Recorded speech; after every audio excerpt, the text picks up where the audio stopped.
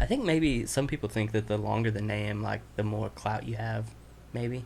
Well, particularly like the fossils of ancient robots. That's exactly what I was reading when I said that. When I thought that. I think they're just up with these long names. I think it's just because it's synthwave. They're trying to give when you you talk, yeah, get in there. Sorry, Yeah. I get excited and move a lot.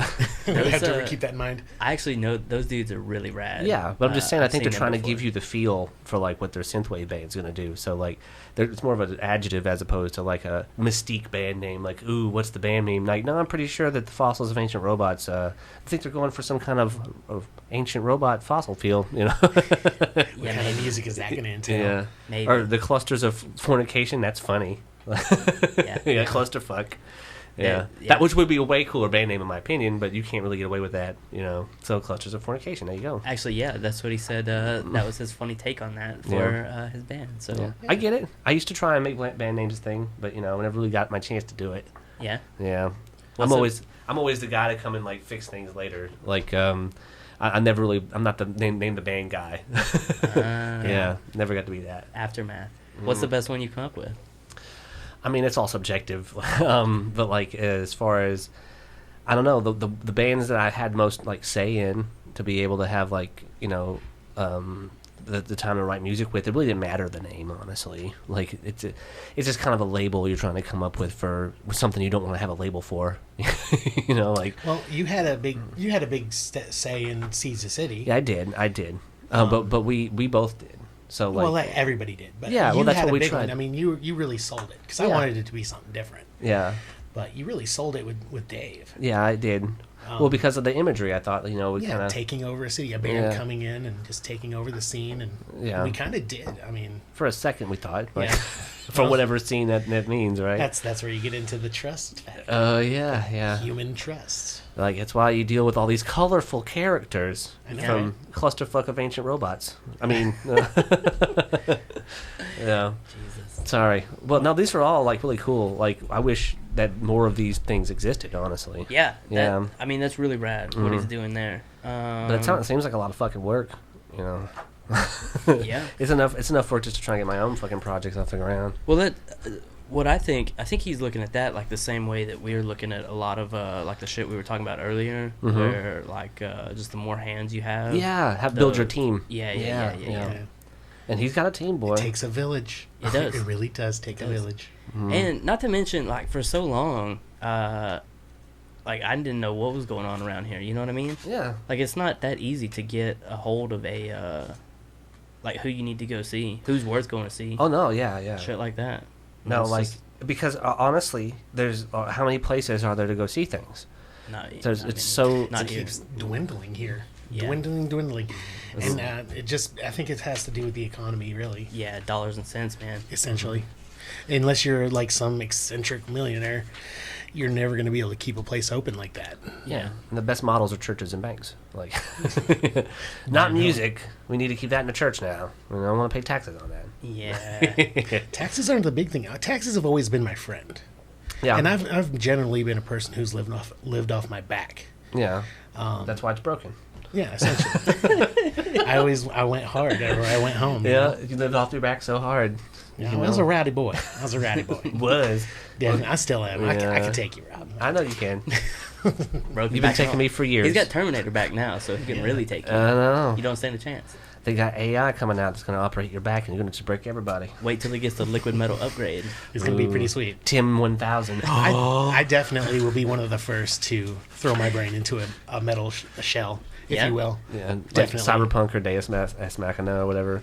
Oh, yeah. Yeah, I just mean, there's been 1,000 iterations of that Yeah. story. I'm going to be What a if robot it when I was- grew up. What if it was just like a ice bucket like that? Like you just Depends you on how became an shitty ice your bucket. life was. Depends on You know whose what? ice bucket. Yeah. Good point. If I got to see a bunch of cool stuff go down, I mean, because ice buckets, think about what they see in their life. Yeah. I'll be a king's ice bucket. You know, Yeah. just Dave tell Mustaine's stories. ice bucket. Yeah. Think about that. I think the only king that would have an ice bucket would be like those guys down in Colombia that like the drug lords. Yeah, Those guys have ice buckets 'cause they have all their the own time. Because like, there's Kids, not too. even if with all that money, they can't keep that house cold. Exactly. Not with AC, no. Exactly. Especially when I want it brought to them. Yeah. You know, they have to have their own little setup, like a own little tea set or a drug set. Yeah. Because you remember the 70s, they had the little drug spoons for Coke and like all little crystal, and you can get really hoity-toity with it. Yeah. Like when cocaine was more expensive and more elitist to do. Yeah. Elitist. Now we can do it through Adderall. We get our jollies off on the smaller versions of it. That's the legal way. The legal Yeah. way. Sorry, pharmaceutical. Yeah. Aren't drugs the best? I mean, they're all right. They can be pretty cool. They solve a lot of problems. They make some too, but humans are usually the ones doing that. Yeah, I think really the only problem with drugs is the people that use them. Mm-hmm. Yeah. That's essentially what it is. Because there's like a lot of people who can, regulate. If that's the word for it. Yeah. And then there's a lot of people who can't. Yeah. It's horrible, and that's what you see, especially like in poor places. Yeah, you were saying that your sister and like your family, like my family too, like where we're at, like was on the Meth Storm HBO special. Yeah. Yeah, that's nuts. Well, that area was, that's an epicenter right there. Mm-hmm. The hills. Yeah. Well, I mean, it's everywhere. My brother, he was in one of the biggest busts in Colorado for meth, and it was called. You can look it up on the internet. It was the case of the bad nicknames. That's exactly because everybody had a horrible nickname. Yeah. My brother was See what you literally can find. yeah, and his name is Dutch Warner, by the way. That is a bad nickname. Dutch Warner. Is he Dutch Warmer? Dutch oven warmer. Yeah, Dutch oven warmer. That's a good one. It's out of Colorado. Yeah, put Colorado in there and see what comes up. Case of the bad nicknames. 4 guys. Oh, there was way more than 4. But put meth ring Meth roundup. ring roundup. There you go. Ooh, Yeah. photos. I like this. I always like photos because, all right, if you've ever met a tweaker, like even if they're not tweaking, You they can have spot. but they have a different move about them. They move differently. They're almost like in Jurassic Park when you see the fucking velociraptors move around. It's just like that. They make very short work of a small space. Yeah. They're shifty for sure. Shifty fellows for sure. Well, they're always twitchy and shifty. Yeah. Well, I mean, what else would you expect from a tweaker? Well, I can't expect much out of a tweaker. They want to tweak some more is what they want. I mean, exactly. I mean, they know that's a carrot on the stick for them. So, I mean, they definitely know what they're doing. What's that say? See photos, what? Doing my part. White Trash, Stacker, Kid Rock. Yeah. Nice. I think my brother was Kid Rock. Colorado's version, anyhow. It was out of Longmont. It should have been. Let's see. Yeah, the Geraldine vodka. Yeah, according to Longmont Police, yeah. Oh, excuse me. But essentially, I can tell you how this all went down. The short story of it, instead Yeah. of reading all of this and Yeah, being that's- I just wanted to see the awkwardly nicknames. silent. There's a lot. Yeah. in there, There's a yes. lot to take in there. a lot of Essentially, nicknames. my brother and this guy named Toast, and now Toast was named Toast years before this. Okay, His real name is Jason. I won't give you his last name just because, but sure. Anonymity. I'll give you my brother's last name because you're gonna know he's my brother and my last name. Yeah. But so they all grew marijuana legally, but they did do a lot of overgrowing, and that got them into the underground of drug dealing. Essentially, they would basically take all their excess pot and go to another state and that's not legal and get rid of it for a lot of money. Yeah. They would have a couple people do this. Well, then they started getting greedy, as humans do, and then they started making meth, and Toast was the one that really started all that. Now, his nickname was Toast because he was burnt. Half his face was burnt. So ever Like since a lot of we- meth cooks. Yeah, well, this was way before that. I mean, he was burnt when I was a little kid. I remember him back when I lived in Colorado. I was 6, 7 years old. Oh shit. He was a really good guy. 80s metal band, kind of guy. Just real cool dude. But I guess as time goes on and desperation and as your body starts to fail you, you start to get more desperate, such as it is in Arkansas, really. That's the number one blame. Why do you sell meth? Why do you cook meth? Because there's no jobs. Yeah. It's kind of a sad thing, but that's, a little kind of like a side story there. Everything's got about convid now. Gosh, Yeah. it's the big thing. Yeah. That's Well- fucking up a lot of shit. It's pretty interesting seeing just like how fragile the economy is, and how people have been doing it for such a long time, and with the trades of different goods and services, Yeah. even with what it was essential and what isn't. So they're doing it based off demand, so that's all essential to them. like because they can. I mean, drugs kind of create their own demand. One of the like weaknesses of it for the humans, at least, is that they don't necessarily need a reason. It's going to be, generating its own demand. So that drug companies have a product that generates its own demand. It's pretty useful in a capitalist game. So that's why you have, like, no matter what, at least people involved in it, because, well, what else is there to do? Like, they're not being rewarded for playing by the rules. They're only rewarded by breaking them. Yeah. Fun though. What pays the most? Yeah, that's a good point. Because a lot of those guys that do all this that I know, the successful ones, I should say. Now everybody gets caught, and that's a certain degree of success in itself.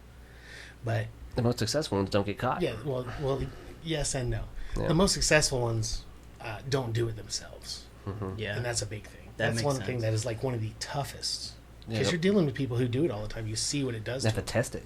You have Yeah, to a be lot of part people of test it, and a lot of people won't just, like, I guess, buy the stuff to test it, like the actual test kits. Yeah. They'll just try it for themselves. I mean, that's what every 80s movie did, is the guy put it in his mouth, Yeah, even the cops to see if it was real. Yeah. Even the cops did it. How cut was it? Yeah. Oh, this is great. Yeah. We're going to take you in. I feel this working. Well, we get another one of those. We need another drug bust now. Yeah, I need one. Yeah, me and my dog both. Yeah. Yeah, that's how No, they my train tiger. dogs. Yeah. It's sad. Yeah. I need my tiger. Yeah. Next is drug tigers. Yeah. I wonder what's more expensive, a tiger or a drug dog? What do you think is worth more money? Tiger. That has to be a tiger. Well, worth more money? Yeah. The tiger's worth more Yeah, money. You think so? More expensive? Depends on how good of a drug dog you have. Or how many you have. Like, you got a whole crew of drug Because- dogs, that are operating, together. You kind of have your own, like, I guess, pound. but pound for pound, I would say a tiger, just like on its own being more valuable. Because, like, Pound for pound. well, because it costs more money to maintain a tiger. It's more legal. It's more, more prestigious. Well, I just mean, like, worth-wise. Like, what costs more? Oh, probably A the tiger. $500 dog or a $5,000 tiger? Well, I think I've seen like a couple things I've seen, or a lot of those, if they're trained already, those drug dogs are like $10,000, $12,000, $15,000. You ever think how much revenue one single drug dog brings into a Oh, county? Yeah, at least Because- that, just on one bust. Yeah, because sometimes. it's an animal that can't speak. So I'm not saying all cops do this, but it's a thing where they plant stuff. And all they have the dog do, you don't know what their trigger sign Confirming is. it. Sure. I've been told that the dog jumping up on your door is a trigger sign. I've been told that the dog's sitting in your vehicle. Yeah, Because I've been searched with a drug dog, not having any drugs in there. yeah. And the dog sat. And they were like, oh, we're going to tear your stuff apart. He says there's drugs in here. And I was like, there's probably been drugs in here, but there's not. Yeah. And of course I was set free and all that. But if they wanted to at that moment, when I'm over here with this cop, that cop's in my stuff. He can throw it in there and say the dog saw it first. Yeah. And now even with the cameras and stuff, they're getting around that.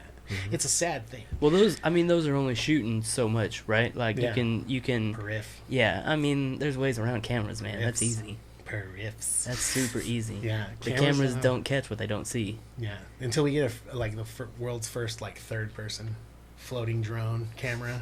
But we're not going to get that kind of technology. But then we need a camera to watch the camera to make sure that's all legit. make sure the camera's not dropping it. Yeah, we need a pre-crime unit too. Turtles all the way down. Yeah. Yeah, exactly. Every And it's a member good of the song. species. It is a good song. It is an excellent song. It's a good philosophy. Yeah. Yeah. Cops are definitely on their own side, and it's. You don't necessarily, like you said, you don't want to implicate the fact that they would be dirty or do stuff, but they have to generate revenue. They have a dog they have to pay for. I mean, we're from Damascus, around that area. They got in trouble for giving people tickets The for speed Yeah, traps. the speed traps. Yeah. Yeah. It's ridiculous. It's just There's been everything in there. Mm-hmm. Speed trap, embezzlement. yeah. I mean, how else are you gonna build a town? I don't know. I mean, a town in the middle of nowhere. Yeah. And then their infrastructure has been growing. They just put in a new building, and that's what triggered the whole thing. Whenever everybody was like, okay, how are they getting this much money? Yeah, we're 65. A lot of people travel us to get to Harrison and Clinton and so forth.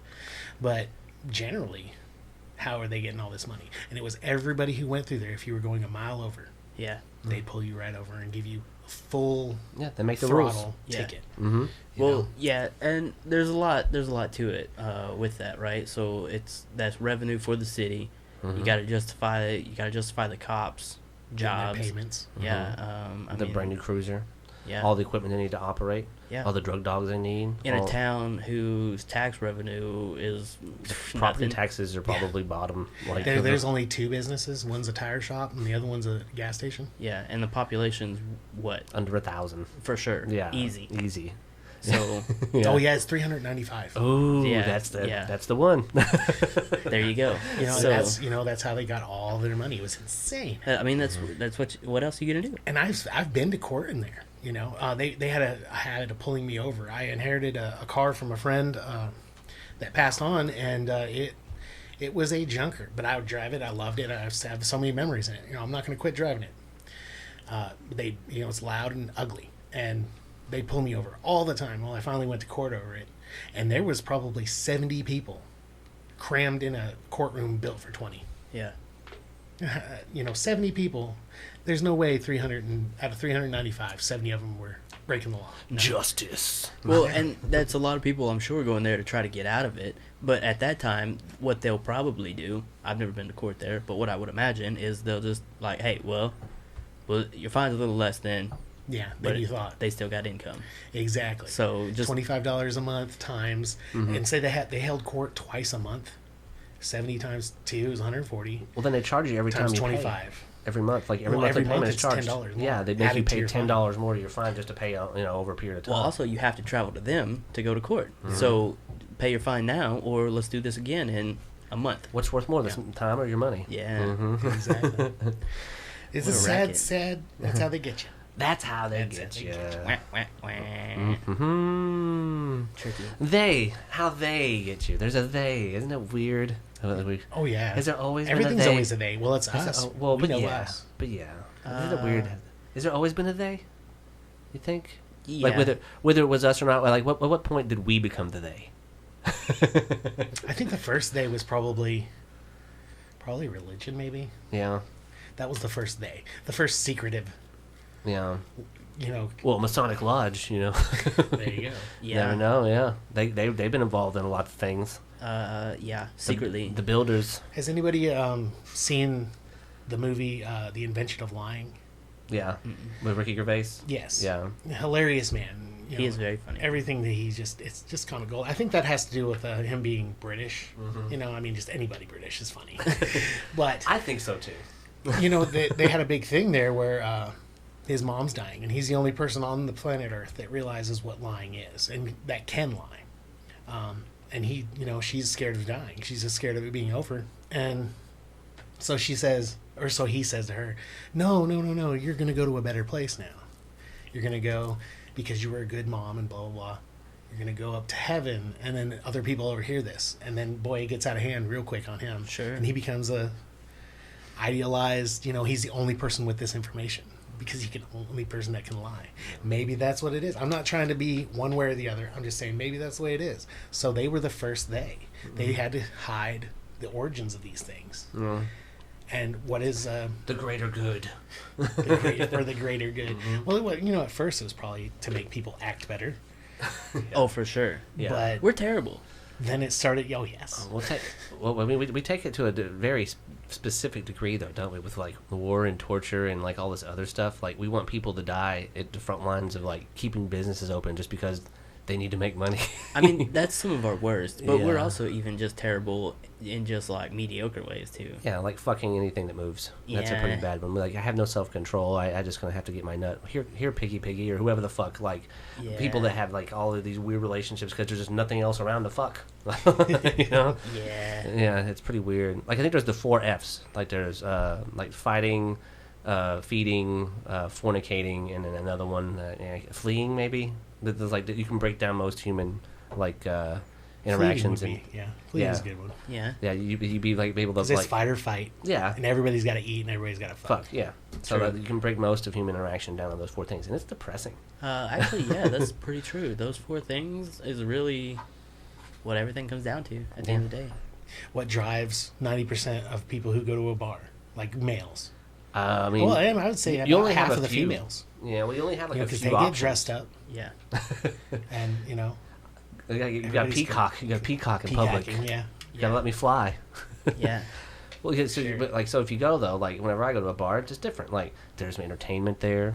Perhaps there's, there's definitely liquor, so I can get loosened up and relax. Can socialize with people. Yeah. And on top of that, there's the, it's kind of like a one-stop shop. It provides almost all 4 Fs. They usually have some food. Well, the good places, yeah. Yeah, usually has some food, usually has something to drink, usually has someone to talk to, and then you can leave, or you can fight to fuck, I guess. I'm just drunk enough to fight over this, come on now. Or you can fight for the food. That's a good one, too. We do a lot Well, of we're fighting. fixing to probably have to do that. Yeah, soon. Yeah. It's coming. Yeah. Gonna No, be violent to rationing. eat. I predict rationing. It happened before. We'll have ration cards. They already do it with, EBT cards with money, Yeah. but they're going to Number start of the having beast to see, here's the weird to part, get your though. Rations. They're going to have to start rationing specific things instead of giving you a budget to ration with. They're going to have to say, okay, well, there's only so X of so many commodities. Like, you only get 1 pot roast a week. That kind of shit. What if I don't want pot roast? Well, I'm saying that's the the government thing, too, government mandated you being rationed on what they can provide you and guarantee you. Well, here's the thing, right? Will the government step in and take control of that? Because the government doesn't own it to begin with. A lot of this is private owned. So I think it'll all go before we even get to rationing. Perhaps. It will to a point, but then we're going to, the government will step in. If it gets to that point, there is going to be a point where we're going to see, it may not be successful. Yeah.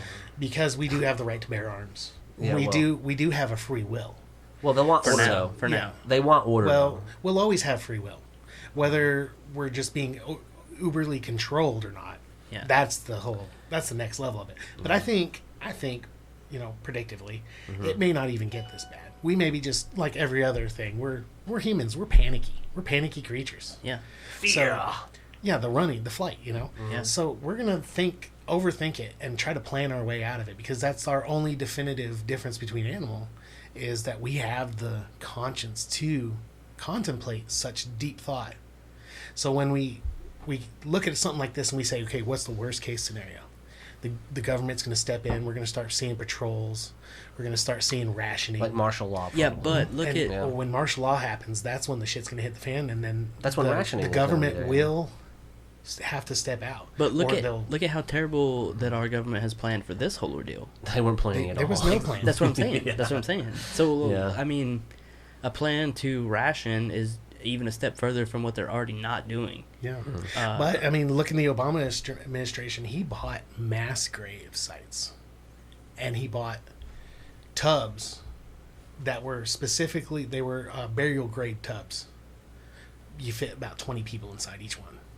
Massive stockpiles of this put in places. We were expecting something super scary to come out. Well, death's a pretty good business. We have no idea what they know, the espionage of other countries and such. Yeah. Yeah. The best we could hope is that all this equals out, and maybe everybody's debt just gets equalized, one world currency type thing. Yeah. That could be the best that we could.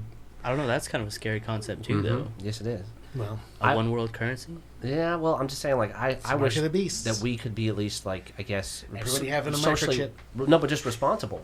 This virus has made us more responsible. So we're going to have to be Yeah. more mindful of how we use things now. We're not going to be able to continue to just, burn our candles at both ends, so to speak. Hopefully we're going to be more responsible about what we're doing with our stuff. Yeah, but how do you get everyone to cooperate on that? Even Forced cooperation through authoritarianism, or collective cooperation through free will. But let's be honest. We, the United States, is the problem right now. Part of it, yeah. Look at how we all, for a very long time, while this was going on in Asia, China, Italy, Mocked it. Iran, laughed. Mm-hmm. And I think now our numbers are higher than everybody else. Anyone Yes. else. Yeah. and who knows how long this has actually been, in America. Yeah. Or on the planet. We just didn't realize it. And we were still laughing about it. Yeah. Everybody was like, because my brother got super sick, and then right before he had a heart attack, and the doctors were saying whatever you had caused your heart attack. It strained you down so bad. Hurt your constitution, yeah. Yeah, it knocked his constitution down 5 points Yeah. in one encounter. I mean, it was a serious deal, and because he's a pretty healthy fella. I come from decent stock. You ain't got a choice. There's so much of it going around. Yeah. But What else are you gonna do in them hills, Bill? nothing else. Just cuddle up around the fire, boys. But like you said, we weren't ready. And Yeah. we should have been. Sad.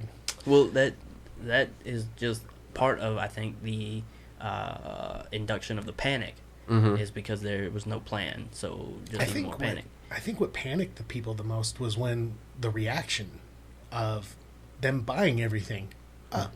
Yeah. And then you went to the store as a normal person that wasn't worried about it. And you looked at the bare aisles and you said, oh shit. Now, one thing that we don't know is, well, not a lot of people realize, is there was actually like a trucking freeze there for a minute right before all that happened. Uh-huh. So everything went bare. Walmart was like off for 3 days. Normally they receive a truck every day at least. At least. A large Walmart will receive 2 or 3. There's always somebody. That's why they. Well, they couldn't keep up with demand. They That's hired. the thing. They acted so quick that the demand rose, and they didn't have the logistics in place to keep up with the demand, and now they're adjusting to that. What I'm interested to see is how we deal with Easter, because they are making a lot of false promises. You see all them churches on the side of the road say we'll be open for Easter. They don't want Easter to stop. So like you're going to see communities hopefully come together and celebrate Easter. Like That's greed. but they can't go to church. You can't go to church on Easter. It's going to be worse. That's greed. Cleveland County was other than Pulaski County, was a huge epicenter. And that was because somebody went to church. Yeah. It was the greeter. Yeah. Well, I think he died. Yeah, he did. And like 23 people got infected that day. Yeah. That one How Sunday. dangerous is it to go to church? Very. Like that's how serious it is. Like now we're getting to the nitty gritty where religious people and their freedoms and their ignorance are being reflected in like now you don't even get to do that. Like my show gets canceled, your church service gets canceled, everything gets canceled. We're all in this together. You're not special just because you're part of a certain group of people. We're all being affected by this. Well, it's not smart to still No, be gathering like not that. at all. No. They're mandated to not. Like that's what I'm saying. Like they took it house. upon themselves, to make sure that they went and said, by God, we're going to do what we want anyway, and mock, like just like America did, mock this real threat. And now that it's here, like what they're going to want our sympathy now. Like the very people that didn't take it seriously are going to want to say, "Whoa, like I need help now." And you see that a lot of people like that had one opinion. Now that their circumstances have changed, they're like, "Well, maybe we should all work together." Like, really? Well, like we've been saying this for a while. That's America in a nutshell, right? It's not a problem until it's a problem. Yes, or until it affects me. Yeah, exactly. Until it's my problem, it's not a problem. Wait, what problem? Yeah. There's a problem. Wait, You have people like me too. where's this whiskey problem? That's what I want to know. Is it 5 o'clock yet? Yeah. Ooh, sweet. Billy. It's time to get white. It's after White 5 girl o'clock. wasted. We're late. We're late? We're late to the whiskey party? Yeah. Well, you have such good microphones. Please excuse me. You won't be able to making- hear. making They'll this be able to drink. hear like barely any of that. It's Okay. fine. Well, I was just trying to make room for it because I think whiskey's important. It is important. It is very important. Yeah. Are you saying important or imported? Either is good with me. It's either is good with whiskey. Yeah, for whiskey it is. That's not imported whiskey though. That one is. This is Knob Creek, isn't it? No, that's a Maker's. No, Makers. Well, but you're such an excellent host, Randy. vodka. And, hopefully, I gotta like I was live saying, everything. people I become like more it. responsible and better hosts to help people, get shit done or just have a good time. I say the mean- Jameson has been hit hard. Actually, you that met was Randy? that was left over from another show we did. Sorry. So it just Pump the shit out of that. Sorry. it was just brought over and left. So. Oh, yeah. Well, that's a leftover party just waiting to happen. Yeah. Exactly. Mm-hmm. Exactly. Which is interesting because everyone's having to, like, party on their own terms nowadays. I know. Like, they are making, like, everyone's really lonely, I think. Everyone making TikToks or, like, here, Yeah. pass a drink, take a drink online. It's getting pretty desperate for some folks. Well, Just we're using what we have. I mean, look at Idiocracy. That movie. Idiocracy. Yeah. Yeah. He's better at words than me. Saying things. I'm a good worder. Words He's are a good hard. word man maker. I'm a mind reader, too. Yeah, a little bit. Well, you can always read my mind. Aw. You can read my mind any day, There's only Tim. one thing on it. Yeah, when's your next kid coming? Can I Coming when? Speak of that, like how much more time till your kid's coming? 2 months. Oh Got a shit! little boy coming. So with the state of the world isn't in, how does that impact you? Oh, You I'm know? just more protective. More protective. Just more protective. I think I'll be, everything will be all right. That's the only way you can think about it. Mm-hmm. No, everybody says, oh, this is the worst time to have a kid. Everybody says, I wasn't ready to have a kid. But that's the truth. You feel while you're while you're having the kid, you feel. Is this after or before making it? Before, that little gray zone right in the middle, that little 5-minute zone of making the kid. Yeah. Like, you're not thinking anything at that point. All right. Yeah. But I'm free. I wanted children ever since I was probably 13 or 14. Dang. You wanted children ever since you were a children? Yeah, ever since I was a child. Babies Well, I grew making up fast, babies. but I wanted a child, at least one. And as I got older and a little bit more mature, I'm not much more mature than a child now. You try. I wanted more. I love family. I love children. Yeah. I love passing on the genes. That whole idea. Of course, that's what a lot of males think. But I also like teaching and interacting with kids. They're fun. Yeah. They are super fun. I've had so much fun with my kid, doing stupid things, rebuilding the 4-wheeler with a little girl. Like, that's crazy. A little 6-year-old kid. Boom. It sounds like a nightmare to me. You would think it would be, but I mean, if you have patience, but you'll grow patience too, because love gives patience. Oh God. How many times have somebody that you've loved done something that was annoying and you put up with it because you loved them? Well, think. Way too often. Joke set up. Let's just talk me and you, Timmy. Like how annoying we've been But able to. if you love something that you know is half you, like, boom, dude, like, there's nothing she could do ever that's gonna make me hate her. Well, I think you're programmed for that, right? Yeah, essentially. So I mean, you she's don't my- eat her. She looks like me. Well, we bunny talked about owning rabbits. things earlier. The rights of ownership. There's a piece of me involved. Like, Yeah. That's true. There's more investment there. Right, I have emotional stake in this now. Yeah. Like, I gotta watch after this one. Well, I mean, I would take in other people's kids too, though. Well, yeah, but that's not most people. Like most people are That really way you have able to something to handle eat if themselves, this shit goes crazy. Kids No, for that's sale, what hunting's for. hunting kids. I mean, I love babies. well, I they're can't- doing that already. Like those creepy fucks at the top, like hunting kids. Like you said, yeah. like you have your own skin in the game, and it's nice. Because most people aren't that way. Most people are looking to get over on their fellow man, and especially kids are so vulnerable. So like you just see all Yeah, these they're kids. way smaller than us. Yeah. So much, like Yeah, I could beat up a kid for sure. 2 or 3 probably. Yeah. I don't know, Randy. Maybe just like I don't know what age. Because I mean, I probably couldn't Just- beat up an okay. 18-year-old kid. Yeah, up to like 6. Yeah, like Easy. what age? Yeah. Probably 6-year-old. I could probably handle a 12-year-old. That'd be about as much as I can handle. They get squirrely at that age, I feel like. Well, they take more risks. Like they're just looking Depends to on make if a they're point. early bloomer or not. Yeah, that testosterone gets in them. Yeah. It's gonna all hippity dippity. That's what I'm scared of. That now that this second child's gonna be a boy, I just in the back of my mind, I'm like, one day I'm gonna have to fight this thing. we have to arm wrestle. Yeah. It's gonna happen. Just neuter him early, and then he'll stay young forever. Yeah. Ooh, castrato. You could be, A eunuch. Yeah, Eunuch child. he is a eunuch. Yeah. Well, I mean, how else are you going to control a little monkey? You can't let him have testosterone. He might get a mind of his own. That'll show him. Yeah, Ha. him know what do.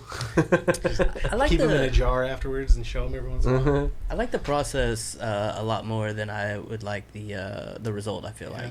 like doing math. I'll show my work, but I don't care about the answer. Yeah, I don't care about what I come up with. I just like doing the work. but the math benefits That's you, like though. the corniest non-dad joke I've ever heard. Non-dad joke. Yeah. It's anti-dad joke. Anti-dad joke. Yeah. Yeah, it's treading some weird I meta don't want water. the man. result. I just want the work. Yeah. You just want to put the work in. You're not worried about where it He's goes. all about the push-ups. Yeah. Yeah. I'm all about the work. About that hard work. Well, I mean, it's the same thing with making anything. Like, it doesn't happen without the work. Like, it could be whatever. The product could be, you don't know what the product's going to be. But, you're still putting in the work, hoping for, the best product, I guess. Like, you're not necessarily, you don't have a control over what's being made. You just make it and give it away. I mean, plenty of That's people what a lot already of do people that. do, and they should. Yeah. You It's probably better for the kid and them, but that's another thing we fall short as is like a species is making room to be able to handle all these excess people. Well, we are right now with this new virus. Ooh, we're clearing them out. That's with this very one. true. Yeah. Yeah. That's another thing. That's the thing that I think is going to be better for the world. It's hard. It's tough to think that way because a lot of people are gonna chastise someone for saying something like that. But I know, but to be right? honest with you, it is a really good point because Are humans good for the world? Oh, definitely not. No, Definitely not. not even good for themselves. We're just like a virus. Oh, we for sure we are. can be. Now maybe if we get our shit together, we can be a little better. I'd Just say like probably 10% of humanity in a whole can live harmoniously with their environment. So where are we going to put all these monkeys at? Where are we going to ship them off to? I hear the Chinese like to ship them off to a camp and then harvest their organs, and a bunch of other things. Was that old book Soylent Green?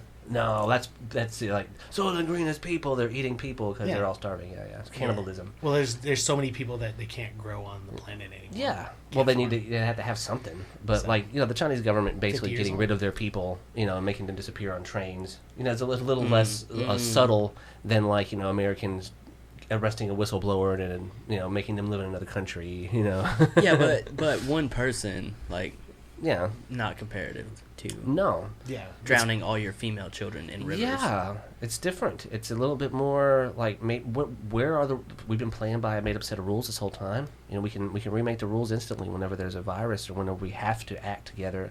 But then whenever there's something that needs to be done, we can say, oh well, I'm not in charge of making the rules. I was like that. Then what's the point? Well, I don't know. I mean, we're still kind of doing that right now. Yeah. In this whole pandemic thing, the churches. Nobody's. It's not taking it seriously. Yeah. Yeah. And no one's making those rules. Yeah. Just hey, can they? I guess. Well, I mean, science. Like the president says on camera, no more than 10. He's suggesting it, but is he making a law? How long does it take to make a law? Well, by the time the law passes, this will probably have passed. That's something that I have. Slow, so if we get a law made like that, what happens after the pandemic? I saw not too long ago our governor Asa Hutchinson. Yeah, giving his whole speech about it, and he was given the directive to limit to 10, but they were asking him, how are you going to enforce this? Are you going to start arresting people when they're not? And he's like, well, we'll fine you maybe, but we're just going to try to break it up. There's not really, it's not a law. They haven't, it's just a directive. It's a suggestion. So what's the point? Exactly. And people are going to be, Easter is a huge payday for the church. Yeah. Sure. Huge payday. Because that is the big thing. Here's the Easter collection plate. Because sometimes they'll pass it twice. Sure. And, and that's double dipping on that day. That's a big thing. And that's also when a lot of people go once a year. Yeah. So it's a big numbers day. Yeah. But it's not going to be, it's going to be localized. The draw is going to be localized because it's going to be so, compartmentalized within the community that each little sector of the community is going to celebrate Easter and keep their people and their stuff within that smaller community with people less than 10. Because if they're going to do it on a community level where you can kind of go hunt for Easter eggs. I remember setting this up for my sister. Beyond the church, we did it just for fun because we celebrated holidays. We did it with all of them. But you set up, you hide the Easter eggs. You have fun with you and your family doing Easter, and then on top of that, you go to church. So you're going to have to cut that off, and not on top of that go to church. Maybe put your efforts towards this pandemic as opposed to your, I guess, emotionally religious needs. And maybe that's a little bit more important considering the circumstances. Well, here's the thing, though. So this whole everything, I think, boils down to dollars and cents. The whole reason that we're not completely shut down is because our economy is going to be fucked in the end of this. You got businesses just begging to stay open just so they can keep making money, because if not, they're fucked. Yeah. Especially the little guy. Churches are the same way. If they're not making this money, they're fucked. Everything boils down to dollars and cents, and really that's what I've been saying since this whole ordeal. The whole virus thing sucks and it's shitty, and we're gonna lose people, and that's terrible. But kind of the point you made, maybe not so much as well. But my biggest fear is the aftermath with these laws that they're throwing up in the air, that a power grab, as well as the economy. Because it's not like the government's doing a good job anyway. And then they're going to seize more power in this fearful time. That's happened before, and it hasn't worked out historically. Exactly. So the pushback, like you said, we're going to get to see how we react to this volatile situation. Will we be doing it together, orderly, or will there be chaos? Will there be panic? Will there? Well, to make that power matter worse, in the aftermath, the only people that are really going to be hurt in the economy is going to be the little guys, the small businesses. Yeah. So they're already feeling it. Just the big guys that are going to hold up. So now you have those big guys with all this power and the monopoly, consolidation of it. The economy, and in the government as well, taking all this power. Little guys are fucked. Yeah. Hell, they shut down Waffle House. They shut down Waffle House. How do you shut down Waffle House? There's no drive-through. Right? Well, I'm just saying, like Curfew. It's the curfew. Yeah. That's why. So now that you can't even like enjoy the excesses of the little things you did get. Like 24-hour Waffle House was nice. You're not going. Most people aren't going out and drinking anyway. So Yeah. That's So, another thing. The So liquor that store already is done. essential. It's still open. for now, For now. Better get it while it's good, Bill. commodity. Oh. They run out. Well, yeah. Will they? They control the commodity. They'll get to be able to keep the liquor flowing. Well, I see. mean, your little guys are gonna fall out though. The same economic drag is gonna affect those little guys the same way it's gonna affect worldwide. Restaurants more than anyone, if you've seen. Oh, restaurants for sure. How they're having to do like because they're getting to sell liquor like delivery, like as long as there's some sort of responsibility with like filling up a growler or whatever else to take Yeah. with you. I think it's still got to be something sealed, but yeah, Yeah. That's crazy though. They remade that rule pretty fucking quick. yeah. Because Well, I mean, how many times we got to drive a center ridge to get liquor? But now, pandemic on, let's get it delivered. people burn this shit down otherwise. Though. I know, that's what I'm saying. Like they're going to trend toward orders, so they're going to have to keep that liquor trickling. Yeah, it's but probably just going to increase the price of everything. It's going to get inflation. That's the thing. Mhm. Yeah, Oh yeah, who's we're going to gonna afford expect it? a huge inflation after this. Just all the price on goods and services for the cost of food. Like they've already almost like what I would say rised at least 30%. But and here's the thing: all those small businesses go out of business, right? Mm-hmm. So all those people don't have jobs. Everybody's trying to get jobs for these big guys who have the stockpile of everything. Well, not everyone's gonna be able to get a job there, so people don't have money. All the goods that cost a lot more. I'll tell you, the little guy's the guy getting fucked in all this. Yeah. Every which way you turn. Well, it's because they're the whole model for them operating their businesses were based off of like word of mouth and small groups of people. Yeah. Like so like instead of having a monopoly on the marketplace, they have to find their niche, like with tattoo artists as well, just like to be able to stay ahead of your work and to have something to do to put your time towards to create revenue for your you pretty much being your own boss. But that's the thing, they don't want you being your own boss. They want them to be the boss. And like you were talking about power grab, this seems like a really interesting time for them to consolidate all this power and drive anyone that was trying to do something cool or original or something that like they had ownership of. They're just making sure no one gets to own anything. They already own all of it. Yeah. Yeah. But it's a double-edged sword too, because if you don't take some of this power, right, you're gonna have these churches that are still gathering. Yeah. You're gonna have shitheads running around like fuck this, I don't give a shit. Yeah. So I mean, where's that licking, balance? They're licking like Walmart stuff, like in toilet bowls and everything else, and say like fuck coronavirus. Let's go and like just go balls deep into like us looking to hurt ourselves. we had a girl in here that was working at at Starbucks, and she Yeah. said someone came through their drive-through just purposely coughing on people. Like what the fuck, man? Trying to see what people would do. I mean, it's crazy. It's It crazy. isn't. Well, there's always going to be a certain amount of crazy, and then when that crazy is exposed, Yeah. Well, where are the It's told anti-vaxxers about. at? Where are the anti-vaxxers at right now? They managed to be quiet. Well, of course. Yeah, they're all dead. I didn't get vaccinated. I didn't take this seriously. Yeah. I didn't listen to the people trying to help me, and now I'm harm's away. Let's be honest. That may not necessarily be a bad thing. I don't know. I mean, if they were willing to kinda drink their agree own with you on Kool-Aid that. that way. Evolution, man. Only the strong survive. Well, hey, I got to charge my crystals this Sunday. The full moon's out. Gotta have something to believe in. Yeah. well, isn't that what everybody is? What? Looking for the next big thing to believe in? Yeah. Well, why don't they believe in themselves? Fuck's sake, is that Well, hard? see, that's scary too. Okay, like Way less scary than believing in Just- fucking crystals. as humans go along, man. Like, think of us as cavemen, right? So we were probably out there, and we had Lothar, the hill people. Yeah, Lothar, the hill people. And you were scared of the tigers, so you never went out of your cave, right? Yeah, fuck That was the thing, man. Shit. Now we Tigers will own eat you if you go tigers. out there. But I'm super hungry, and we're probably going to die either way. As soon as a few of our people in the cave died, like, oh yeah, if you don't eat, you die. So we're like, we have to go out here. So we have to figure a way to deal with these tigers, right? So no, we start carrying sticks. Right. Well, so you defeat the tigers. You're no longer scared of tigers because your sticks kept getting better and better. Sure. But what's the one thing you can't defeat? A better stick? Dying altogether. Oh, yeah. With death is a pretty good business. Yeah. So thinking of it that way, we had to figure a way to not be scared of death. Yeah. I mean, So there's all the different ways you can be not scared of death. That's a good point. it's a different version of the same lie. Like, how can we make sure that death is just temporary? Exactly. Mhm. You know, I'll just transcend. Mhm. These crystals, if I have enough of them and I've lived by them, I'll just transcend into an energy being. What if I have enough kids? Or if I go to church and be a good person, I'll go to the Pay heaven. my dues. You know, run. I'll get go with the space cake. program. A space cake? Yeah, That sounds space cake, delicious. bro. Yeah, something about Tang. So thinking of it that way, So moon cult. That's how we do it. Yeah. moon cult. Okay. All right. This is the thing right there. I'm on board now. Right. Now we've combined all the best parts. No. We gotta go. We gotta go the other way. The So other way? the virus doesn't last in warmer temperatures. So we gotta Mhm. go. We gotta go closer to the sun. Not Desert. Not.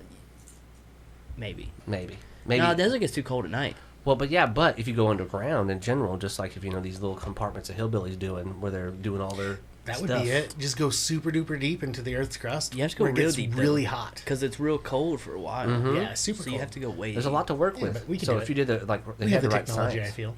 I mean, it'd be a good place to try and try that science out to make sure we can survive in extreme circumstances. Considering the desert is extreme, lots of high highs, lots of low lows at night. Yeah, that's terrible though. I think I would rather die than live in the desert. Well, I mean, you find a way to live in the desert. I lived out there for 5 years straight. Yeah, I he's- visited out there and wanted to kill myself. Yeah, it's bad. It's terrible. It's a nice place to visit to clear your Terrible. mind, It's but just terrible. terrible. terrible. They're gonna be drilling for oil out there in the desert, and I'm gonna go fall on it. 5 years, you said, right? Well, yeah, that was my stint in Pecos. Yeah. How many trucks did you go through in that 5 years? Is let the desert just eat your truck? 3. 3 trucks. That's almost a truck a year. That is almost a truck a year. My trucks made more than the average McDonald's employee. Uh-huh. So, it was Good worth truck. it. Good They truck. pay for themselves. Yeah. But still, the fact that this desert is eating. Yeah, I mean, you can't be your proud of what spacecraft. you have because you're like, oh yeah, this is gonna last okay. I used to be a real stickler about it. I'd be like, oh yeah, put your lunch in the back in a cooler. Don't be in and out of my truck all day. Mm-hmm. Having an air compressor back there, blow yourself off before you get in my truck. Sure. As soon as one little thing would go wrong with that truck, all that went out the window. We would just pile up in that bee all day long, getting the air conditioning. I had plugins, today's technology. Plugins and everything, we were playing video games, watching YouTube. Mm-hmm. Super fun. Making lots of money. Yeah. I mean, but that's what you do in the oil field, right? You got to make that money. Try it. You gotta Yeah. make it while it's there. Yeah. It's disappearing fucking fast. Isn't Everything it? is. Yeah. Everything is right now. It's funny, because we've talked about this before, just like 'cause through the years, because we talk about the state of things, and just like we always come to the same conclusions, though, and I think it's telling because like in these circumstances, where we've talked about they wanting order, they want business as usual. Yeah. They want order so that they can keep things going the way it's been going. So there has to be there has to be a bottom line with our health or with things we have to get by with, like how much order are they going to let us have versus how much profit are they going to lie to themselves about getting, what new war are they going to try and get us in on. As soon as all this stuff happened with the stock market, now they have the cover they need to go and sell whatever and do whatever, where there's oil, in the desert to go fight. But, it's not just there. It's just like, it almost seems like everywhere around the world there's this there's conflict where you could find a resolution to have some sort of collective action versus them fighting over the same types of conflicts that we've seen over and over again. It's cyclical, Well, here's the thing though. So the best way to train your dog is to get him in a routine, right? Same Gotta thing have with that people, $12,000 dog. man. Same thing with people, man. Yeah. You get a routine, and they're gonna fall in line. Yeah, I just can't wait for the Roaring Twenties to get full tilt here. We're getting a taste with this up and down stock market. You mean with just a few people that are super super rich and a Yeah. bunch of people that are super super poor? I've seen Metropolis. I know how this works. You mean just like it is right now? Oh, wait a minute. This is terrible. We're 10 years ahead. And sickness spreading across the land. Well, I mean, the Spanish flu, 1918. Isn't it weird? It is weird, man. Mm-hmm. History working in cycles, man. Every generation. Well, and this is why I at least have a little bit of hope. With post World War II, they saw people fighting between the Germans and the French and whoever else, and they tied their economies together. They worked together collectively, and now Germany, which is really weird, they're better off than we are. They have the lowest amount of health. They take it seriously. They take their autonomy as individuals and as a collective group of people very seriously. Well, they do have the benefit of being much smaller in landmass and population, though, so it's much easier to control that. And they also participate. they're actively aware of what's going on, and they benefit from participating. Well, they all realize they benefit more from it because they're all tighter knit, because their land mass, they're all squished together much more. They don't have as much to operate. Yeah. We're the wild fucking west still, man. Yeah. We got to get it all fleshed out first. And we're free. God damn it. I'm as free as I say. God damn it. God damn it. There's eagles flying over me. I feel Jesus' love through them eagles every day. God damn. But the bald ones, they have to be bald. They have to be bald. I get one of them goddamn turkeys. Benjamin Franklin was wrong. I'm not going to eat my national bird. I'm going to pray to it every fucking day. I swear to God, my eagle better have no hair. None. I'm going to red, white, and blue my nuts off till I'm fucking dead. But, like, it's really strange, and I understand what you're saying as far as the growing pains of America in general as, like, an idea. Mm-hmm. But then, like, we're running out of excuses. Like, there's literally, like, less and less excuses every day. And I think it's great for us to be ignorant humans. Like, we keep falling back on some of this, more superstitious shit. But we're being proven, like, well, hey, this has already happened. Maybe we should take it seriously. 100 years ago, the Spanish flu, like, man, you would have a guy come and say, hey, my mom died. And the next day, their whole family be wiped out. Like, It's fucking serious. And people want to continue to go out and do stuff. Now, and no doubt, I will say that in the beginning of this, I did question, like, because I wanted to go out and I'm a social person. Sure. Mm-hmm. Now, this was like about a week or two before things got serious and they started to shut down large events and cutting the hours for places operating. But, I wanted to go a Taco Tuesday, and like, but all these businesses were just inundated with people because, there wasn't a whole lot else to do. But at the same time, like, within a week of that, they had no more business. It's curbside pickup only. Yeah. Like, so you're saying that the ethics of business and us making sure that we can keep ourselves, like, at least safe on that level has gotten to the point with the essential services that, like, now we're really getting to the nitty gritty of, like, okay, so who should be rewarded for taking these risks whenever the risk is mitigated from the worker to, like, a CEO, and we have all these CEOs, like, benevolently, saying, well, I won't get paid anything just to keep this thing afloat, because, well, he's not getting paid in a salary. He's getting all his shit on the back end. Like, he's getting stock buyouts, and they've been rigging this game against us for a while. So this is like the last little gasp of some of these companies, especially the smaller ones, the small businesses that we're talking about. They're just getting crushed for them to play this long game and say, okay, well, we don't need to do this. We just need to damage control long enough to seize the marketplace. Yeah. And so you see them making these moves to do it, and they manage to turn. Did you see how far the stock market dropped and then went back up because of them manipulating the system? I know. That's not a system that's tenable or sustainable, and that's going to crash. They're going to crash this motherfucker into the ground, and we're going to be stuck with our dick in our hands like before, watching like, why we let all the rich bullies fuck us? Yeah. And then hopefully then we can get back to like some of the more common sense legislation we've had to pass with Glass-Steagall and some of the things that separate banks from being able to lend it out commercially versus personally. We can have some order, which, like I said, I hope they trend towards, but I just don't know. If only I had a say, Randy. Well, here's another thing, too, right? You do, but it's that big. I'm just trying to get bigger, Bill. Yeah, your assets are less, so you have a smaller voice. Yeah, but I got a big ass, and my dick's fairly decent sized. Like, These, I've got something to offer, goddammit. He's got something to offer both sides. That's right. A big ass. Uh-huh. And a I hear they're decent-sized in vogue these days. It's very popular to have a big butt. I mean, why wouldn't it be? Bigger is better, right? Too big to fail, I'd say. Can't wait. maybe not. Maybe not? Sometimes if you're too big, you can't fit on the roller coaster. Oh, that's 2 tickets to ride that motherfucker. Yeah, 2 tickets to paradise. Yeah.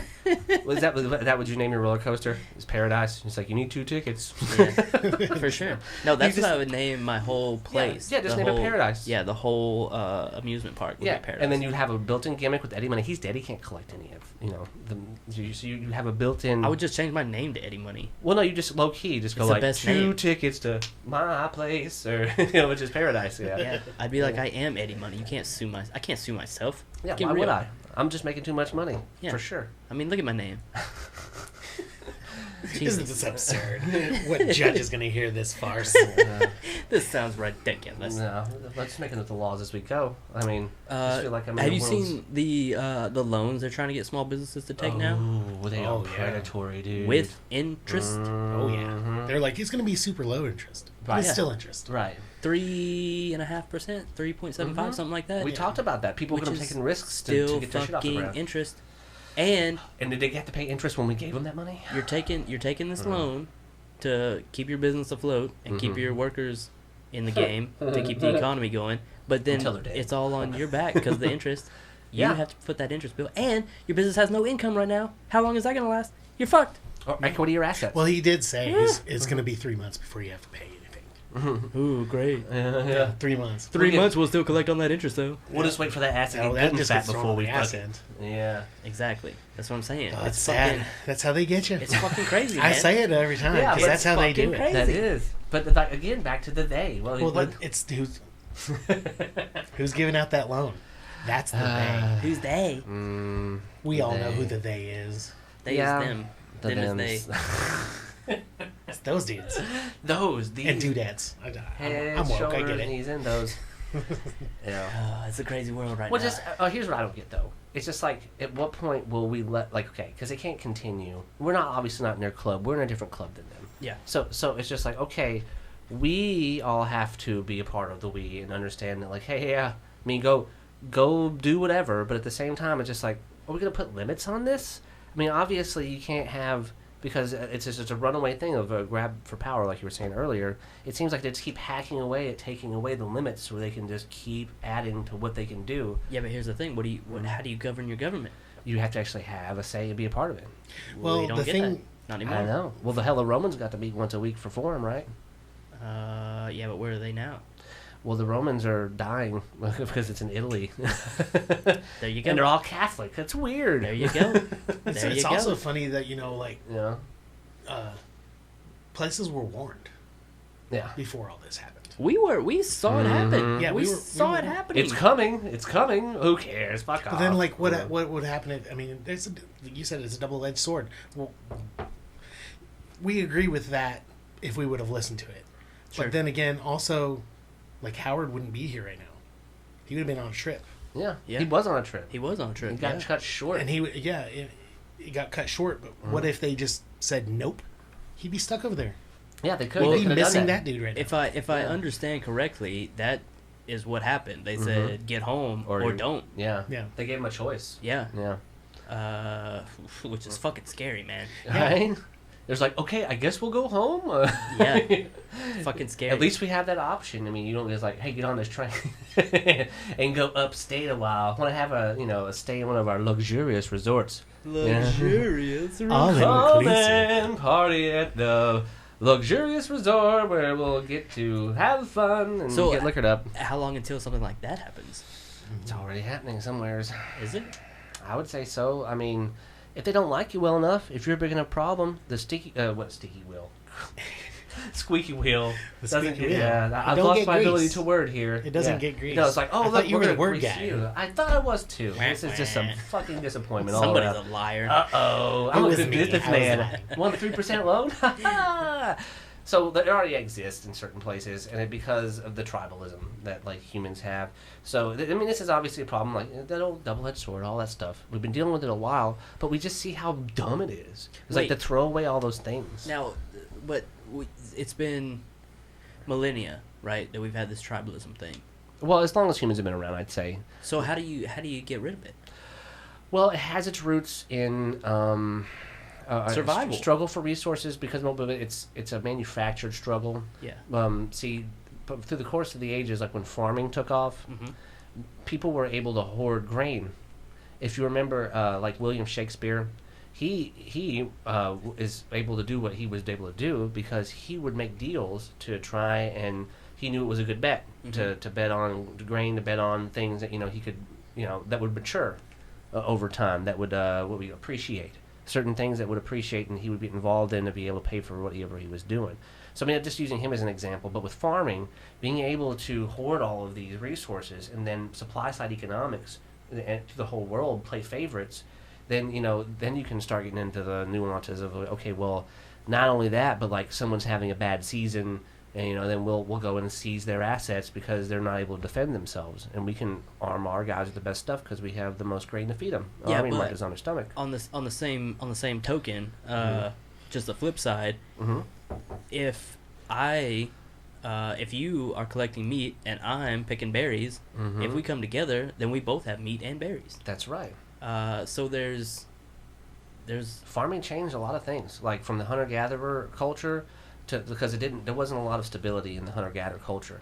But whenever they figured out that they could get the work to be done spread out through a certain area, let the earth kind of like mature and be able to use the formula of time and resources, say, okay, cool, well, I can depend on these yields to then leverage those yields in my stuff to spread out and make more things. I mean, people do it with cattle farms and different kinds of I guess agricultural industry stuff. I mean, chickens especially in our neck of the woods. Timmy, he goes and gets chicken wholesale. Yeah. And so but this is part of what's going on. Like they have all this excess because they're not necessarily, the demand's so crazy up and down that they get to dictate terms on who they're getting to at least sell their stuff to, but they're doing it at cost. And it's just what has happened pretty much for a long time. Whereas if you have access to something, then you can at least take care of yours. But if you don't, if you're on the other side of the world and you're in a bad famine or a bad scenario, hey, this volcano went off or this cyclone wrecked my whole village, it's well, we'll take care of you. We'll come in and seize power and take your stuff, and then you can live under our rule. Yeah. And so where's the autonomy? Where's this self-governing principle that we as Americans were brought up on? And it was a lie. Well, things just got too big. Yeah, well, we keep making that excuse, but other places manage to handle it okay. So we're going to have to at least go through these growing pains. Other countries. Who's managing that in the same way, in the same Well, it's different scale? everywhere around. Well, that's what I'm saying. There's different circumstances for sure, but I'm just saying that there are other things that are pretty good bets from other countries. For instance, the healthcare debate. It's better to probably have everyone being able to go and take care of their health collectively instead of having to deal with this kind of pandemic. The numbers don't make sense because of the for-profit model to do this predatory system, because we see the inherent value in making sure we have a healthy electorate or species to do stuff with. Yeah, but again, the other side of that coin, we see how well our government takes care of everything. Can we trust them to handle our health If care? only we had a say in our government. It's like we got shut out. We tried to give them that, but Yeah. it failed. I mean, people were paying so much for their insurance. Yeah. So And you were supposed to pay that much for insurance. Mm-hmm. And then all the poor people got everything paid for, which, if you say it that way, sounds all right. It's okay, the people who have money pay a little bit more because they have more. But it was anybody who had money at all. Yeah. You're talking about the progressive Paid. tax rate from the past. Yes. Yeah. Well, the tax rate on healthcare. Okay. Yeah. Yeah. I the thought costs this was were a spread. specific. Yeah, but it was healthcare. Yeah, but it's a tax thing. Where the cost was shouldered by a lot of people for a little cost per person. No, it wasn't. I paid for a house of 3. I paid $900 a month, Yeah, but I'm saying used to. Jesus. and I never used it because I was working that whole time. Yeah. So where's the equity built up in your insurance plan? But I'm saying But if you before, make less than $2,200 a month, you know, you get everything for free, and it's absolutely free, even your prescriptions. dang. Oh, Jesus. So it's It's like better you're to getting not have punished a for job. trying. Yeah, you get punished for trying. Yeah. Well, yeah, but for how long, though? I mean, those people get that because it's shouldered by everyone who makes over $2,200 a month. Yeah, But if everyone starts making under $2,200 a month, how long does that last? exactly. They'll have to So, change it again, I and mean, it'll yeah. just get wiped out. So I mean, I think it's like it has a finite curve to it, obviously. Sure. If there's too many people on one side, and it would work for if everybody had a job and was paying for that, Mm-hmm. it would. Who's gonna make money then? Well, It's what's gonna be the people who have the insurance. Well, I think in healthcare, Own it. in the whole healthcare conversation, that's what pisses a lot of people off. Yeah. I'm on the wrong side. Mm-hmm. Yeah. Well, they see it as people with food stamps, for example. You watch somebody pay with food stamps, and they just bought some steaks and some chicken and good stuff that's like, microwave pizzas or whatever. Frivolous things. You would think they were frivolous. And then you're in there and you have a job, and you've paid for your own fuel all week. You have to pay for your own lunches, so you have to buy things that you can take for lunch, so that's a certain thing. And when it comes time for your dinners, all you can afford is chicken or bologna. Mm-hmm. And you look at those people that aren't working for that money, and, well, they may be, but it's under the table, say, Mm-hmm. and they're getting steak while you're having to work and eat less. Yeah. It puts So you it's to odds depressing. with the same people. That's how they see it. That's how everybody has an argument. It's a hard sell. It is. Yeah. It really is. But it was put in place for, like, our elderly and infirm. Right. The ones that cannot. Right. But that became ambiguous. Who cannot? Right. So they said, okay, all you have to do is fall under these certain criteria. Not have a job, live in an area that doesn't have many job openings, so you can lie and say, I can't get a job. Because if you really wanted a job, you'd have a job. Most people, yeah. Unless you're infirm or incontinent or anything like that. You know, I mean, the whole plethora of reasons why you can't hold a job. You could do something. You could talk on a phone. You could... You got to survive. You got to do something. Stand at a kiosk and take people's money. You could do something. Some opportunity. Yeah. Yeah. But it doesn't pay much. Right. But here's another side of it. You go to a place that's booming, like Pecos, Texas. I use that just because that's my last 5 years of experience. Mm-hmm. The people that work at McDonald's there make $18 an hour. Mm-hmm. That would be a hellacious job here in Arkansas. If you could work at McDonald's You get ahead. and get ahead, Yeah. holy moly, everybody would do it. All those elderly people, the 45-year-olds that cook and slave in there all the time, they making $18 an hour? Heck yeah. Mm-hmm. And it's because of supply and demand. No one wants to work those jobs. And the people who can pass drug tests to work those jobs are far and few between. So they have to be picky about their people. They have to pay them a lot of money. Well, they have an endless stream of like an endless pool of labor too. Like they don't necessarily have to be as picky. They know. They have to be picky because if you can pass a drug test, you're going to be in the pipeline. Well, I get the Because drug instead test of thing. 18, you can make 26. I'm just saying that though, like having people compete Walk for in. jobs where you can't even take care of yourself. You have to go to Pecos, Texas, to do that. Yeah. So why would it be more interesting for me to work a job and not make enough to get by than be dependent on like the nanny state? What you're saying is that type of argument. Like, why don't the businesses reward the people doing the work?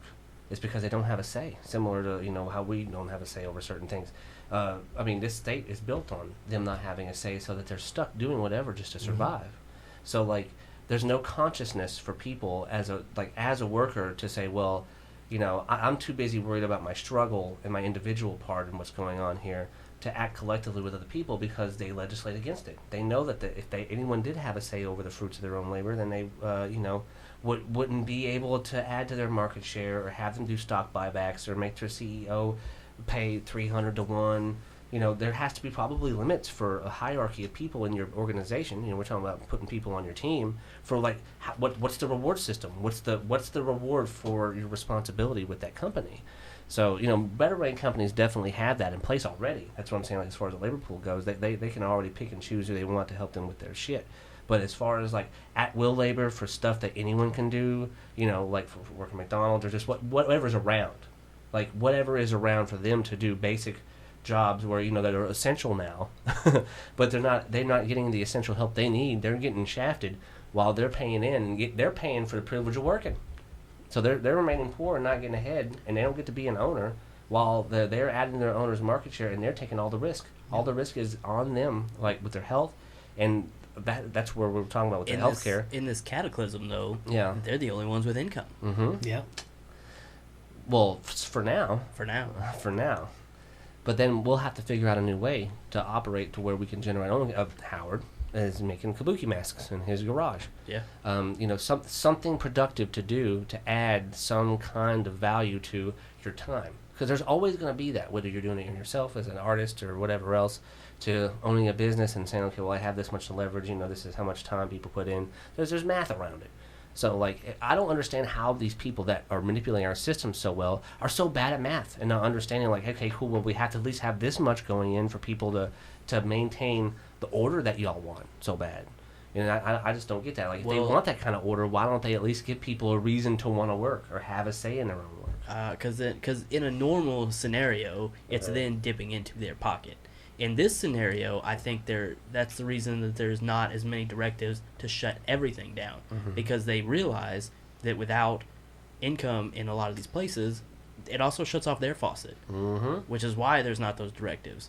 Now, when everything's running fine, you do tighten up that that dam. You do close off certain sections to that way you can hold back more in your reservoir than trickling out. Yeah. You just make more money that way. That's why the big businesses are winning against the small ones, right? I mean, they have bigger reservoirs. Right. They're gonna outlast. It's whoever has the biggest. The biggest dick wins. In this scenario, it's a ticking time bomb. Is all it is. Yeah, because yeah. eventually The time thing is interesting too. Like, can we be serious about what people are doing with their time and how they need to leverage that for things they need? Because if you go to a time-based economy where you have people, because everyone has to do something, right? Whether it's stay at home or something, like, can you come up with a baseline for how time will be rewarded as opposed to some sort of like monetary situation where you don't have a say? Because the last part of like like I was saying earlier with a tattoo artist or an artist who makes their stuff, you can do them like, I have X materials. It took X amount of time to make this. This is what I would have to make for it to be viable for me to make money and buy more things to do my thing and be self-sustaining.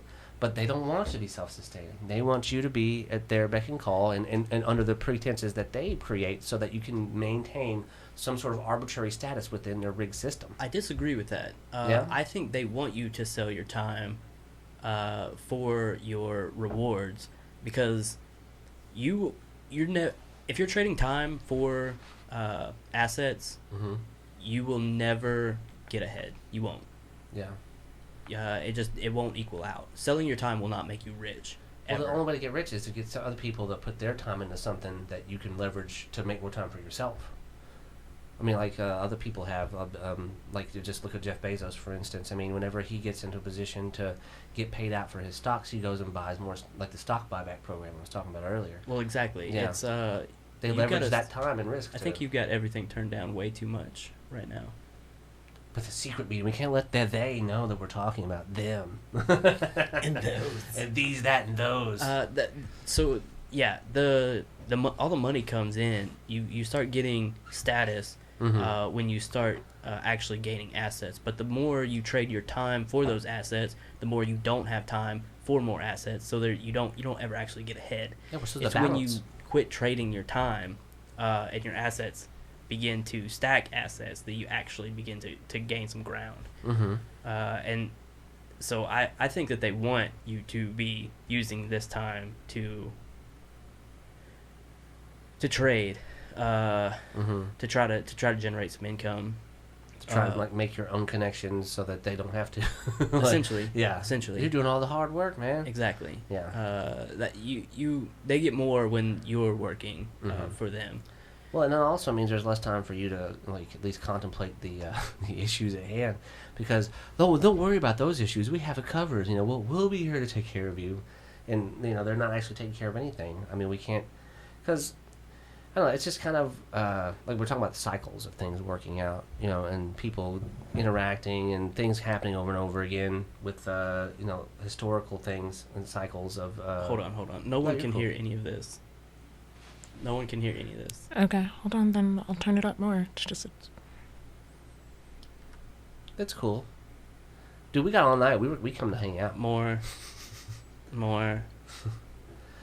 I need to hear myself. More. That's literally the loudest I can turn him up. What are you talking about? His is turned up as loud as it goes. Oh my god. Is it my- No, come over here. Then fix it then. I'm okay. I'm going to. Yeah. Randy is the man. Yes, Round of it's- applause for Randy.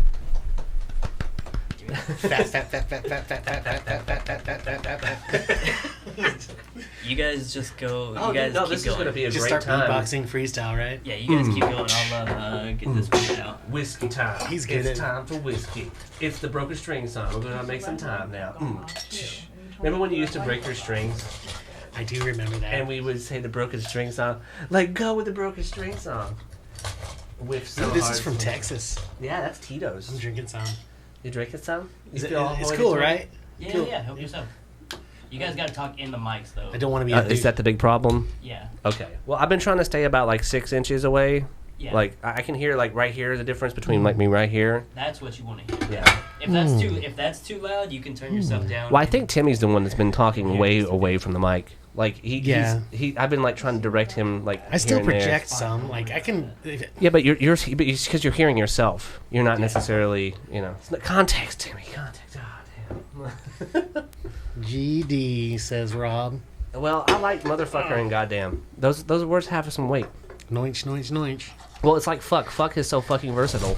It can be used for lots of things. I got I mean- pee real quick too. No, since you're I'm cool. Already up. But seriously, is there another word that has the versatility of fuck?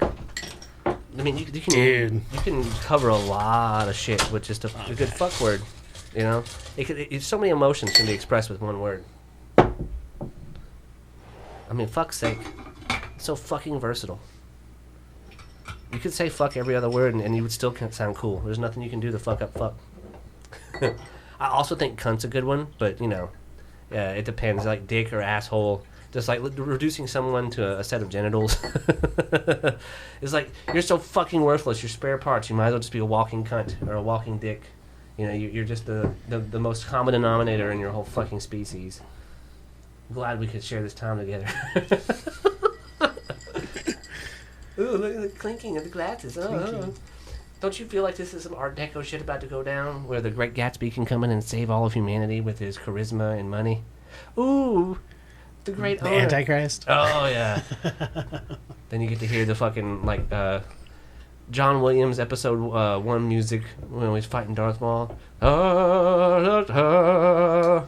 Dum dum dum dum dum. So it literally doesn't hear that. No, yeah, you need to talk in it like this. Like if that opening. Well, it doesn't hear it as well. Like, Yeah. see, I'll be honest, I really have no idea. She doesn't have a very good sense of hearing. Because I watched a couple of them, Yeah. and it seemed like there was some or post-production Yeah, there always is. No, there isn't. What? We don't do any. Oh. that I thought there would be. wiped out noise. So he may be right. It might only pick up like when you're right here. Yeah. So We you've don't been do any fucking of up that. this whole time, Timmy. You better make love to the microphone and get close. This is what it sounded like Yeah. in there. Yeah, And Randy. that in was there Randy. just- That's a simulation of Randy, making water happen in the next room. That's not a simulation. That's what it actually did sound like. Just like in the simulations. Well, isn't that what we all are? Isn't this just a simulation? That would be too easy. Like, that would be way too easy. I mean, Yeah. they're trying to make it that way. It's funny to me that some of the smartest minds on the planet thought that up. Well, they're entertaining the idea, at least.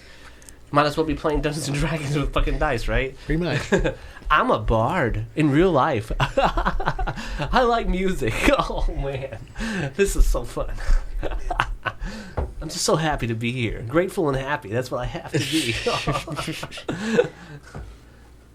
So fake. You get to hear all these grateful and happy cunts running around like, okay, cool. Well, tell me why. Like, give me a good reason why you're happy. Oh, all right. Well, I can believe you then. Like, I can't trust you. What's this happy person? They're obviously putting on. Like, what has he got to be happy about? What does he know that I don't? This is infinite universe bullshit where I can be a simulation, but I can't even be happy in this fucking version. Like, oh boy. The happiest people seem to be selling it so hard. I know don't sometimes they? he'll just say something like, Jesus. Yeah. No, I'm really just going towards the bottom, man. Just like Jesus. it's his birthday out here. He's gonna be rising soon, or they cancel it. Jesus That's not is his gonna birthday. Jesus is gonna stay dead this year. That's when he rose from the grave. Yeah. Right? Oh, yeah. Yeah, Well, yeah. he came back. So I guess it was his unbirthday? It's like it's the return of the birthday? Jedi. Easter's Return of the Jedi. It would be. Nobody else has done that, so I don't know if there's a. Oh, I think there is a lot of people that did that. Horus, for example, like Horus? a lot That's of not a different. person. Wait, Horus- a lot of different cultures Well, had Horus people is a goddamn rising. bird man. Yeah, and he like the phoenix rose and in ashes and in river and horses again. That's not a real person, though. He needed time. He needed time for a new season to come to rise again. Like an erection to make more things happen. I mean, Timmy knows about from this. Jeepers Creepers did that Yeah. like every 7 years. Oh, He rose from the grave. Jeepers And then Creepers. ate a bunch of teenagers, and then he would go back. That's just smart. Maybe that was Jesus. It could be.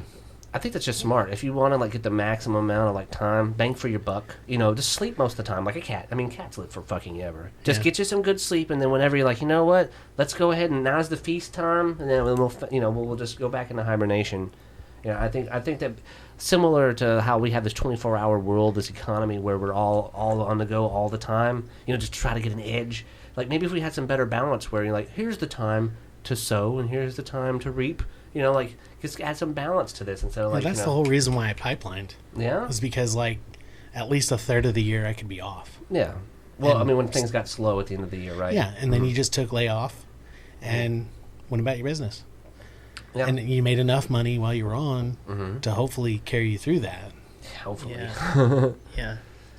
Yeah, well, y'all are in the same business, like as far as oil goes. I mean, previously, or like waiting for things to happen, or whatever else is happening. Like, somewhat. because I It's a bit participated different. too. Well, yeah, but I participated too at some level. Like I've worked with him or a pipeline. Or Sure. it's pretty interesting how the industry works, though. Like in general, like you said, you kind of have to get it while the getting's good. Well, like everything else, it's cyclical. Mm-hmm. So you hit it when it's getting, and then it's dry, and then when it comes back around, you try to jump on the train. Yeah. Yeah. But that's everything. Yeah, but more so with oil though. Like Well, unless you're a trucker. Yeah. They need truckers all the time. All the time. Yeah. All you got to do is just be good, good enough at your job to not wreck. essential. Isn't that an interesting thing? Like all these new terms, like Yeah, and then how it's a pride thing now. yeah. Ooh, I Oh. didn't get paid, but I got pride. I'm essential. Well, also you get to be the one to leave your house. Mm-hmm. So there's pride in that, I think. Yeah. Still be Well, worthwhile because still that is a contributing man thing, to isn't it? society Well, yeah. I think that. having value. Yeah. I mean, I'll tell you, there's been like a not having something to do, like, Boredom. but being so busy for so long, and then all of a sudden like not having much to do. It's a strain, man. Oh yeah. It's It's a. anxious. It's a very anxious feeling. It makes you feel the exact opposite of essential. Yeah. Just feel completely more so worthless. Depressed. You're like, oh, A I little get bit. it too. I get it. What really sucks about the whole thing, right, is I've got all these hobbies anyway, right? So Yeah. just trying to do all these fun stuff that I like to do. Now that you got the time, right? Yeah, Mhm. but then I'm like, this is useless. Yeah. What I'm doing is useless. Feel good about yourself, Randy. Why does? Okay, that's another thing. Let's talk about that. Humans seem to have a really hard time feeling good about themselves, don't they? Yeah. Well, Is and that- is that it's something well, I it's learned? weird too. Is it weird? Because you look at yourself in a mirror and like they've done studies Mm-hmm. where you see yourself like 7 times more attractive than you really are. Oh, I believe that's true. And like you're mentally unstable if you don't love yourself. Mm-hmm. People say you got to learn to love yourself. You got to learn. Well, what you got to do is learn to take care of yourself. Mm-hmm. There's a big divide there. People are just calling that love, but Yeah. Do you if you don't love something though, will you take care of it? see, yeah, that's another deal about it too. Yeah, I didn't even think of that. So So- the intrinsic value of love, like in how it's reflected in taking care of yourself and others, and like your actions. So like if you want love to be real, then you would have to act on it by taking care of yourself and others, because otherwise it's not. It's just like an empty conditional promise, right? We're like, love you, like I'm never gonna see you fucking again, like, or it could be love you, I'm gonna have to build a life with you, or we can spend time together and build good times together. It's a different kind. There's always a condition involved, isn't there? I mean, love is conditional for sure. Mm-hmm. For sure. Yeah, I mean, and as a man, the condition. That's why I think that. Men's suicide rates in general, like they finding the purpose in their being.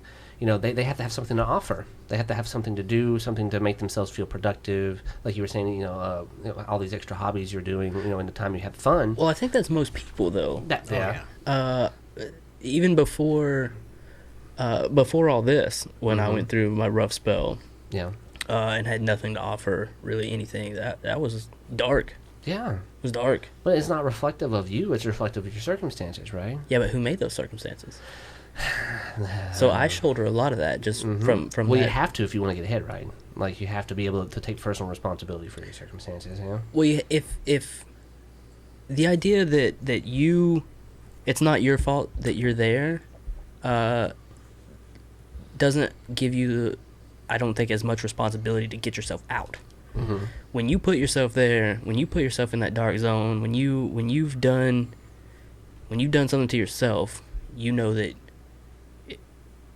if you got yourself there, you can get yourself out. Mm-hmm. At least that's my thought process a lot of times. That's the way my brain just turns. We talked about self-reliance earlier, like, because he was talking about his kids, like, teaching your kids self-reliance. That's an important one. Like, Sure. yeah. So, like, I mean, if you can instill that in people, then then they might have a shot. But like, they have to learn that either way. It seems that they have to be able to realize that, despite the circumstances, the human nature of our being moving forward, even though we might not have, the best of circumstances to make the best of it.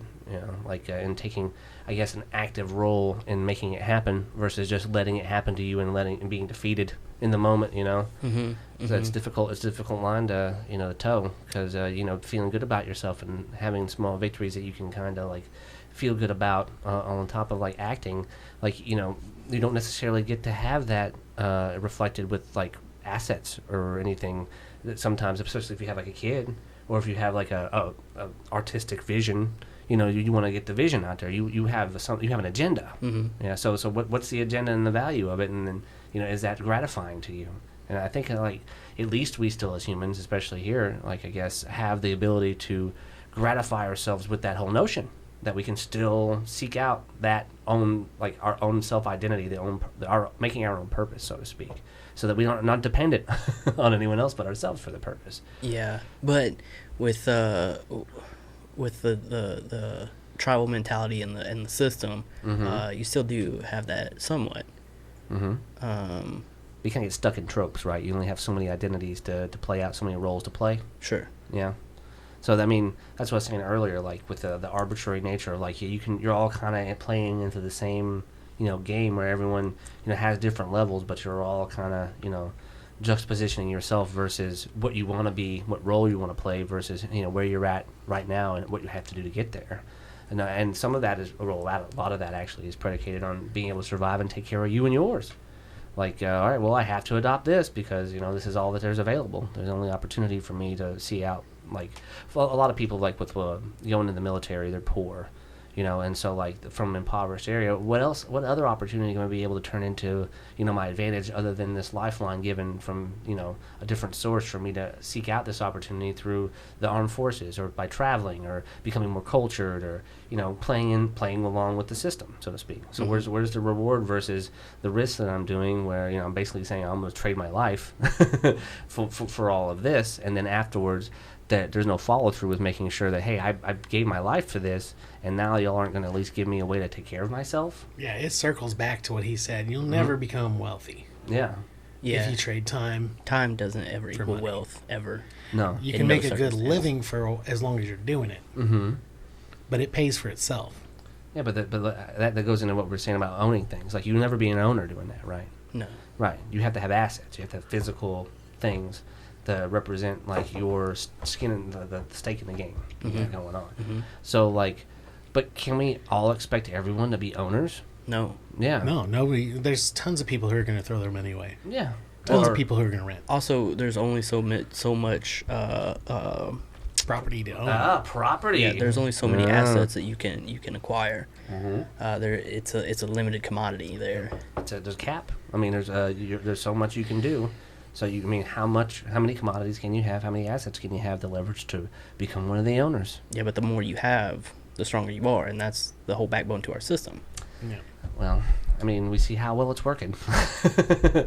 The fear-based people system. who are the strongest, we won't even ever see them. No. Here's the thing, though. I think we're in our system has been going on for about as long as it can. Yeah. We're at the end of the lifeline of the system. Yeah. We've seen this same system play out in tons of different cultures. Late stage capitalism in general, I think, yeah. Yeah, and it just there's a point where Breaks. the scales tip wrong, and there's no more balance there. And when there's a balance, there's a failure somewhere, and it's just a matter of time before the whole thing topples. Yeah. But look how many times other countries have overthrown their governments and overdone this, and it's actually proven to better their situation for the general public, I would say. Sure. And it's a really hard thing to do. Everybody's scared. Well, that's it. That falls back down to like your own personal. I'm looking out for me, right? I don't want to die. I don't want to fight them because I might die. Yeah. Maybe it'll help me in the long run, but shit, until Or help other everyone's people. Yeah. Well, fuck People them. after me. Yeah, fuck them anyway, right? Yeah. Well, and that's another thing too. We've lost sense of what we're supposed to be doing as humans, like to help one another. We're kind of like, I guess, too inundated with all of these options to make our own. So we're really looking for someone else to help, I guess. Like humans don't like to work. Yeah. Like we want the easiest, most convenient thing possible most Yeah. of the time. Yeah. And yeah. this plays right into what we have to deal with, the fact that okay, well, considering these circumstances, and then considering how we're going to continue to pick the easiest thing over and over again, we lose sight of the longer game or the long-term gain. So we're always stuck in this cycle of short-term loss and gain, whether it be reflective with the stock market or like we said, where I can't even leverage my time to get ahead because I have to have it reflective of physical assets. But that furthers like what you were saying. Like that's the point. Like that's so we can't keep going on this way for long. We have all these. We need something for these people to do. Mm-hmm. We're gonna have to come up with better roles. I hope. And we won't have much time. We've already borrowed too much time from the past. Well, here's the problem, right? Yeah. So, the game is played by acquiring the most. Mm-hmm. The more you acquire,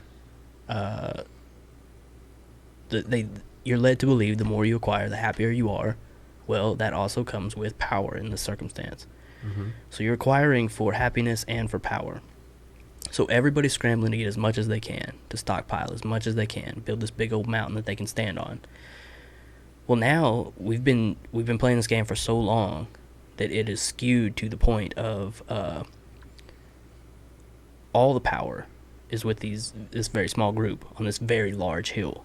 Mm-hmm. And with them having the advantage of that hill and the advantage of that power, it's that much harder to overthrow them at this point. Yeah. Mm-hmm. So, And with every law that gets passed, taking away another firearm or another type of firearm, or making it harder to obtain firearms. Taking away anything, yeah.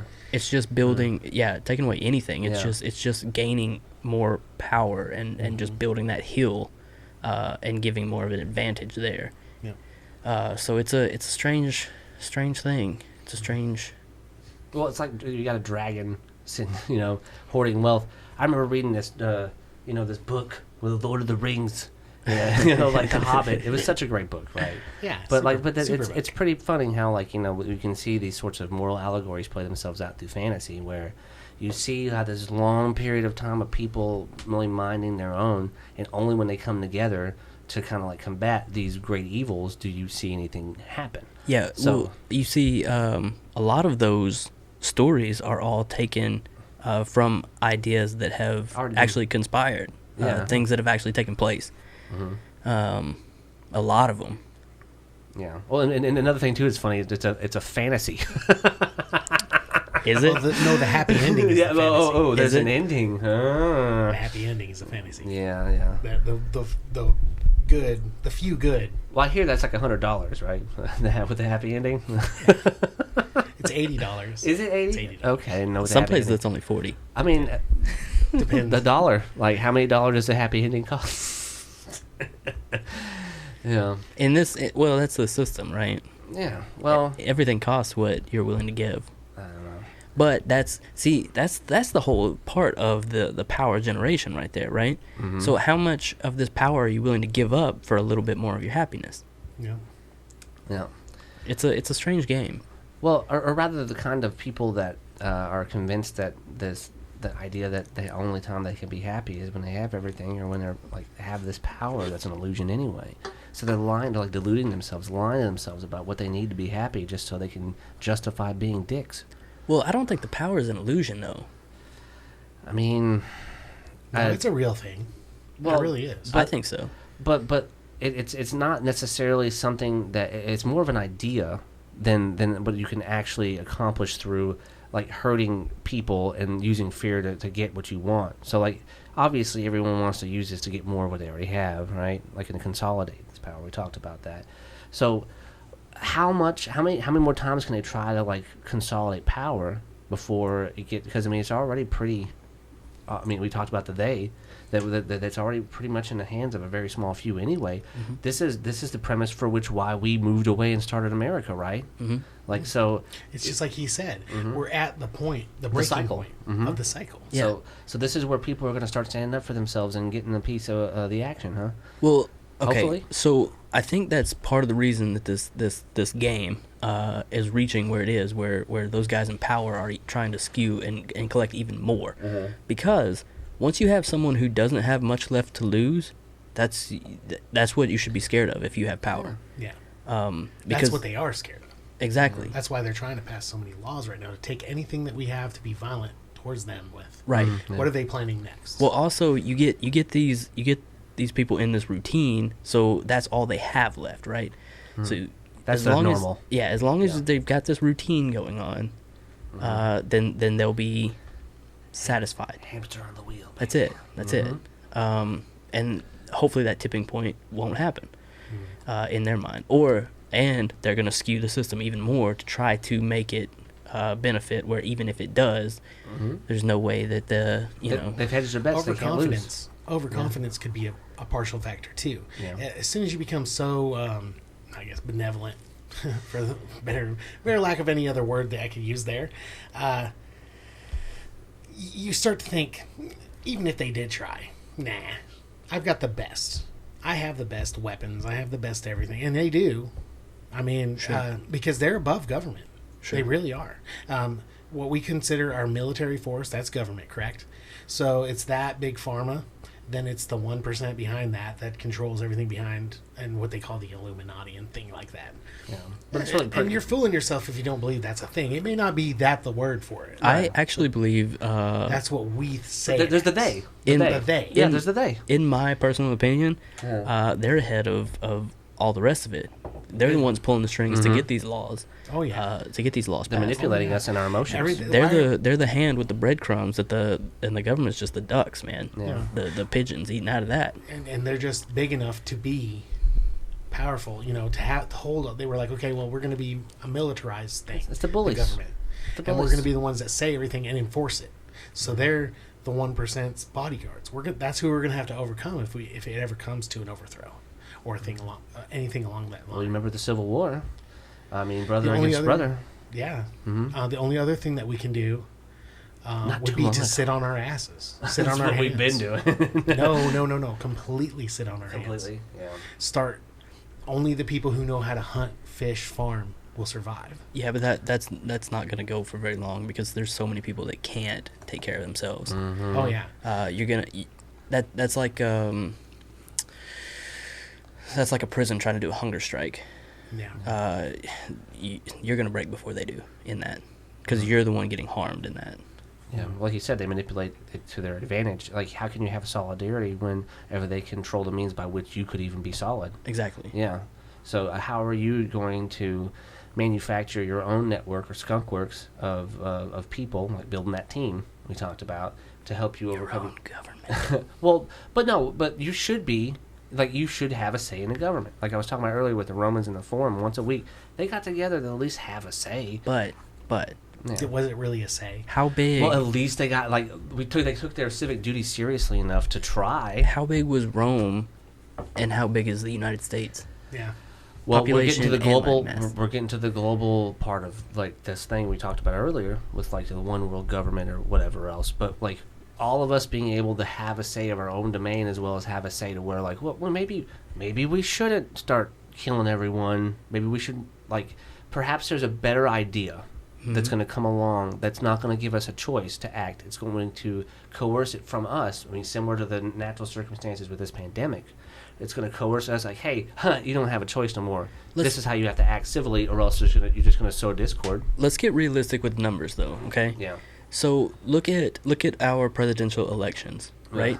Yeah. Of the four of us in this room, how many of us have met, actually spoken to face to face, and touched, like shook hands, A politician? with a presidential, somebody running for president? Never. I mean, I've seen them on the TV. Never. None. Yeah. None of Not. us. No. And their job during that election is to go around and meet the people face to face and to get their vote.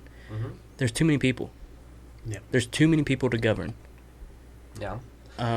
It Well, I was talking to my buddy about the other day about, like, expanding the role of, if you don't have enough people, like, if you have so many people that they can't be represented, then you should expand the amount of people that, like, because I mean, they talked about the House of Representatives and how our old system doesn't necessarily reflect, Correct. how many people are around. Correct. So we need to expand the roles of people to have some sort of segue between, like, hey, I am a citizen, I have a civic duty, And the next step up, like conceptualizing roles, is like not only am I not going to like I'll be able to meet the presidential candidate, but maybe I should be able to. And by participating in this system where I have a say, not only could I meet this person, but I could too be able to make that leap to have a say. Where who else would know the needs of their constituency better than the people that are part of it, right? Yeah. So that means you have to expand the role of civic duty to the normal citizen, to where they have the time to participate in this system, and expand the role to say, hey, yeah, well, if we're all going to have a say, we have to take this say seriously. Sure, that sounds fantastic. Yeah. But how do you realistically make that happen with the numbers? It like other countries. Other countries mandate it by at least like starting off with a holiday to vote. Like have it to where a national holiday where everyone like voting is like mandatory. Like other places, other states, they have like Oregon has a mail-in vote. Everyone participates. They have the time to. But setting it up everywhere, have everyone participate to where. But if the last election has taught us anything, yeah. Popular vote doesn't mean dick. Ooh, that's a whole other story now, isn't it, Bill? So I mean, you can change some of these things all you want, but at the end of the day, yeah. Well, twice in the last 20 years, the popular vote was nullified by the Electoral College. Exactly. Al Gore was supposed to win. Which didn't, your Electoral College is what? An outdated system that reflects a political compromise to where the larger states with a bigger population didn't have as much of a say as the smaller states with a smaller population. They were worried about their say being nullified by the masses when they nullify their own say by mandating it to an old system to where they are now stuck by having their vote worth like what, 1.5, 2 to like a 1 over somewhere else because of the point system. It's fixed. So if we had a point system that, like, if the Electoral College wanted to get real, that was more reflective of the amount of people there, and then did it based off of one man, one vote, as opposed to, like, you know, having it to where the smaller states didn't have so much power, then that was the point of the system, wasn't it? Yeah. The point of the system was where the small states did compromise, say, hey, yeah, well, y'all can have this, but we're going to maintain this. And so then from there they gerrymander it further and it further entrench themselves into that current system. So if we did have a one-man, one-vote system, it would probably be better on a popular level as a whole, but that would mean that we even recognize ourselves as a United States of America without, like, saying, like, our tribalist state version of who we are as Arkansans versus, like, them dang old Californians who got it better than we do. They got an ocean, they got all these things, they got Hollywood, and all we got is hills and maybe, like, a national forest. Yeah, but let's dive even deeper into that, right? Sure. So I think we can all agree there's a bunch of people who would make a huge mistake if they actually did get a say. Oh yeah. Well, I mean, there's a lot of assholes out there. Yeah. The just like we were talking about the person coughing on someone at Starbucks. They don't make no sense. Give them the power. Let's see what happens. I mean, yeah. So you gotta there's a weird balance in there somewhere. Yeah, maybe we should have some insulation between the masses and that's the another elites. reason why they don't let people who have committed certain types of crimes vote. Felons. Sure. And a felony offense. Yeah, and and they don't let, you know, I don't know. I know it's strange. It's very complicated. If you have mental Yeah. disabilities and you're in a crazy house, you don't get to vote. We're gonna start taking ourselves seriously. Well, people should. They We should if we should. were all, you know. Yeah. But then we come up with better laws or better rules and say, okay, well, obviously you're off your rocker. Maybe your say is cool, but let's have it to where you're taken care of, at least, so where that we don't necessarily have to worry about your say poisoning the rest of this because, you know, so who do you deem fit and who you don't? Well, I mean, I get to play favorites with my government. Exactly. That's where we go to next. That's the next step in that. So, I mean, it's way too complicated, man. Everybody says, who's going to take care of me? Yeah. At This the end guy's of the gonna day, take care of me. At the end of the day, that's what everything boils down to. Is again just one man looking out for himself or his very very small tribe. The man on the Silver Mountain. Well, see, that's the way it works in everything humanity. Yeah. Because, okay, when a woman wants to be with you, is he going to take care of me? When a man wants to be with a woman, is she going to take care of me? Yeah. Where's the reciprocity? You Is know. that love? I hear that's love. Yeah. The conditions for reciprocity. Yeah. Well, I mean, And it's the how am I same going to way, though. sire at least 6 of your young without at least 3 fetid calves and a mule? Like, I'm going to need at least 40 acres to plow to be able to feed this family. Like, be realistic here. You don't have much to offer, sir. Yeah. yeah. Yeah, my dowry is a little bigger than what you can offer me, so I'm just going to keep to myself and wait for my eggs to dry out so that I can be lonely forever. Yep, that's the simplified My version. biology. Damn you humans. But it works that way in every aspect. It's sad that it does, though, because we can come up with so many more cool ways for humans to do stuff. Like, new roles. Okay, you don't have to be a dad. There's plenty of people on the planet. You can be a dad for many people. Like, they have it with private organizations, churches, YMCAs. Like, be a coach or, be a leader to help people deal with their shit, I guess, instead of, like the church abused people. But, like, you then are at least offered the opportunity to say, you know what, I'm going to do right by me and my circumstances and take care, of the people I can help. Which is what you've already kind of like, all of us have to kind of like just settle on. We're not going to be given another opportunity to do that. We're going to have to say, well, looks like we better help everybody. We can't play favorites. It's like, but this dude has the best stuff. I want to be his friend. It's like, well, maybe his friendship should be less shallow than, just predicated on the stuff he has. What are his ideas? What does he want to do? Like, is he going to be somebody that just wants to, hurt others? Or does he want to share his stuff and build something cool? Like, or have something to say, Well, realistically, I don't think anybody starts out wanting to hurt somebody. Realistically. Yeah, every good villain anyways. They don't even see themselves as being a villain. Yeah, exactly. Like, I'm gonna good intentions. We have good intentions here. Yeah. No, they have a reason. Yeah. But the circumstance. The shit puddle gets so muddled and so stepped in that you got to make a hard decision at some point, and it just leads you down a road that. And I think that's a lot where we're at now as a society in general. There's a fork in the road, is there, Randy? There's a lot of forks. Man, where's the knife? Where's a knife when you need one? They got all these forks in the road. They forgot the knives. I'm a spoon man. Knives Out was a good movie. I'm more of a sport guy because you get the best of both worlds. Yeah. Well, you get paper, rock, scissors with sports. Paper, rock, and scissors? Well, and then like Dynamite or Lizards and Spocks or whatever else. Like, where's my team? You get your own little flavor. Like your own identity. That tribalism thing we're talking about. Sure. Yeah, I mean, as an Arkansas resident, like, we are unduly like with the displeasure of having like.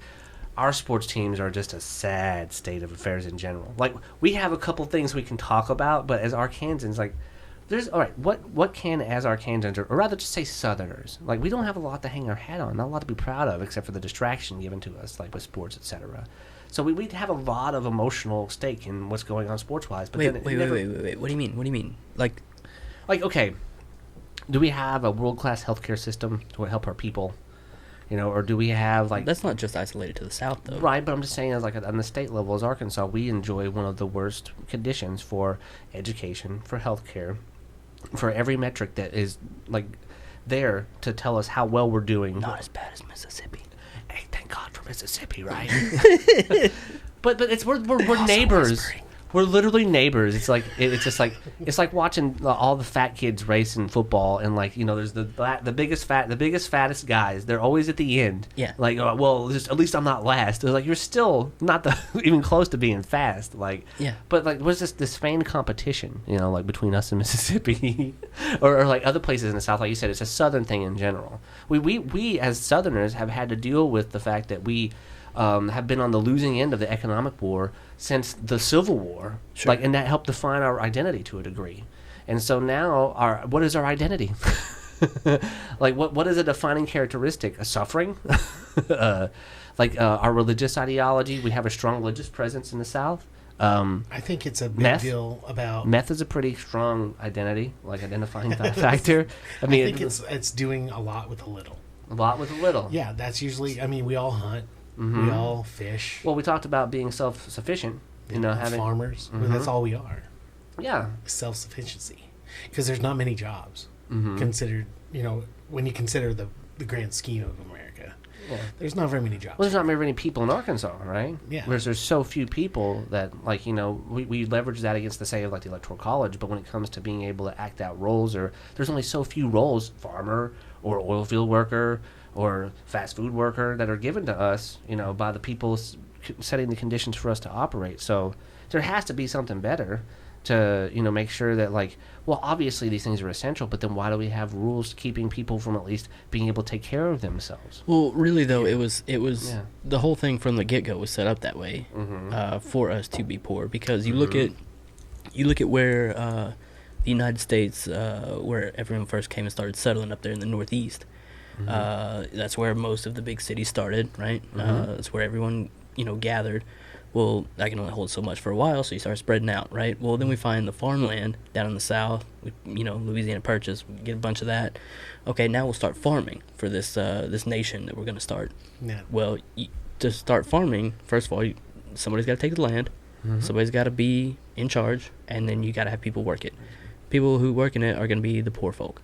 So you get all these poor folk down here working the land.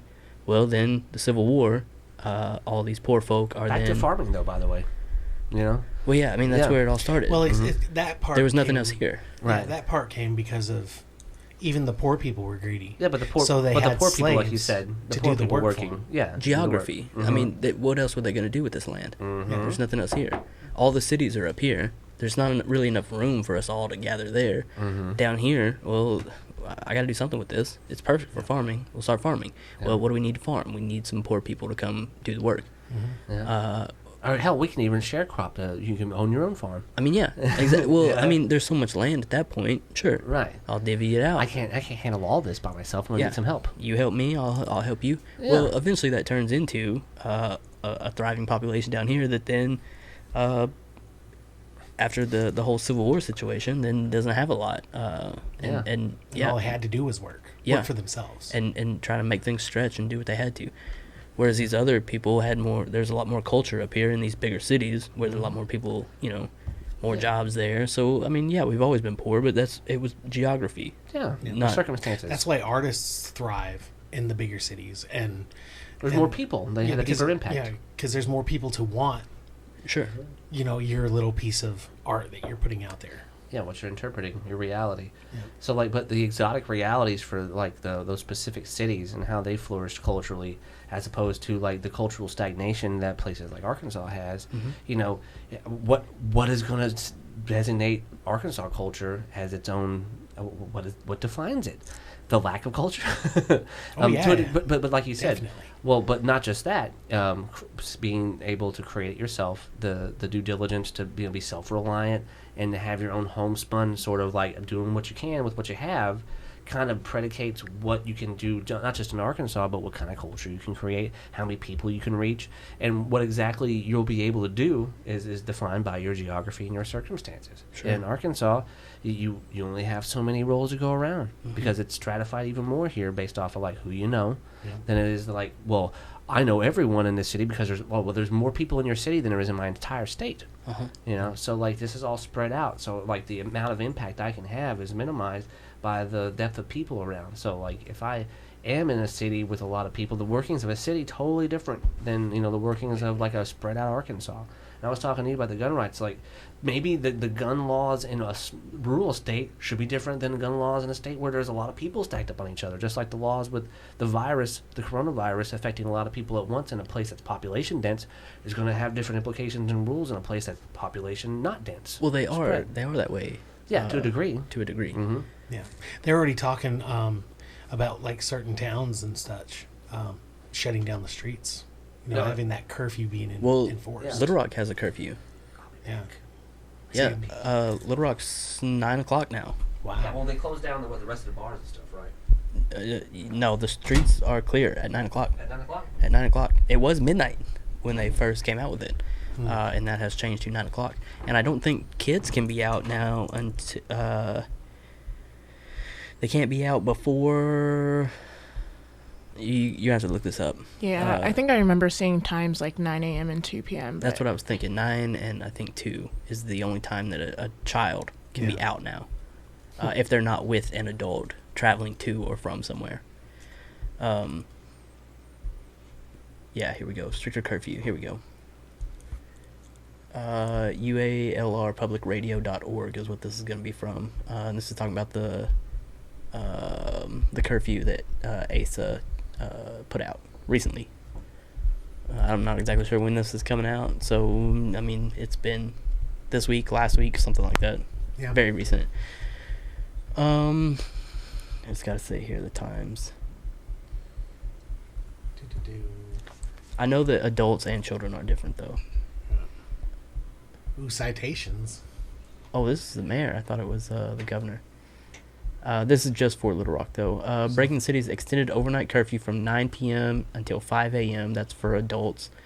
This comes as the city also institutes a daytime curfew for minors from 9:30 a.m. until 2:30 p.m. Yeah, I knew it was something like that. Wow. They're given citations of 150 to 185. Ooh. Yeah, they're also giving that to the minors, but the minors can't pay that. No, the So parents. that's going gonna to come to the parents. Yeah, Yeah, that's sad. fucking crazy, man. It's a strange world right now. I don't care. I'm gonna leave and I'm gonna lie to a cop. I'm gonna be like, I'm coming from Texas, bud. That's just Little Rock. Everywhere else, as of now, that I'm aware of, is still safe, but that could change I any know minute. businesses, even the essential businesses, are closing from 8 o'clock. Yeah, nationwide, Unless Walmart, you're a 24-hour fuel service. dude, those got to be the worst places. Yeah, absolutely. Every time I have to go to one, like Sam Low on Smokes or something, and I'm like, crap, because I lose. I'm like a dog. I lose track of time. I get into doing something, making music, drawing, doing whatever, and I look up and crap, it's 11 o'clock and I haven't run out of cigarettes, but I'm not even sleepy. So now I've got to go. I go up there to one of them places, dude. I always bring hand sanitizer and stuff because there's nothing but skeevy people, Yeah, and that's all that hang around. I don't know if this is bad or not, but like I've taken washing my hands more seriously for sure. Like normally, if I piss, like I'm not pissing all over my hands. You know, like I'm pretty clean. You know, I wash my genitals on a regular basis. So like if I'm whipping it out and taking a leak, you know, I'm not necessarily concerned. you're one of those sweaty dick hand guys, aren't you? Not necessarily. Sweaty dick hand guy. It depends on if I'm on a show or if like I'm not going to shake your hand. Okay, I'm not going to put you in harm's way with my sweaty dick But he hand. totally shakes people's hands. No, For sure. No, I don't. He's Like- hugging people. Yeah, I mean, he's all over him. Yeah, well, I try. He's But I'm trying saying to that- he's trying to caress cheeks. Yeah, Yeah. I know. With He's just like, sweaty you're dick so hands. awesome. Look at your beard. He's done it to me. Yeah. He's trying to Now put I'm his thinking- fingers in your mouth. Yeah, it's just like, oh, you like these germs? Sweaty You dick know? fingers in your But- mouth. everywhere. But even now, like, I was like, because it reminds you, it's just like, well, you know, normally I'm not going to piss on my fucking hands. You know, I have a dick. You know, there's this process. So, but I'm not going to necessarily have to worry about urine. Urine is sterile, by the way. But as far as Your like washing- sweaty dick ain't though. Exactly. Your sweaty dick ain't. Now, Why don't but, you drink some then? But I trust my sweaty dick because it's my sweaty dick, and I know that I have at least washed it within the last day. You know, but if you put this shit out there with all these other random heathens that we're talking Yeah. about, like their sweaty dick sweat is probably going to be at least a week old. So I can't tell you how many times in the bathroom of the bar Yeah, they just don't wash their hands. I have called dudes out. Like I'm at the urinal taking a piss. Some dude comes up, he takes a piss. He takes it faster than me, and he's jetting out the door. And I'm like, hey motherfucker. Yeah. And he's like, what? And I'm like, wash those goddamn dirty dick hands. Yeah. You're about to go out there and touch a beer glass I that don't I'm trust probably gonna that have to dick. drink out of. I don't trust that dick. Yeah, do you? I don't trust your dick, you fucking dirty dick hand motherfucker. Jesus Christ. But I was almost, there was a moment where I could have been a dirty dick hand motherfucker. He's like, you know what? There's a pandemic on. I'm And gonna then wash touched my all hands. of these cans and these Well, bottles. these cans are a different story. There's We would there's have- rat nuts all over we the would top have of these cans. dirty dirty Basically. dick. If you thought in about our mouth. everything, Yeah. there's rat penis Let's talk. on, Well, on that, those. but that starts the conversation, doesn't it? Like, how much of these cans have like been in like a fucking facility, just chilling out, Yeah. absorbing whatever dust and germs and rat feces, rat shit, whatever vermin is around Yeah. on this stuff. Like, you're not taking it seriously now, but guess what, motherfucker? It's at your front doorstep. Like, oh yeah, hey, remember when we used to drink out of this can for no reason? Like, second thought, maybe you should wipe it off. Like, Yeah, before- my father, he will not buy cans because of that reason. because of that exact reason. He likes a bottle because it's been sealed. You know, there's at least that threading between. Yeah, Interesting. he will not buy a can. If he buys, if like my mom buys cans, Yeah. he's got to rinse it off. If he's someone handling it, Yeah. if it's out of sight, out of mind, he'll like let it pass. He won't. He's not like that much of a dick. Like be like, hey, did you wash that can before you poured it into my cup?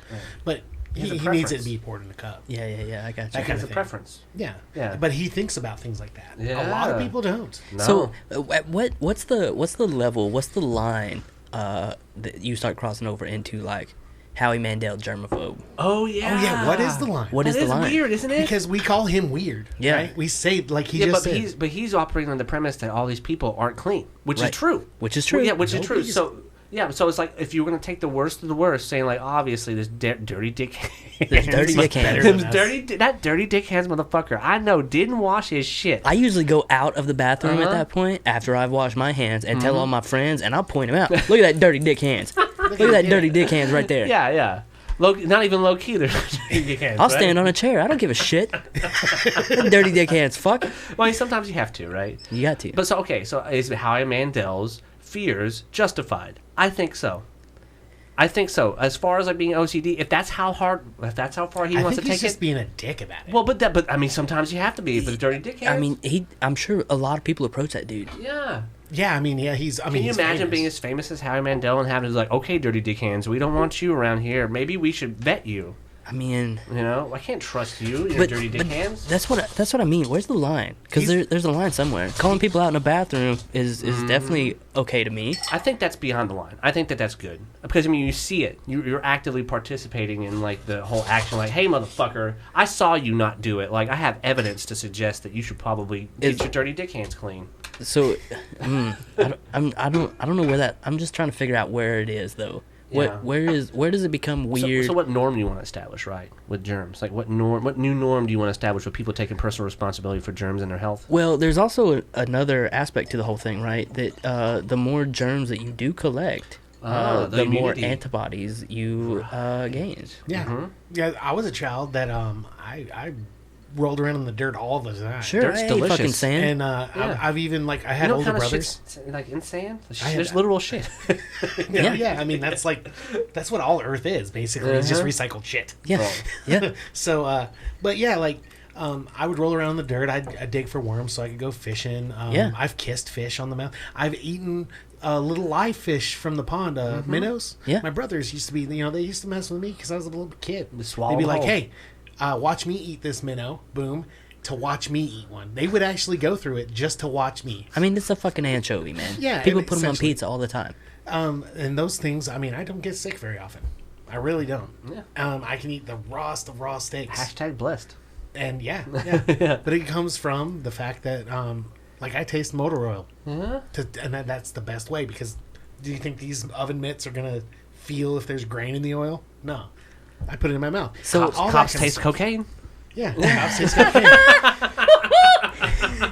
Yeah, They gotta know. there you go. You just got to know. You got to know somehow. know. So that's what I mean. Like, where's that line to being like to like getting these antibodies, and not being too gross, but not being too safe? Where's this weird? I would think if everybody was like that, it'd be cool. if everybody was gross, If everybody was just gross. Because think about it, okay? The Vikings. What do we like now? We Yeah. like, if you, my experience, okay? Now this is just go mine. ahead. Go ahead. But say when you're first dating a girl, yeah.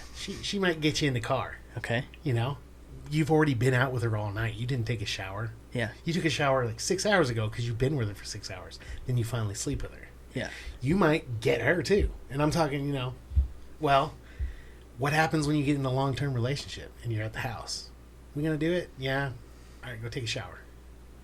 Okay, and then look at it 100 years ago, when they only took showers once a week. If you were wealthy, Yeah.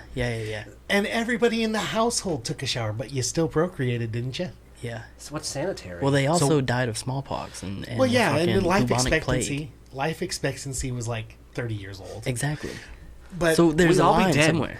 if we Yeah. have the amount of, I would say, if we have the amount of healthcare that we do now, versus having just the right amount of being gross, Yeah. it's a perfect mix to make you, live to the, I guess, the extreme age you want to live. But then who wants to really be 120 years old? Fuck, not me, man. I mean, depending on like I'm hoping your to go at perspective, you could 80 probably. max. Well, yeah, but some people like when they get to that point, you're like, hey, fuck it, let's just keep, let's keep doubling down, and seeing how long we can push this thing. Vikings used to take a bowl and put their snot and stuff into it, and everyone would share the same bowl and wash in the same water to acclimate themselves to the antibodies and the germs that they would all share, like on a voyage. So they had the herd like the herd immunity. Mm-hmm. Yeah. So I think it would be like a cultural sort of thing. Like, how do we normalize culturally being gross while also coming up with a line for like saying, okay, here's what's sanitary, but here's what we're going to have to do to create this herd immunity to share all these germs. So we're going to have to share germs all as well as just like be mindful about who we share them with. Isn't that like saying, I don't know, it just feels like a double negative.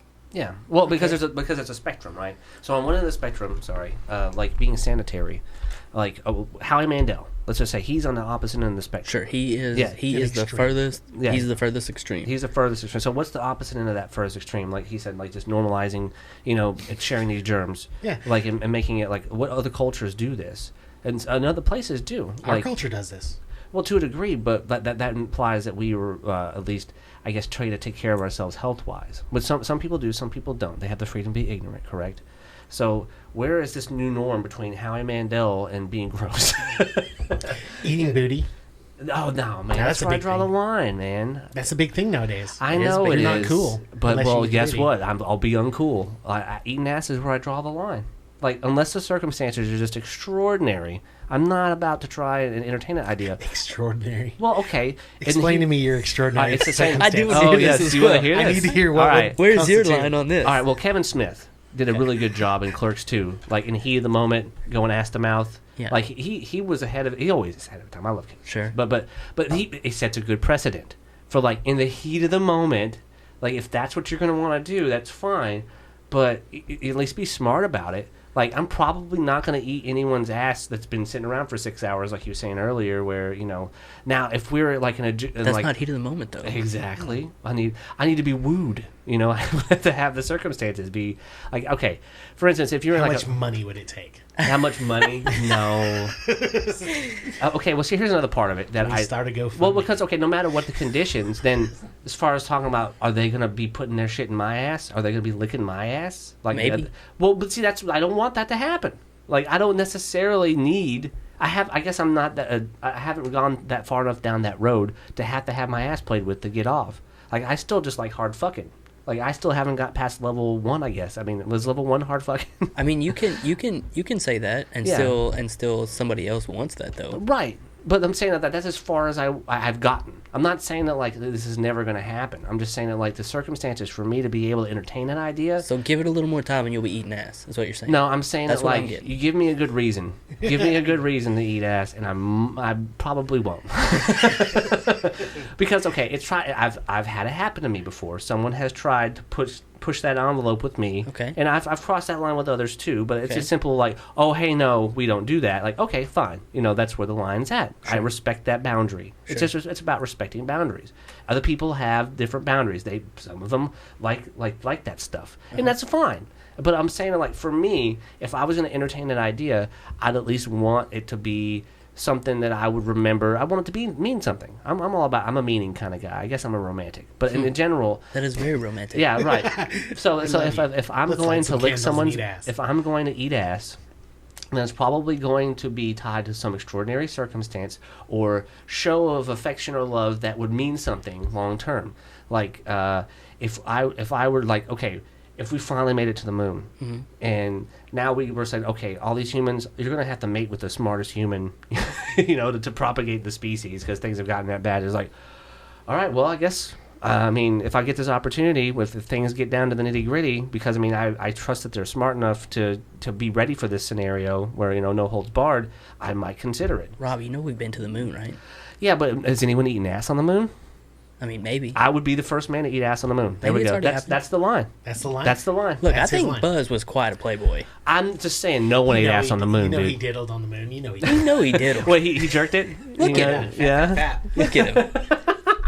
Yeah. All right, if I That get guy to, was an Air Force pilot. You're not telling me If he I'm gonna didn't be eat some famous ass for- on the moon. if I'm gonna be famous for eating ass on the moon, then maybe. But right now, the circumstances aren't important enough for me to even entertain eating ass. I have way too much fun with hard fucking. Like, Okay. Like, so if you want to get to that, if I have that much sex, if I'm that lucky, like, then maybe. But then it's just that you're kind of flaunting at that point. I've had someone try to do it to me. The circumstances were like, I wouldn't want you kissing me with your mouth after what I know has been going down, on down there for such a long while. Okay. Like maybe all I his should life. maybe I should take a shower. Such a long Yeah, why not? Because I'm a dirty dick hands guy, right? You are that a dirty dirty dick dick hands. hands guy. I mean, if he's not even washing his hands after touching his dick, he's definitely not like, I don't know, going to town on his asshole, making sure it's bleached for the next victim. Like, For fuck's sure. sake. For sure. But that's what I'm saying. Like, where's the line? If his dick is that sweaty, just imagine what his butthole No, there's looks a like. whole ecosystem down there. It's swampy down there for sure. Yeah. Yeah. So if someone's willing to go that far, like, what kind of deck are they playing with? Like, no. Let's go in a more advanced setting where there could be like running water for sanitary needs to like at least give the impression that it could be clean. So you're all about stifling people's sexual appetite. No, I'm not saying there's anything wrong with it. I'm saying this is where I draw the line. This, like, personally, this Here's is my now, it personal was- You're high out pitched. here shutting women down that want to eat your ass. Hey, drugs were involved, okay? All right. But see, drugs aren't making the call here. I am. Okay. So okay. whenever the line gets crossed, and I was like, hey, the main attraction's upstairs. You don't have to do that. You don't have to work that hard.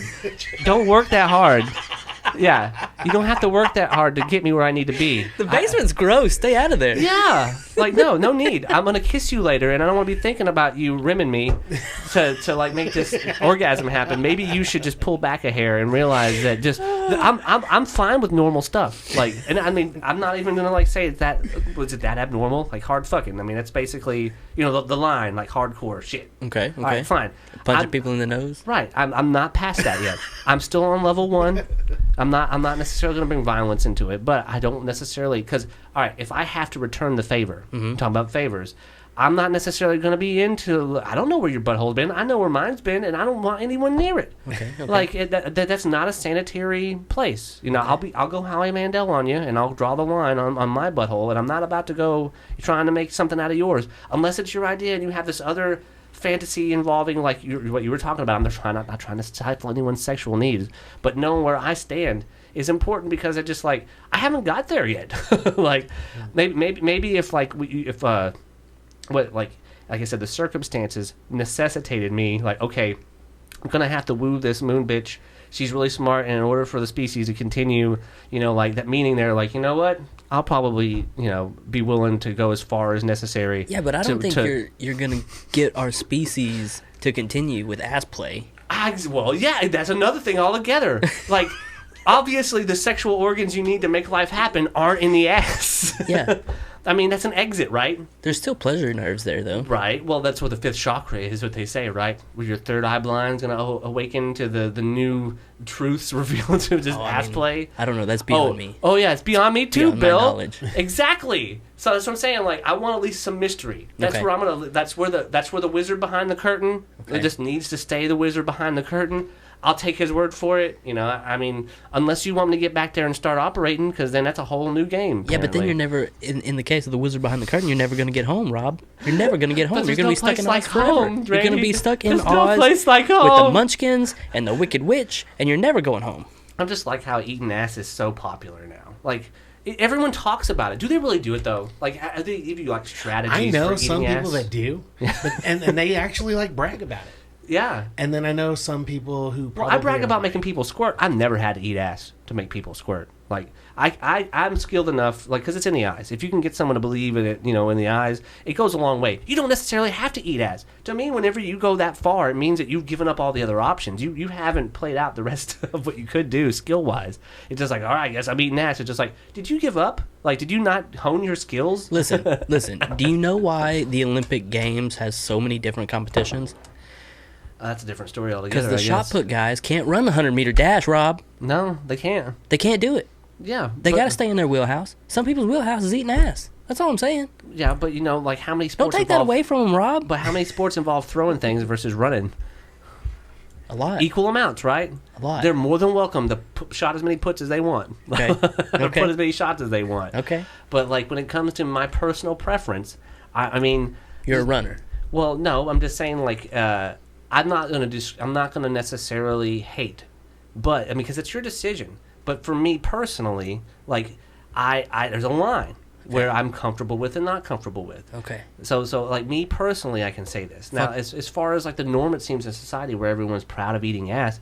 If you're proud of eating ass, cool. Yeah. But like, have you ever considered there's another way? Because it seems like there's a lot of different ways to skin this cat sexually. Like, so you're going straight to the throat. You're gonna go all the way eating ass and like explore that avenue without like trying to flesh out the rest of the skeleton. Well, that's a whole nother thing, right? Yeah. Like, I think people are subjected to sex earlier now Yeah. with the With internet. Yeah, So everybody has a smartphone. Yeah, they're just Give the bored. babies They're just small bored with phone- it. That's how smartphones. ass eating came in. They're just bored with everything else. Yeah. Trying something new. Yeah. Well, I mean, but it's gotten that far. So what happens after eating ass? Oh, there's something. There's something. Well, but okay, well that's where the line's at, though, right? Like that's the most extreme version of, I guess, sexual intercourse that you can kind of integrate into the normal vernacular. Yeah, Whereas, but like, because you got like a missionary. Oh, I don't know. You tell me. Yeah, I feel like this is more my territory, and then it's definitely not the most extreme thing you could be doing. Well, that's where I draw the line, though. That's from my own perspective, where I'm saying, like, obviously, because I haven't necessarily dabbled in that experience, that's where I would draw the line. And the rest of it's kind of a fucking mystery, right? listen, Rob, we're all driving cars, Okay. and you're over here telling us horses are the future. No, I'm saying that I'm just fine riding my horse, motherfucker. I'm just telling you, maybe you could get further if you try this car. Yeah, but I have way more, I guess, fun riding a horse than I am competing with everyone else driving a car. You're in the wrong car. You haven't seen the right car yet. You haven't ridden the right horse, I've been on some horses. have you? I've been have on you some rode, horses. Have you ridden it to Old Town Road? Because that guy, he definitely is into ass to mouth. For sure. Yeah, For sure. yeah. Isn't it a weird time where country, pop, and rap all are together, like making it happen? No. I don't think so. I don't think so. Yeah. Eventually, this is basically just exactly on the lines of what we're talking about. You run out of enough these normal things, these avenues, so you just start mashing them together to figure something new out. Mashing buttholes together. You're mashing buttholes and you're just mashing genitals and buttholes, and Yeah. How many different ways can we skin this cat? you make a hot dog that way. Yeah. I mean, That's how you make a hot if you dog. got a bun, what if you just got bread? You can do that way, too. You can. Put it Yeah. in a tortilla. Who cares? Make a hot dog fucking burrito. Hot dog burrito. Mixing cultures there. I've oh, eaten boy. pretty much every type of burrito you can make. Yeah. Yeah, for real. How many burritos have you made? The ass to mouth burritos? I'm sure there's been some fecal matter in one or two of the burritos I've eaten. Someone's touching their dick and taking a pic. Oh, yeah. What's the USDA say about fecal matter in food? There's a certain amount that's allowed. I know there is a along certain with amount. roaches, etc. Yeah. Like within the realm of like being healthy, like over Yeah. a certain point, bad. Under a certain point, passable. which again harkens back to where's the gross line. USDA, yeah, there's a good. That's in. Where is the line anyway? Here we go. USDA conceded that bacteria commonly found in feces are routinely present on meat and chicken products. Although USDA implements a zero tolerance policy for fecal contamination, this policy applies only to the visible fecal contamination. Chicken products pass inspection as long as feces are not visible to the naked eye. Well, it's because it's on the people cooking that shit to make sure there's no fecal matter or germs on it, right? I guess so. Yeah. So after a certain point, you have to take personal responsibility for making sure, even if there are fecal matters present on your product, But you're gonna cook it. But let's be real. In a public bathroom, if someone's in there taking a shit and you walk in there and smell it, that's fecal particles in your nose. Yeah, to a degree. That's doo doo in your orifice. Yeah, but do you also realize there's more bacteria on a lemon slice or a lime slice than there is in the toilet? Yeah. Yeah. I mean, that's a sponge, right? It's just a sponge. Yeah. Which is sitting there soaking it up, yeah. But like Every time someone breathes on it, every time someone walks past it, it's all transferred. Yeah. So, again, We're where's just- our the bodies- gross line? Where's the gross line? It's when you can see it, yeah. Where you know, where you like make a conscious effort to acknowledge it. Yeah. That's it right there. Because once you've made it a conscious effort Yeah. to acknowledge something, then other people can hold you accountable to Yeah. going ahead and drinking that. 'Cause there's a or standard going then. ahead and he's drinking shit. He's So drinking piss. we all set our own line. Yeah, well, yeah, a lot of but people given do. to us by the Absolutely. standard, like we can move the line within the spectrum. Because, like, we've already established the opposite ends of the spectrum between, like, a Howie Mandel, being overtly worried about it. And rightfully so. Sure. Like, but to the other side of, like, all being gross on purpose because we want to make sure that we have this immunity to, like, all the stuff we're dealing with. I mean, eating dirt as a kid, and just being a part of your environment. Yeah. Like, where's the interplay?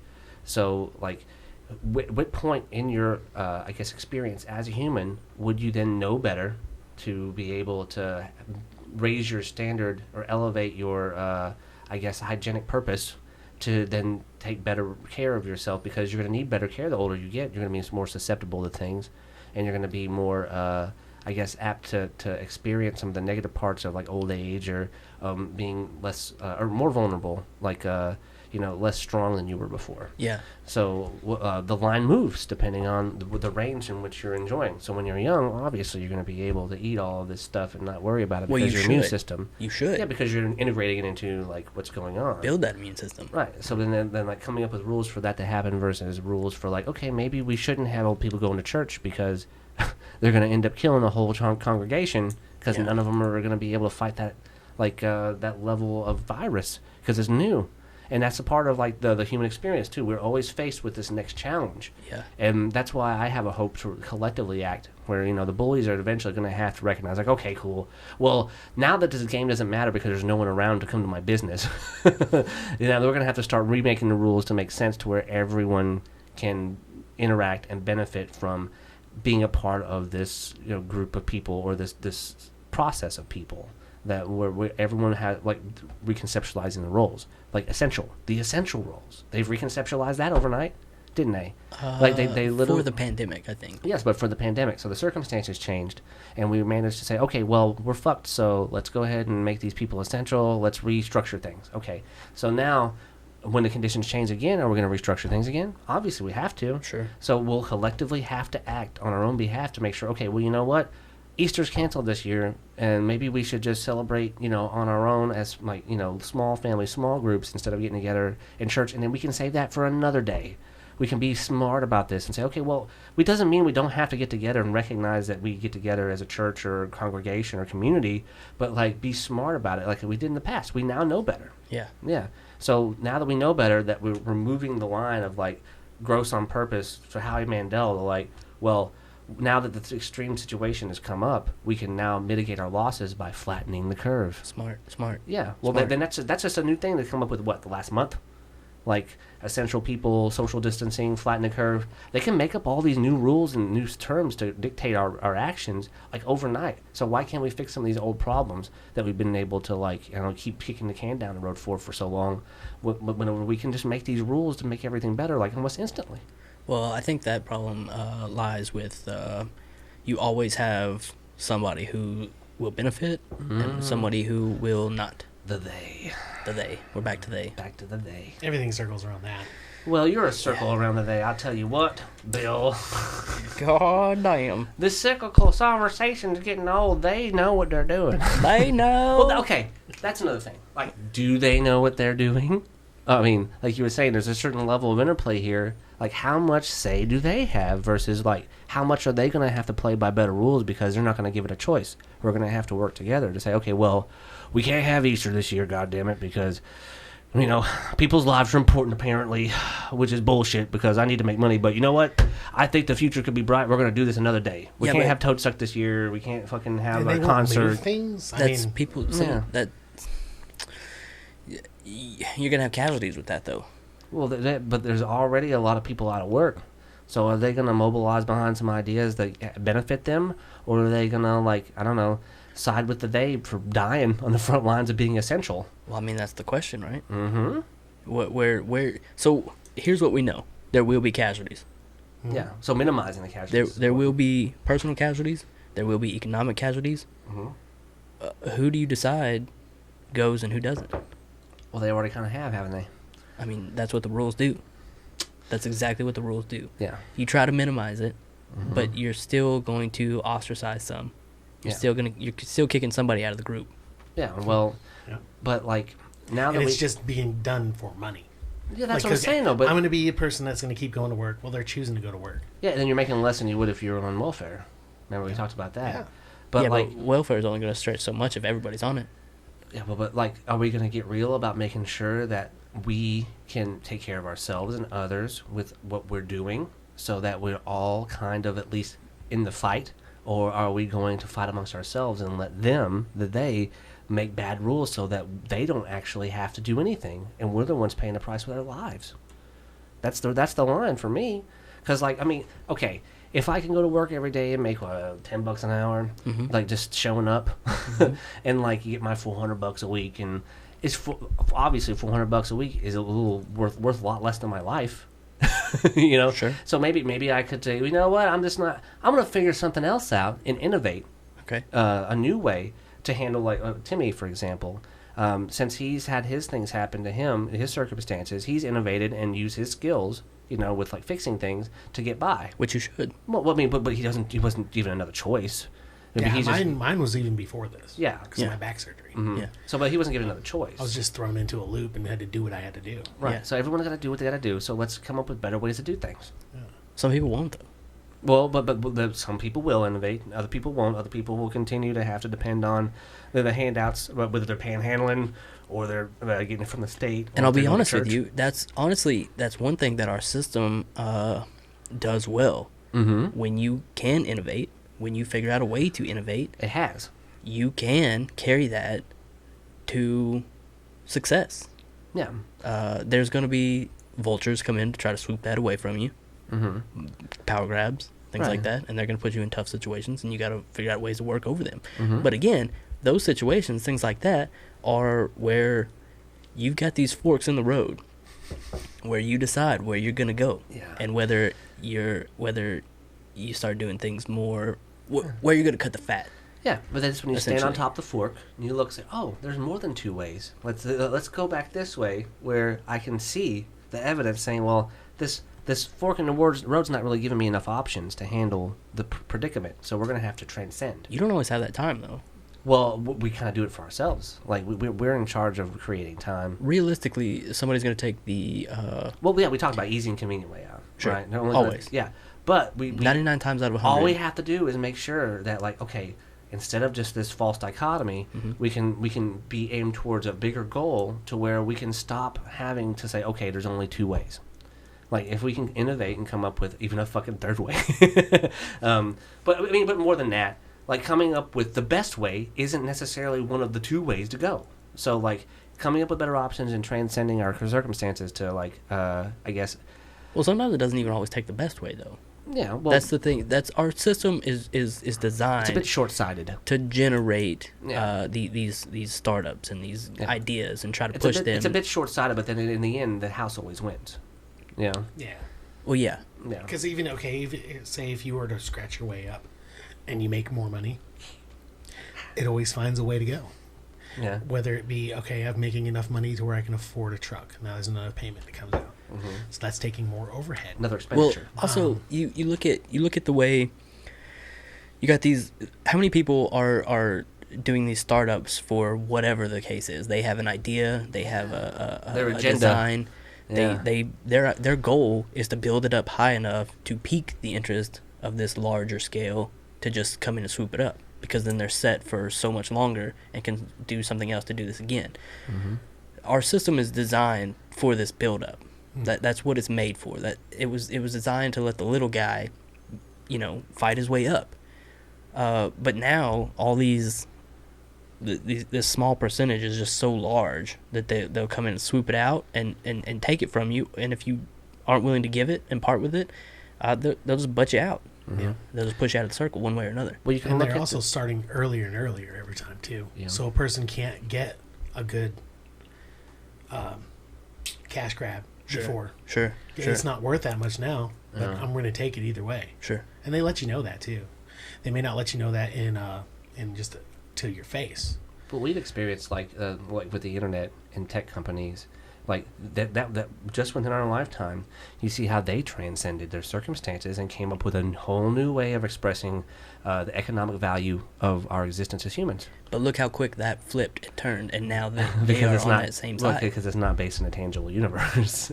Even Yeah, for but sure. no, but if you see that they're trying to like make the dollar a digital currency too, like coming up with a way to like you were talking how like dangerous it was to have like a one world currency or one world thing, and that's true. But the problem with anything like that is that it's not reflective of like the fact that like it takes this amount of things to make whatever X is the product. Well, let's be real. It's not backed by gold anymore. It's worthless. Well, it's not backed by anything. It's backed by the word of a government, exactly. The fiat currency, right? That's what. Yeah. So, but based off that trust, based off of how things are doing, it's easily manipulated. Yes. So what we have to do is we as a species have to say, okay, well, let us back something that can't be manipulated, something that is so structurally sound that we can use that to base our not one world currency off of, but base part of like make a percentage of how we interact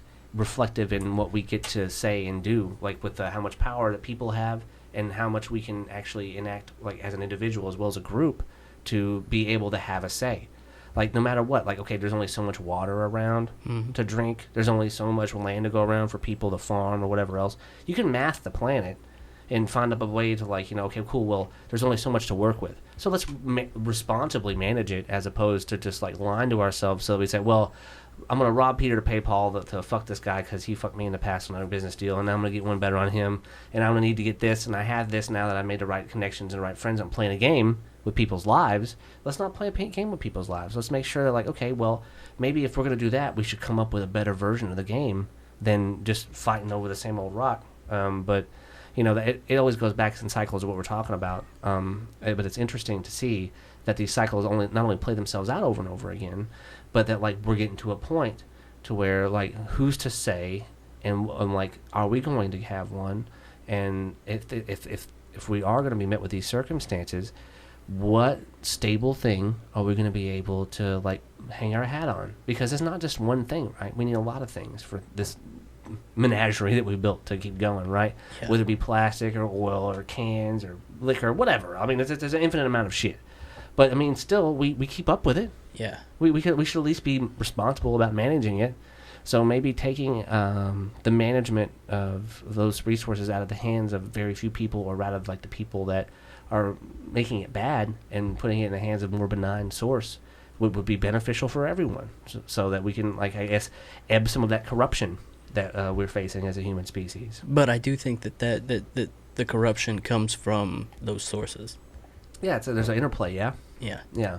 It's almost like you're possessed by all these things. Like, I have all this stuff now. They're my toys. I own them. Yeah. They're my possessions, my property. I get to have a say. I mean, you've seen that played out more than you see anything else play out in human history. They have an emotional stake in it. They're so ingrained in, like, there's so much of what they have, the time, the energy, the effort.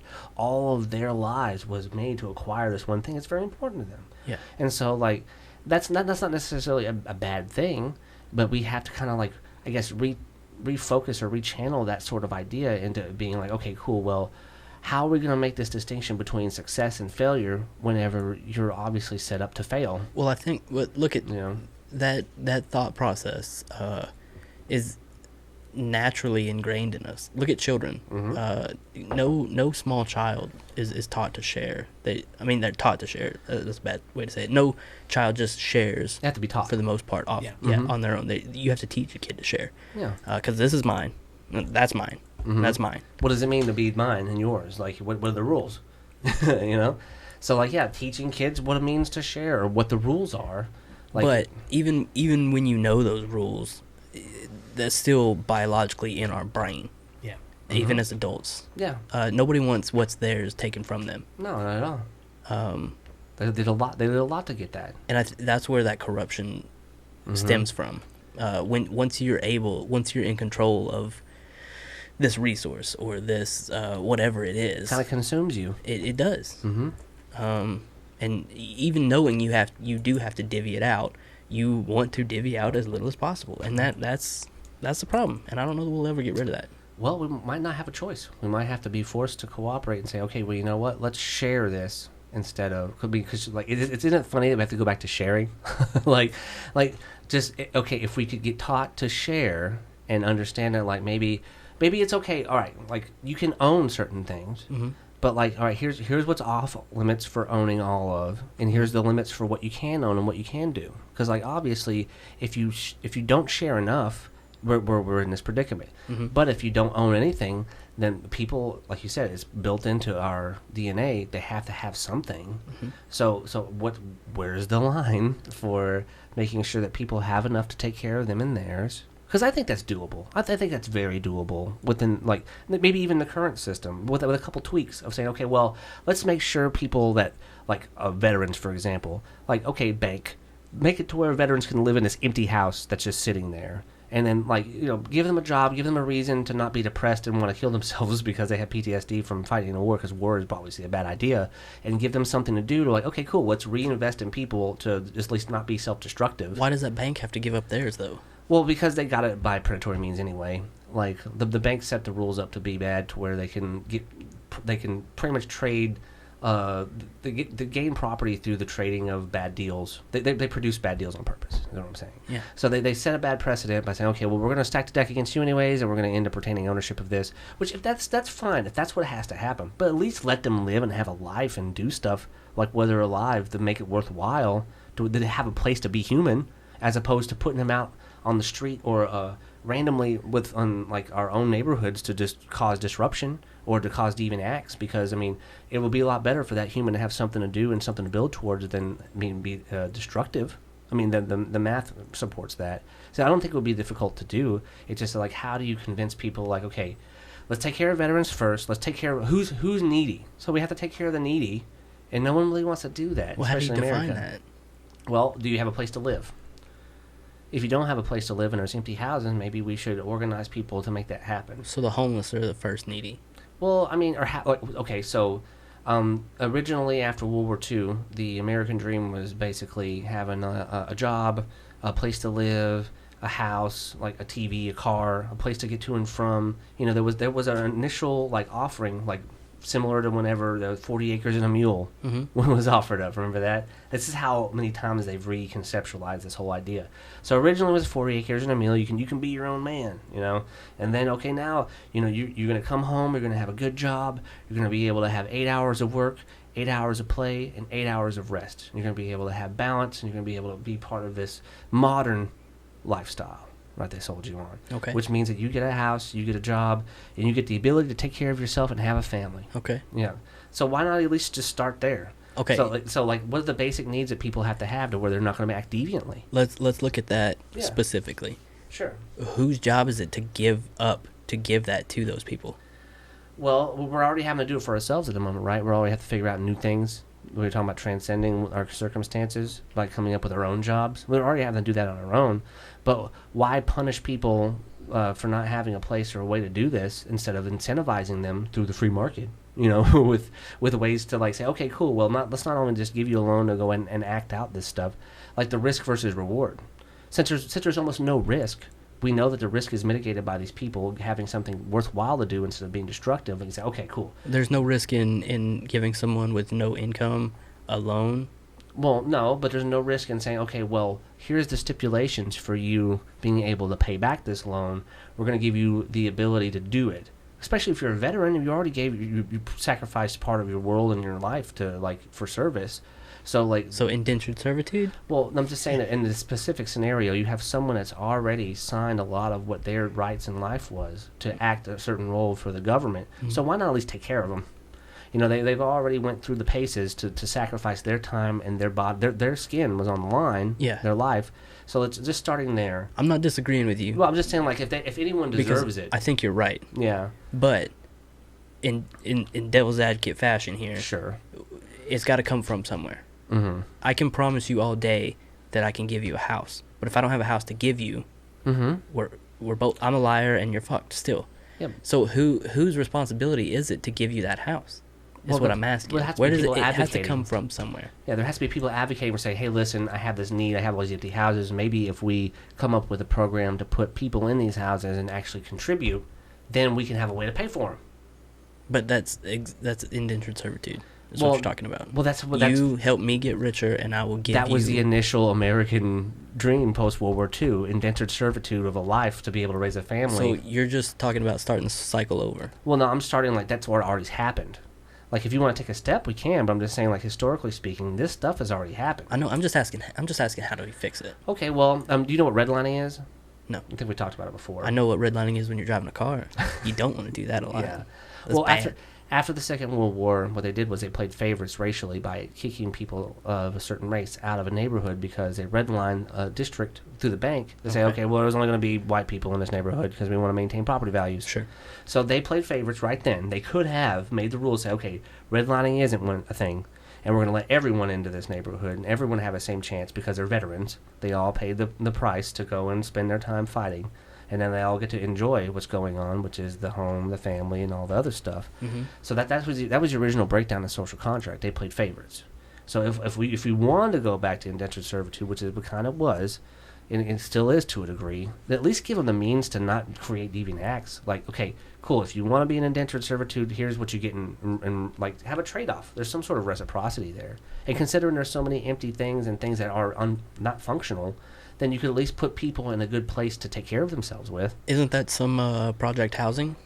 I mean, sometimes, yeah. I mean, there's programs that do this, and there are things. I'm just saying that just like because it's not simply a veterans affair anymore. Sure. Like you have to expand this to mean like, okay, cool. So not only do we have to take care of our veterans, which we don't, we're going to have to take care of everyone and give them an opportunity to at least take care of themselves, no matter how it is. Mm-hmm. Whether it's working from home or adding something to the existence of this particular norm or this society.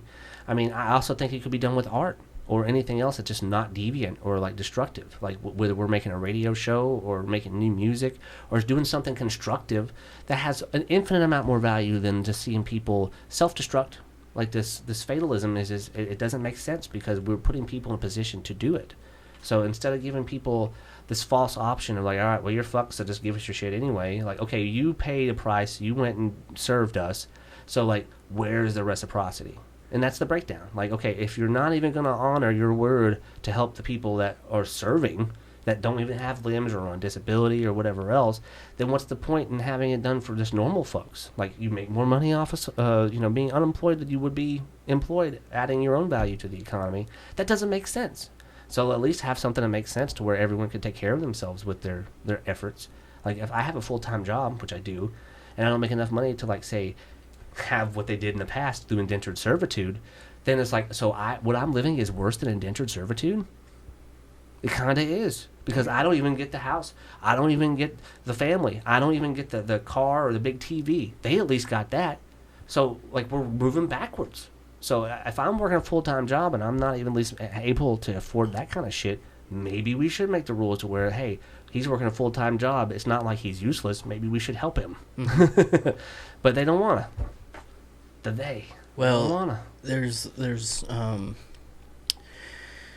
There's the idea, right, that you make more money to afford these things, like you talk about. Yeah. Well, the people who own these things that are selling them to you are just going to have to raise the prices to afford their lifestyle.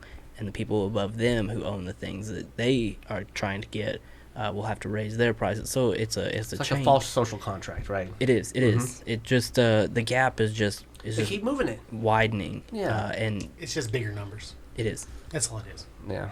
I'm betting we're going to see here really soon the price of the value of the dollar is going to drop drastically. Continue Yeah. to drop. No. It's going to be a big jump. Well, it depends on what they let happen, right? If they can continue to manipulate there's the just system. so much you can do with as many Exactly. people as we have. Mm-hmm. And and we're just going to see it, and there's nothing we can do about it. So by the time you get $15 an hour as the minimum wage, it's going to be worthless. Yeah, essentially. Mhm. Because when I was young, It was like $5. yeah, it right? was $5.25. $5.25, Yeah. yeah. I remember. Yeah. And in a lot of places- I don't remember when we liked it. Yeah. But seriously, like, Yeah. it's just an ever-ending game where the numbers keep getting bigger. Pretty soon, there's going to be a bunch of millionaires. And it's just made more dollar bills is all they did. Yeah. Yeah. And then spread those. Well, there's dollar more. bills. There's more millionaires now than there ever has been. They're in the printing past. more money than That's they just have a ever. great example. Yeah. Well, they can print money now because it means nothing. But essentially, like the world, 10% of the world's wealth is in America, Yeah. and that's held by 1% Yeah. of Americans. So I mean, it's a crazy thing. Like you said, that hill keeps getting taller. It's not really getting taller. It's like filling it with rice. Yeah. So we have the information, like from the internet, the information age that transcended. Like, remember all the stock markets in the 90s and like, oh, all these tech companies, that's great, exciting stuff, time to get on board, and be excited about the fact that we're going to get to ride this train to the fucking sunset, like straight into the fucking bowels of hell. We're going to win this thing. It felt like you were going to win the game, didn't it? I mean, it's like you got Google, you got Microsoft, you got all of them fucking working to make sure that, like, hey, not only are we going to make it better, like we've had the information to know for a fact it's going to be better. And they sold us on the same line they've been selling us. Where they, not me. I was a child then. Well, I was too, Randy, but it was the talk of the town, wasn't it? Sure. Like Microsoft stock splitting. Like, what, you're not on board? You should be buying Microsoft. Well, like, yeah. I was poor, so we didn't hear a lot of that. Well, and even in the newspaper, it was in the news. Like, we couldn't afford the newspaper, Rob. Listen, Jesus Christ, you had man. Windows 98, didn't you? We slept on old versions of those. And newspapers to sleep on. Yeah. That's what puddled my piss. Yeah, but Windows 98, you're aware of Windows operating systems, right? My school had that. Yeah, my school did too. That's how I was barely at least indoctrinated into this whole tech thing. Like, they got me at school, guys, motherfuckers. Yeah. Yeah, they got, we were another brick in the wall. The government learned you. Mm-hmm. Well, we were talking about having to witness 9/11 on TV earlier, remember? It's just like they knew that they had a captive audience, and they were able to basically dictate terms to the audience. All right, once a week we're going to a computer room. You're going to play.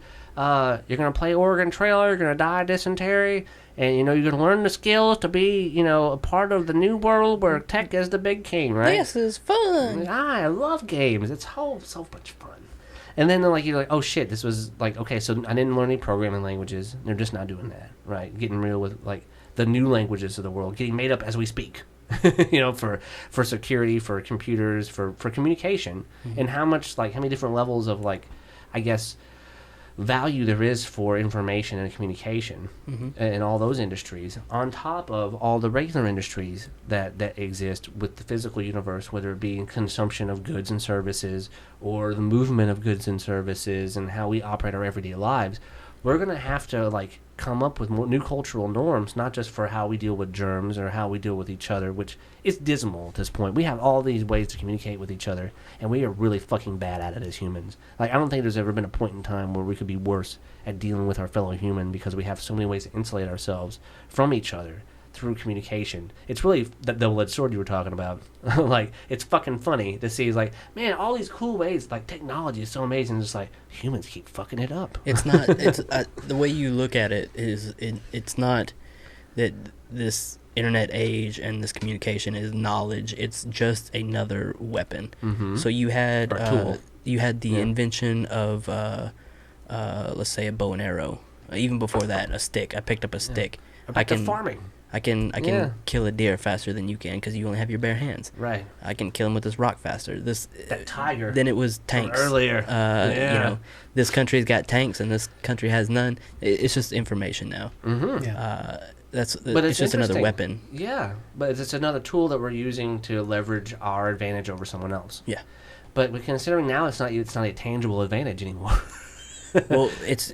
Yeah, but it transcends. It's just spread so far now. The same thing as airplanes. Yeah, they were a war advantage, and now everybody has them for the most part. Yeah, but it's interesting too. You brought up airplanes. Boeing was in trouble. Their business.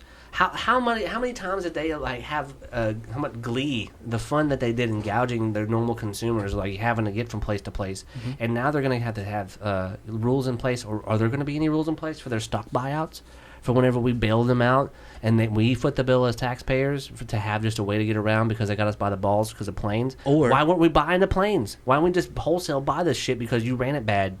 Good job, capitalism. Because who can afford to buy a plane? I mean, there's plenty of celebrities. Yeah, but then what are they going to do with it? I mean, they could jerk off on it for all I fucking care. It's just Yeah, but see, what you're talking about is the total decline of air travel. Well, yeah, but so maybe we should have a better way to travel than just burning all that shit in the air and getting around. I mean, obviously it's fast, right? That we as humans, we value time. We talk about time being something that's difficult to wrap our heads around. I mean, I've relied on it for years. Yeah, but I'm just saying, maybe we should have a more decentralized form of travel than just all our eggs in one basket air.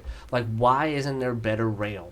like our rail system in America is way out of pace. Because with it's the rest of cheaper to bail these air companies But what about out time though? than it is to build a rail across the oceans. Not to mention what you're talking about. We look at the interstate system in the U.S. Look at how much trash is accumulated from that. How much more Yeah. garbage. How much more. Our infrastructure is like self-destructing. It's just going to happen even more with more of a system than that. So you're just fighting one evil with another evil. It's just cheaper now to bail them out than to build a whole new infrastructure. But how much time are we going to save?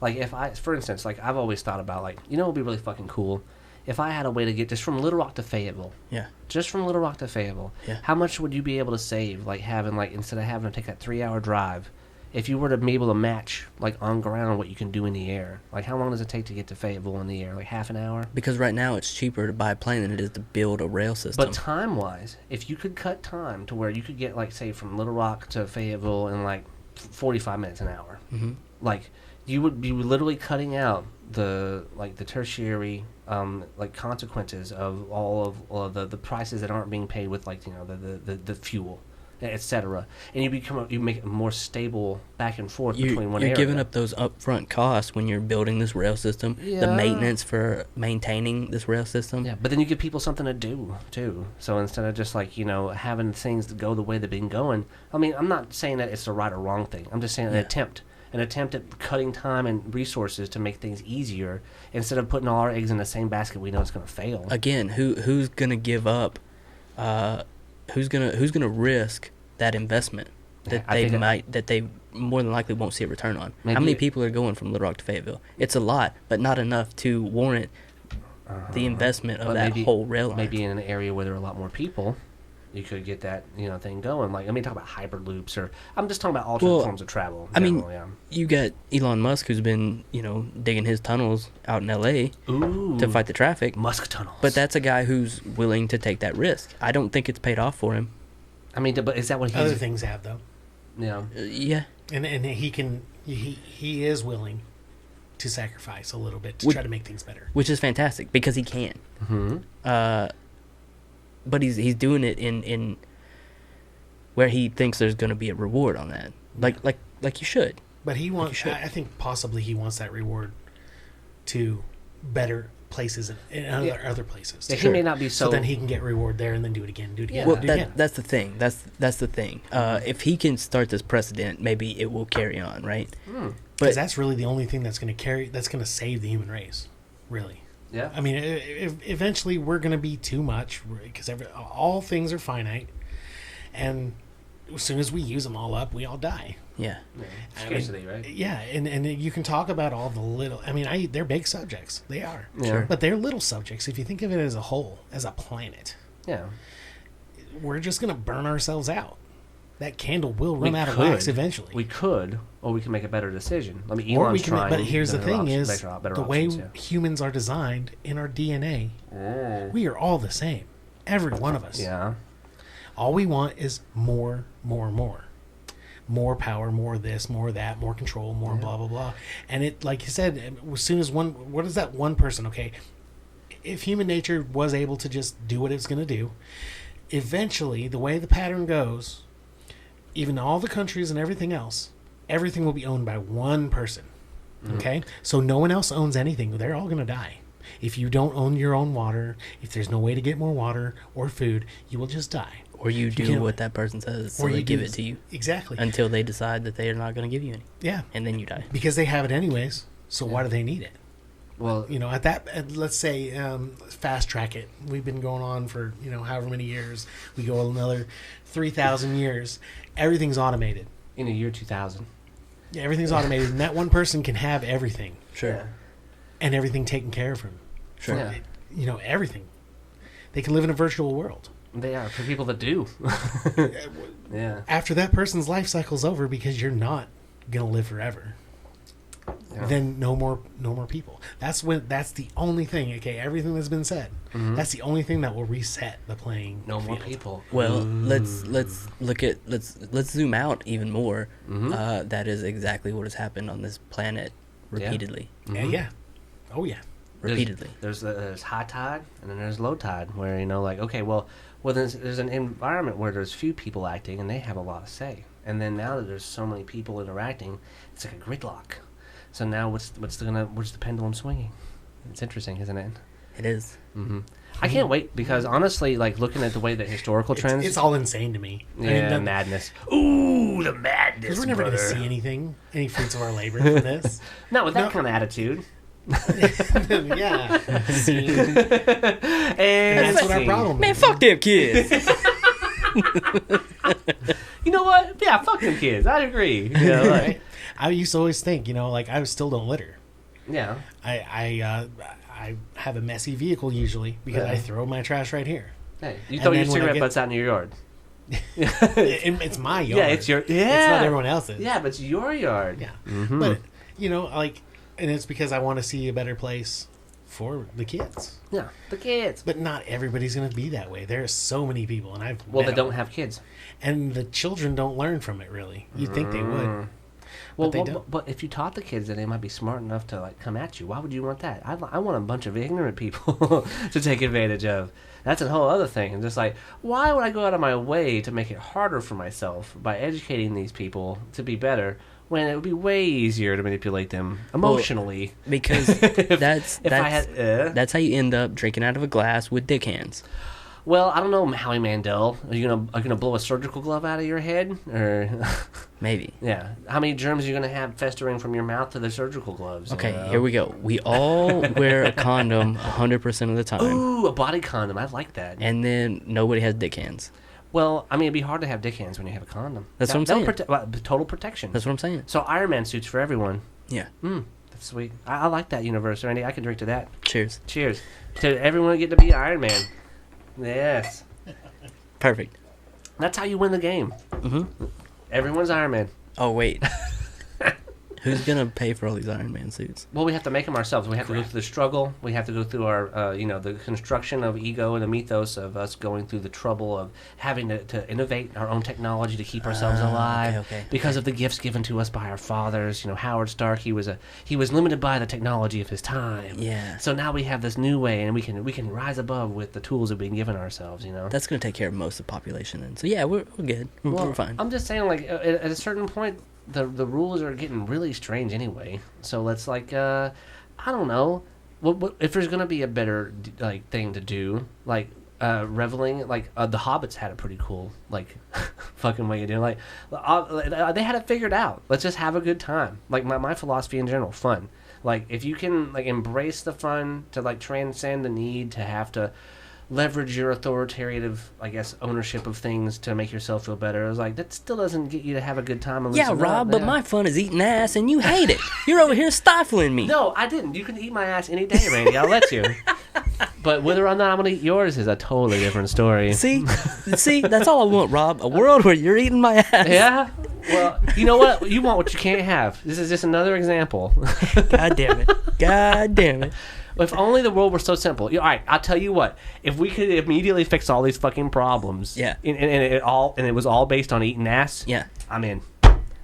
If you can get rid of war and get rid of all these dumb bullshit things that we make up anyway, and it's like, all right, well, you just have to pick someone's ass to eat. Maybe all these woke children of the new age. Maybe that's what they're doing. Yeah, maybe that's why they're all so proud of it. He's like, I figured out whose ass I'm eating, and I'm in. Yeah, maybe. We just need one long human centipede around the world. Human centipede. And that's it. Instead of joining hands, we join ass to mouth. Yeah. And we make the world a better place. Well, you'd be too busy, It's like hands across America. Yeah. It'd be anuses across America. Anuses across America. I like it. Tongues and asses across America. I like it. Yeah. What I really like about that, though, is if you look at old religious texts and the stuff that reflects in the art of religion, you get to see these crazy people trying to lick their own ass. And in the borders of Bibles where they get bored and they're like, it'd be really cool if I could lick my own ass right now, or I'll lick someone else's ass and get something out of it. Yeah. Because you see that in fucking Catholicism and fucking religion. Yeah. So we can give religion some credit here and saying, well, you know what? Who probably came up with this idea of eating ass? I'm gonna tell you right now, religious art is my favorite. Dude, it's so fucking it's debaucherous. It's debaucherous. It is fantastic. Yeah, well, because it's so the antithesis. It's like a little Easter egg Like, oh shit, there's a guy fucking doing some crazy shit in the corner, beating off, like, and that's religious. It's like they were trying to trick him. It's like, no, we're gonna put this in. We're gonna slide this in and just trick him. Like, no, fuck them. Like, we're gonna put this guy going against their own fucking teachings. They were at like the pinnacle of like art, being able to use different concepts and different technique. You got free reign. Everything came together perfectly. Michelangelo knew what he was doing. Yeah, for sure. Yeah, He's sure. like, oh, you're gonna make me sit up here for 6 months on my back, painting your fucking chapel on the ceiling, 50 goddamn however many high feet in the air. Yeah. Oh, there's gonna be tits and ass. Yeah, a lot of nudity. Mm-hmm. Listen, I mean, why wouldn't you? Drawing dicks is great. Obviously, It's great. working out great. It's working out fantastic.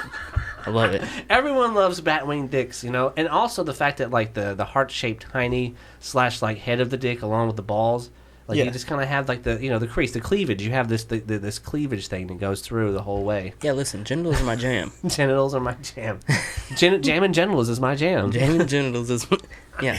I get down on jamming genitals. Jamming. No, I'll drink Jameson while I'm jamming genitals. How about we do that? Yeah, jam your Jameson in your genitals. Or something It's the like genitals jam. Come on down. We're sponsored by Jameson. Jameson, can we get you to sponsor a genitals jam as soon as possible? As soon as this coronavirus is over, I want to shout out to Jameson. It's like the genitals jam 2021.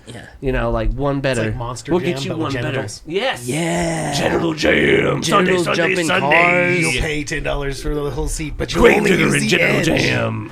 Yeah, genitals jumping buses, genitals breathing fire. Dude, I mean, Genitals I think we're really fighting close. genitals. Yeah, genital gladiators.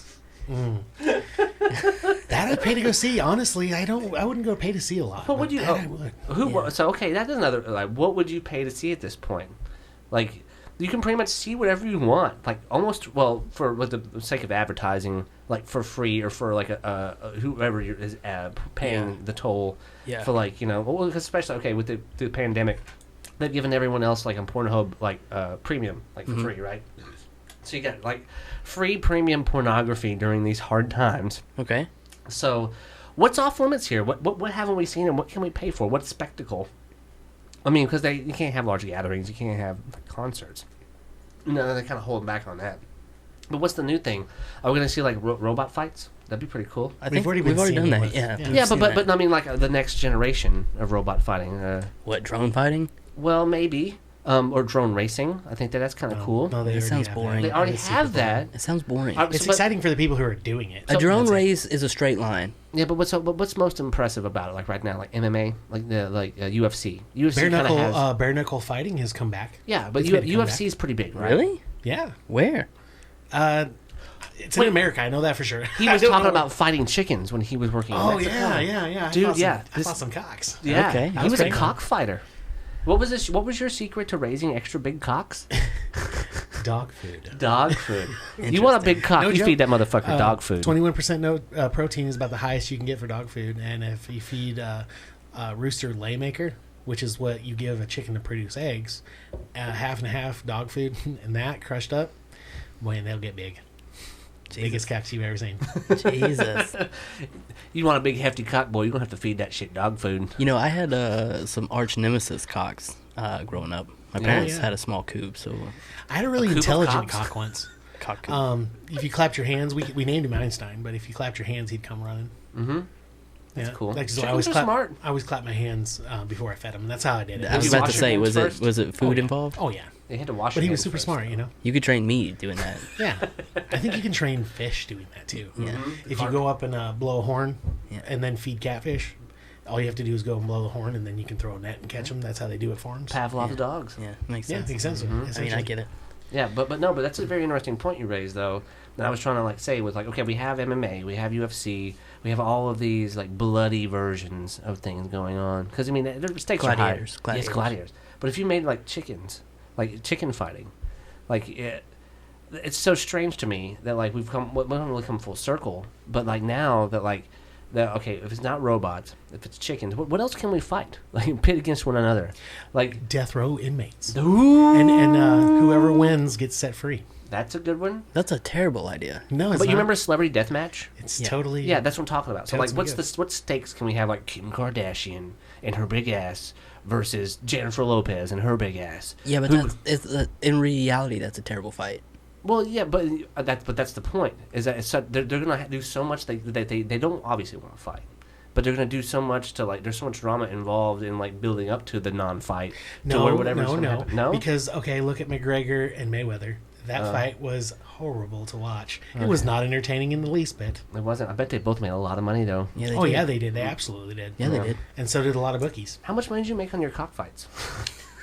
I didn't make much. Yeah, I just raised them. I like the dog food. Well, it was more about making friends. Oh yeah, the than it was- social. Yeah, it environment. really was. I mean, I had to live with these people in a man camp. Well, you mentioned that. Okay, with the people that you said that shunned you because you were befriending these people from a different culture, and you Yeah. embraced this culture, which involved fighting cocks.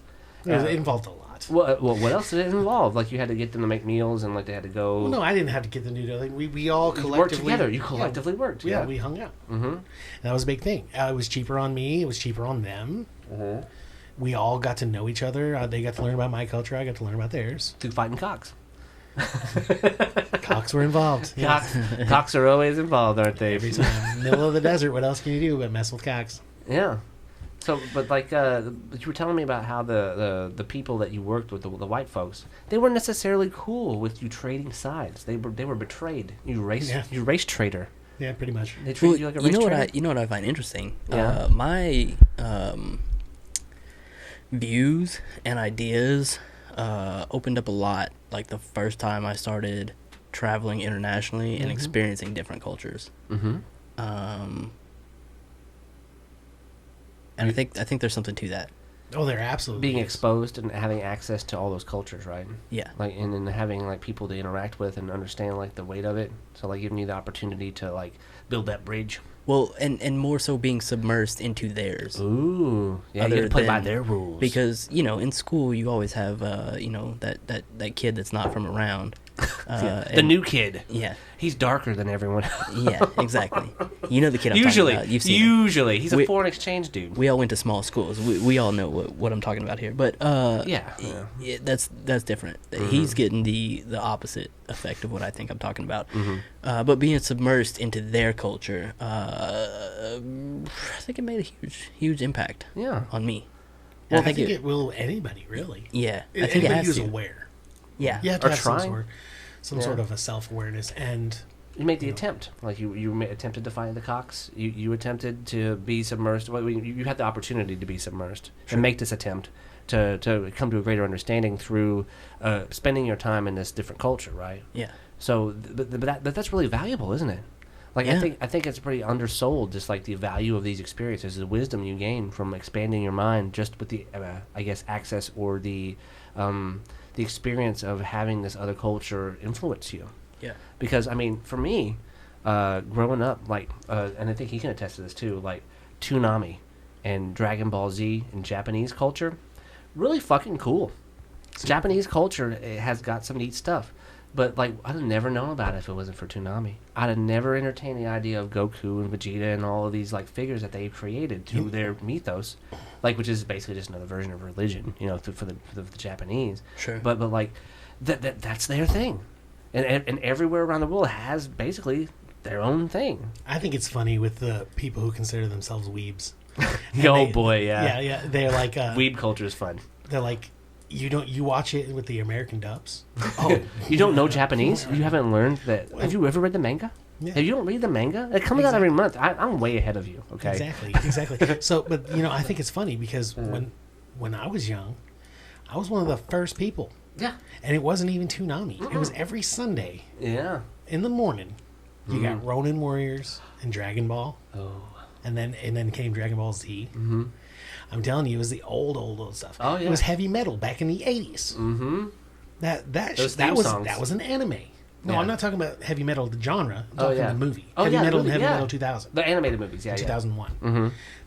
That was the beginning of it. And all these people are saying, well, that they're pure and they're cult to weeb. Yeah. Yeah, I'm glad you love all things, Japan and all that, but why are you going to hold other people under the water for it? Gatekeeping. gatekeeping. Okay, Timmy and I, we're musicians. And he and I played a lot of different kind of styles of music. We admire a lot of different styles, and mostly just for their proficiencies. Sure. Now, whenever we were lucky enough, and this was a very interesting time for black metal or for cult, we mentioned cult. Cavolt. KVLT. Yeah. Silly boys. These are basically the most gatekeepingest people on the planet that are like playing favorites with their own flavors of music that it's so that they don't all open their mind to being able to mix like say for instance country pop. And everybody wants to be elitist and rap. Yeah, they want to be elitist. They want to stand their ground on something that is important because they have an emotional attachment to it. And so like clicky. Very clicky. And so like when he and I got in like to music in general and metal, we literally our relationship's built on it. Like that's one of the best parts about like one of the cultural things we talked about, like with eating ass or anything else. It's like a cultural norm. It's just like these exotic things that we were just knew that we didn't get much of because we were reflected by our cultures with country music and what we were given. Here's what's okay to like. Okay, well, what about what the other options are? Yeah. So we built our relationship on an understanding of just different random let's try this, let's try that, like experimentation. Metal is one of the few genres that gives you the infinite possibilities to experiment. Like you can add this metal tag to whatever you want, progressive, whatever. But like you have some freedom to move around and like take in what you got and then make it into something different. But with what we were like experiencing like not too long ago with our involvement in cult acts or like being a part of like the cult scene or rather like just black metal in general, it's cool and it has its own little flavor. But at the same time, like it's like punk. There's only so much that it has to say. So I dig it for what it does have to say until it doesn't really. The meaning gets really thin because it's a very small pond to swimming in. Mm-hmm. And so like whenever we try to write stuff or like have in the past like write musically or just jam or have fun with music, most of the stuff we have fun with, even though we like classify it as metal, is just being able to experiment freely with different forms and take the best parts of everything and kind of like mash it together, mashing those genitals together, just to come up with a new thing. And it never took with me. I always had such a hard time. I was like, how can you be so cult on one side of the aisle without giving concessions to the fact that like there's only 8 notes? Like, you're really messing around with only 8 notes. How are you wanting to feel? It's just like, don't give me one feeling. Like, give me the opportunity to have as many as possible. And so, like, with this very specific form of like cultness that we were talking about, it crumbled immediately because it doesn't make any sense to be able to sell this one way of feeling as being superior. Like you're gatekeeping feelings basically to any other kind. You should be able to branch out and say, okay, well, I can understand why Prince stands heads and shoulders above certain people because of the material he's released.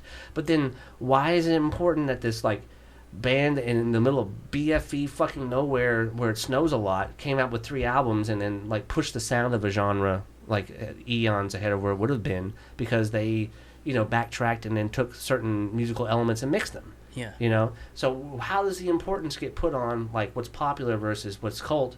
Like who's to say who's making these rules that make that music more important than something else? And so like you have your own little like microcosm into like a cultural like fucking almost like a time capsule where like okay, this was important for this time because like this is what it had to say. But almost everything has something cool to say. So like from where we're at, we argue a lot and like discuss. It's part of the synthesis of coming up with new ideas or come up with music or whatever. Just like what's metal and what's not. But this is a caveman argument basically. Like Lothar, like this metal was first, and like whatever else. It's just like, but they're all good. You can discern the good stuff from the bad stuff most of the time. Sure. And so like it was always interesting to me to have certain people saying like, okay, everything's bad except for this. That's a little too far out there. So like, can we come a little bit like in the middle? Like, okay, those are good because of these reasons, and then you can come up with like, okay, but there's other things that are good for different reasons. And some people just don't get that. So I think what you're alluding to is a lot along the same lines of everything else we've talked about here. It's this tribalism. Yeah. Nobody wants to be on the wrong side. Their Wait, side is right. They're right fighters. Why do we gotta be There's right? people who like to ostracize themselves too. Yeah. Sure. Really, I mean, they're far and few between, but they do, and those are the Sure. people who are elitist. Sure. I've got to be the only one who knows about this. Well, it's an inferiority complex almost. Like, why do you have the need to put that out there? Like, do you feel inferior? Do you, like, or your lack of understanding is showing, basically. Sure. Like, okay, well, if you were superior, then why do you vehemently, back up this point to where there's only one right way? Like, that doesn't seem like that's something that's going to hold up over time. The truth is a little bit, more complex. I mean, let the captain go down with the ship, man. Dude, Ahab had a white whale, and by God, he went after it, didn't he? Let him go down. Yeah. part Well, of no, it. but they do, obviously. But, like, just for a flash, they have something to say. And it's just like, my feelings. It's interesting. Because that's at the crux of making art in general. It's just like, okay, cool, I found a space to work in. Here's my space. I made something, and now is it validated? Well, it's a lot more difficult to make art in a group. Oh, boy. I mean, Oh, boy. that's a whole animal. Oh, boy. Yeah, group projects are bullshit, aren't they? They are, man. It's herding cats. That's all it is. Well, whole the bag best of part them. about herding cats is that all cats want to eat. They all like to steal your heat. Yeah. Like they'll definitely take that from you. Yeah. So you can get them to do like it's pretty. You can predict what they're gonna do. Yeah. There's only 8 notes.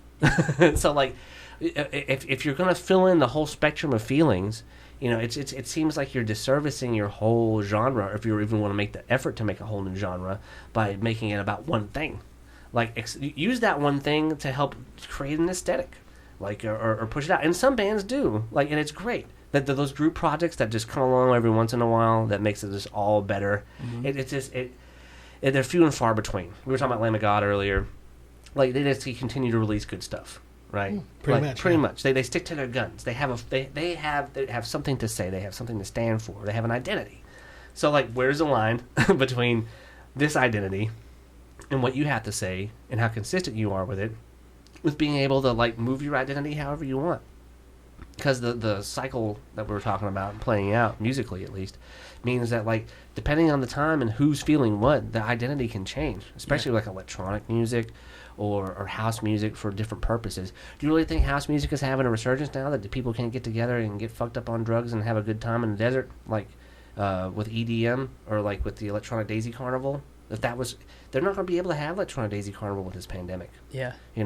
So what is that going to force people to like start thinking about? Like, well, okay, well, people aren't going to be able to enjoy music at this level, so it's going to change people's taste because they're going to have to adapt to new taste because they're going to be isolated.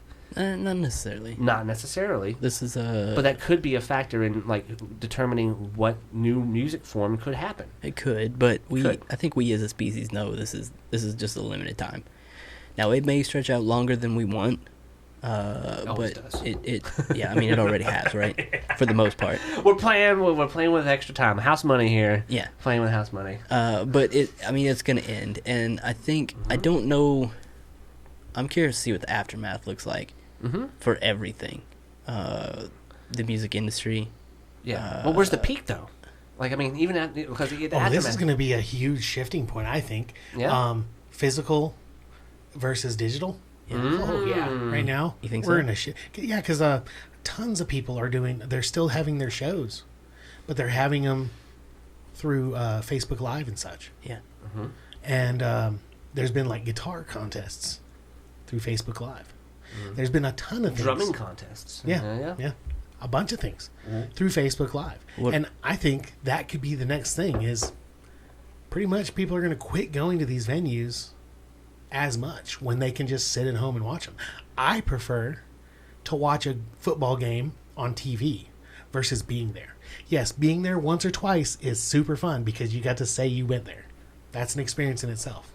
But in general, we like to watch those because we can see the imaginary yellow line in front of us. We can hear everything. We can see a bunch of multiple angles. We can Yeah. see zoomed in things. We can hear what people's thoughts are on the matter that are experts in the field. In real time. In too, real yeah. time, too, Mhm. yeah. And it's live. So we like that better. I think part of me does. I like watching a DVD about bands and their day-to-day life and how it works for them. Yeah. Yes, I do. I'm one of the ones that enjoys going to shows. Yeah, there's nothing more visceral. We can still do that. As much now after? I don't think so. I think people are going to start doing everything pay-per-view. I disagree. I disagree. You do? Yeah. I think that these people playing these shows, I haven't seen a lot of them. I've seen a lot of them. I've heard a lot of them happening. People announcing that they're going to do it. I haven't actually watched very many of them. But the ones that I have, it's to me feels. Doesn't have the same feeling, does it? That soul's not there.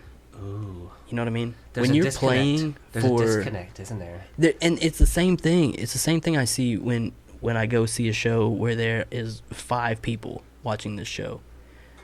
You'll see. I mean, a band will give it, everything they can. No band is just gonna half-ass it. That's not what you play music for.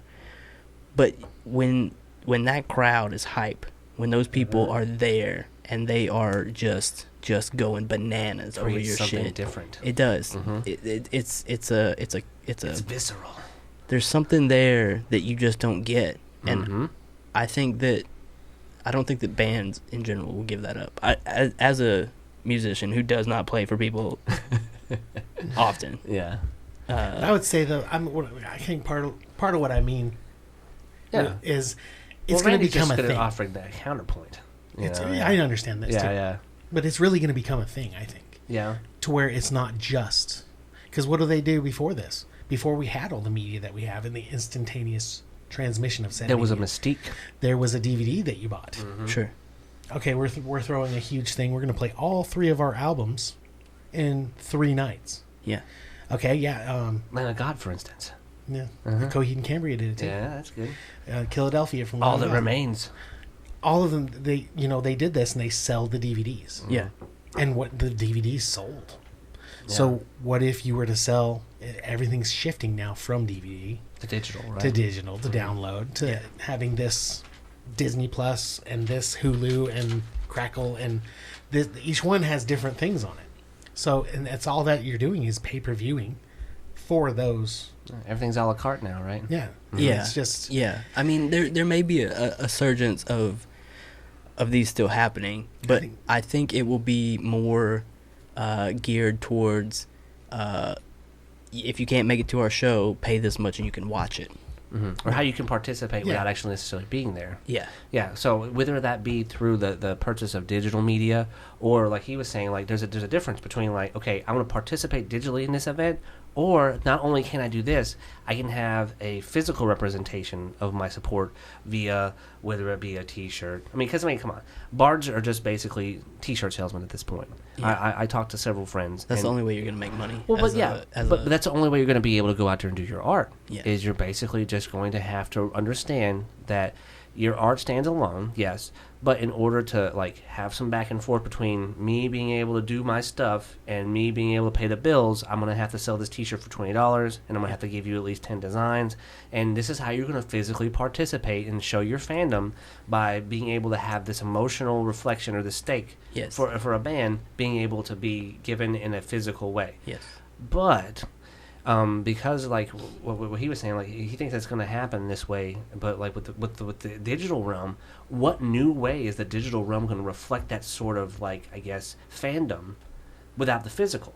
So how is it going to transcend to be like, will it be more like crowdsourced? Will it be like a Bernie Sanders kind of thing where, contribute your $2 and I can make it to the next city to play this show? It's going to be the biggest thing. It's like how much hype, how much promotion is going to be from like the like almost like a wrestling standpoint where you have all this hype built up for like a live show and then having it transcend and reflected through a digital medium and then using that content to then monetize your product. It's difficult without the soul. You have to have the soul involved, like you said. Like if you don't have that, then there's no way for like you to truly know the context of that value. So the value being derived from the context of that live show, because live shows in general, like that's how we got hooked from a lot of the bands we like. Just like dude, not only did they do that like in real time live, but they got that kind of crowd response. Yeah. That soul that is involved with how things are able to interact with me, and how like in the moment Yeah. I was able to have something that's transient. And so there has to be an interplay between that moment and building back from the digital way to the analog way of like, okay, so this moment exists. How are we going to monetize it digitally? How are we going to monetize it physically? And how are we going to make this moment have the most bang for the buck? I mean, the ticket sales is your physical interaction. But not at the moment, because of us not being able to have concerts. Yeah, but this is going to end at some point. Yes, The only reason that it is what it is now is the lack of option. Right, but this is going to help us come up with the next move, because we're getting this part of what we got going on taken away from us. So since we have this physical interaction taken away from us for the soul, we're going to have to be able to transcend and push this soul, either vocally or digitally, to a medium to where people can see this and think it's real on a different medium. I don't know, man. This is what here's how I would compare what we're doing now. Yeah. So before, we're happy, healthy individuals, right? There's not that much money in music. I but didn't wash my hands can after I enjoy touched it. my dick. That's how healthy we were. Let me make this point. So this sickness has caused, let's call us all one entity. This sickness has gotten us sick. We've got this leukemia, let's say, and now our hair is falling out. Okay, this is just us shaving our head, just to save face. This is a Band-Aid, is what we're doing now. So what's the wig?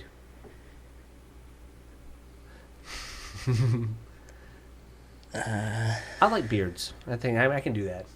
Yeah. But to the same degree, like we don't have hair anymore. We're jumping ship. We're taking what was being handed to us, and we're trying to adapt. Yeah, we're just looking at our lack of options and doing what we can to make it through. I think that's what this is. There's been so many people try with the digital form. I mean, it's been out for a while. Yeah. It's difficult. And digital music doesn't make any money. We all know that. Even your world famous musicians don't make money digitally. They make more money selling records at the back of their car. Exactly. Yeah. Exactly. So there's always going to be some tie to the physical universe. So like, what new thing, or rather, what old thing that because obviously nothing's new under the sun. Yeah. But because like, from where we were, like say, okay, do you remember the '90s? Do you remember when CDs happened? You remember how fucking expensive CDs were? Yeah. They went out of their way to price us out of like CDs, and you could buy tapes, you could buy whatever else, but they killed the album medium, the vinyl, with the CD by charging so much for it, and like it was a new thing, right? I mean, you don't have to worry about it skipping. You can play it anywhere. Well, you can carry it with you. Right, and then digital came out, right? Fuck your CD. I got more music on this little piece of plastic than I could ever have on one album. Sure. So that it switched things and went from one extreme to the other, and now we're living in a world almost like singles, like where you need a single to be able to like it's the flagship message of like your concept, right? So now it's so like distilled into like maybe like a 3.5 minute like single, to where if that single doesn't resonate with people, if you get your chance to be able to make that kind of impact, and you don't necessarily have any way to back it up, you're not going anywhere. I mean, it's just another single. It could be good. It could be bad. I think a lot of that comes from the record companies in the 90s, in the 2000s, because that's why I mentioned that. There was a lot of formulation of what makes a hit, what's catchy, what catches people's ear. So they would specifically make albums with one or two of those, and then fill the rest with just garbage, whatever, so that they could sell it, because they could make money that way. And it just never kind of died off, because it's that catchiness that does it. So people make albums now, but I try to find, when I get an album, I try to listen to it as a whole, rather than the single culture. I am too, because I feel like if it's presented in that way, you're kind of getting the more honest version of it. Well, I don't buy a book and read a chapter and close it. No. If I buy a book, I'm going to read the book. Same thing with an album. Yeah. I want to hear your story. I bought it too. Here, that's the story. Give it to me. Right. Be honest. Like, let me know. Yeah. Like, give me what you got. Yeah. You got my time. I'm going to sacrifice this 45 minutes to give you the full. Like, I want to see the full picture. Yeah. But we have it. But people aren't necessarily interested in that, are they? Nah. Life's too fast, man. Eating ass, living fast. I need 3.5 minutes because this orgasm's got to happen. Goddamn. Boom. Yeah. I got 3.5 minutes to get my booty ate, and I gotta go. On to the next one. I mean, only so much ass to eat in one round here. Yeah. But so, with that in mind, and it kind of reflects what we were talking about earlier with people needing that soul, that emotional connection, Mm-hmm. as opposed to like what you're given now is just like a more vanilla connection, like where you're not necessarily given the same sort of interpretation of these feelings. You get it on an album. You get the full picture, but people aren't patient enough to listen to enough to like get a full picture. Most people, Yeah. especially people who are wanting to make money as a record executive or whatever the state of the record thing is. I mean, we're in Arkansas. We don't have any clue. We're 30 years behind. We're just making it for ourselves. It's a do-it-yourself universe here. Sure.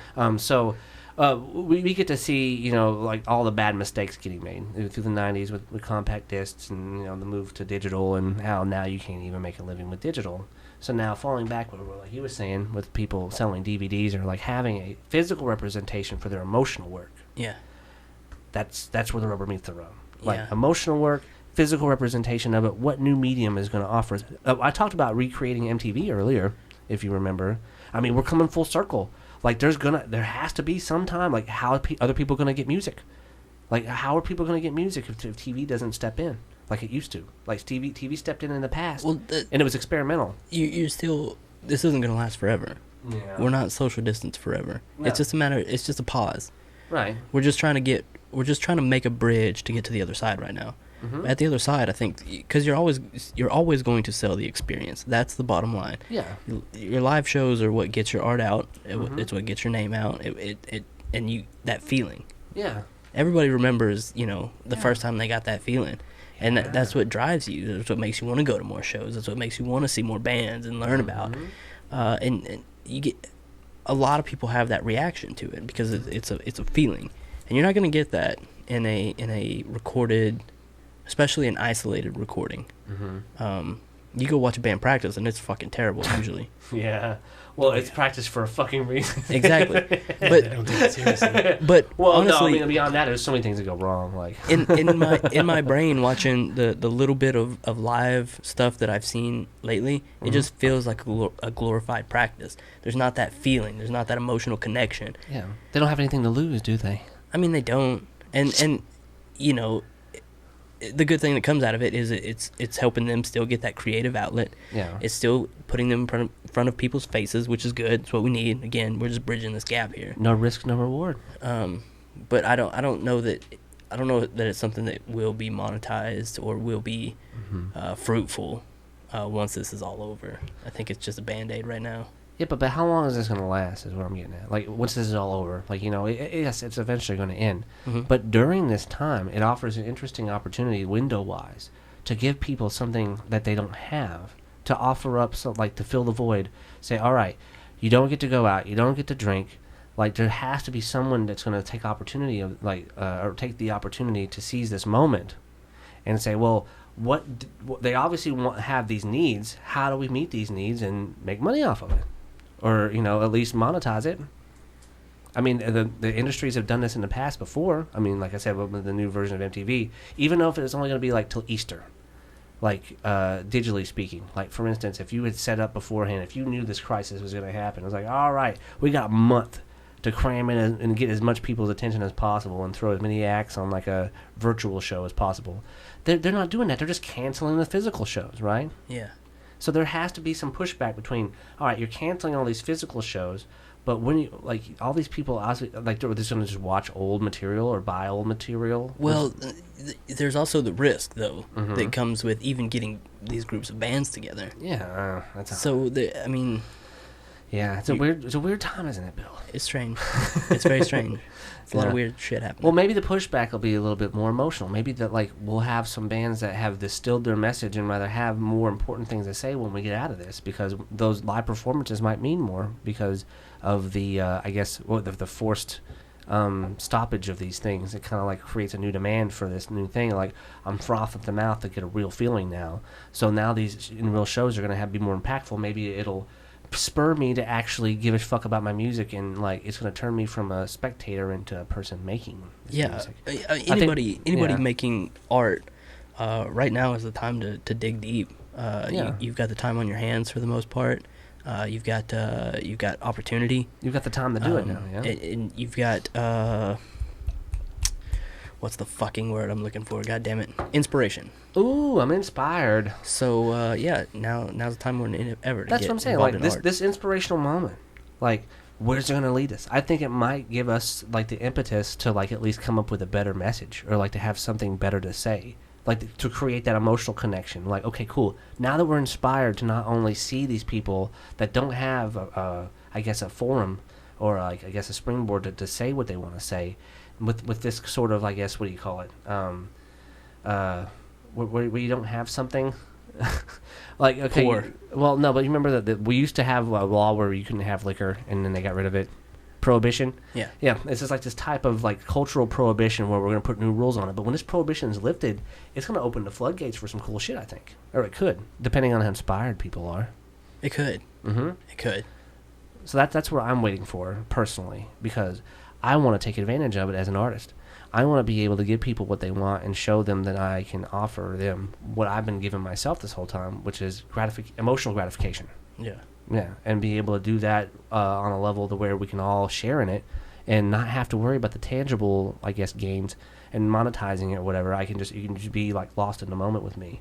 And that's kind of what I do anyways. That's why I'm a sucker for a live show. It's just like, well, there's no way. I'm not, you're basically just ratifying your own emotions, with being a part of it, because you're like losing sense of time and you're kind of getting lost in the moment. Well, I think that's what a lot of people do, though. Yeah, but still to this day. But then they're gonna go and like, well, I feel really good.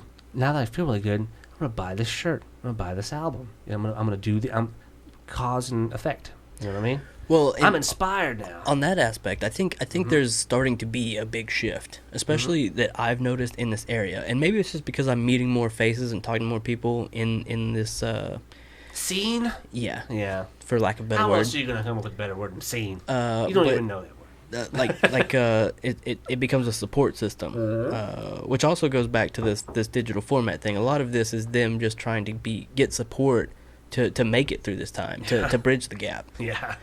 Which, and people doing that is great. And also with the restaurants, these little mom and pop restaurants, people still that can ordering from them. Vino's, for example, they're doing great. Yeah. Like, I mean, there's like, here's the special for the night, and they're like, all right, cool. Well, we have this community already built in, so we sell out. Yeah. It's great. I mean, it's a great deal. Everybody's winning, and it's supporting them to get them over this bridge, over this incident. The string cheese incident. Yeah. Yeah. This string bat incident. But with this in mind, like, string cheese bat. Isn't it interesting that we have this incident to not only help define us, but then that we can help use to push something that may be worth something, like to be inspired. Like, I think this is a very inspirational moment. You have more people now than ever unemployed.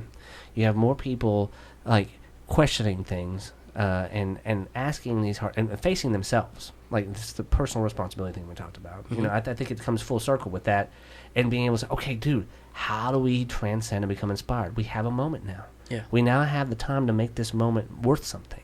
So depending on how it gets washed out, whether it be creatively with music, art, or whatever else, maybe policy-wise, with coming up with better rules of operating. Like, I'm not going to walk around with dirty dick hands no more, because that's how coronavirus gets spread. Good, Rob. Good. I've ascended. God damn it. Yeah. Keep those dirty dick hands to yourself. All right, well, that's operating on the impression that my hand and dirty dick was dirty to begin with. Like, listen, no, you're the one that told us.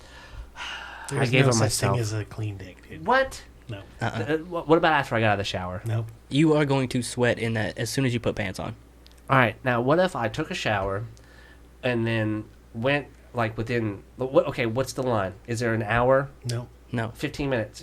10. Yeah. 5. Nope.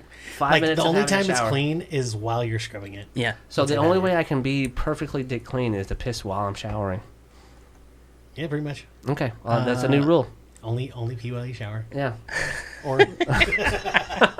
No more public. If you don't pee in public, then you're fine. Well, but I mean, I celebratory like pee in public, whether it's inside or out. Like, All I'm saying is just wash your hands when you're done. okay, what if I'm outside and I'm not peeing in public, I'm peeing in private. Like I have to just do my business outside. Like you Yeah. know, get someone's tire, and then I put my dick away and I Yeah. drive off. Like no one sees it. Is it out of sight? Is it like the rules for No, the chicken now and the your beef? truck is covered in dirty dick hands. I'm pretty sure it was already covered in dirty dick hands. Well, there you go.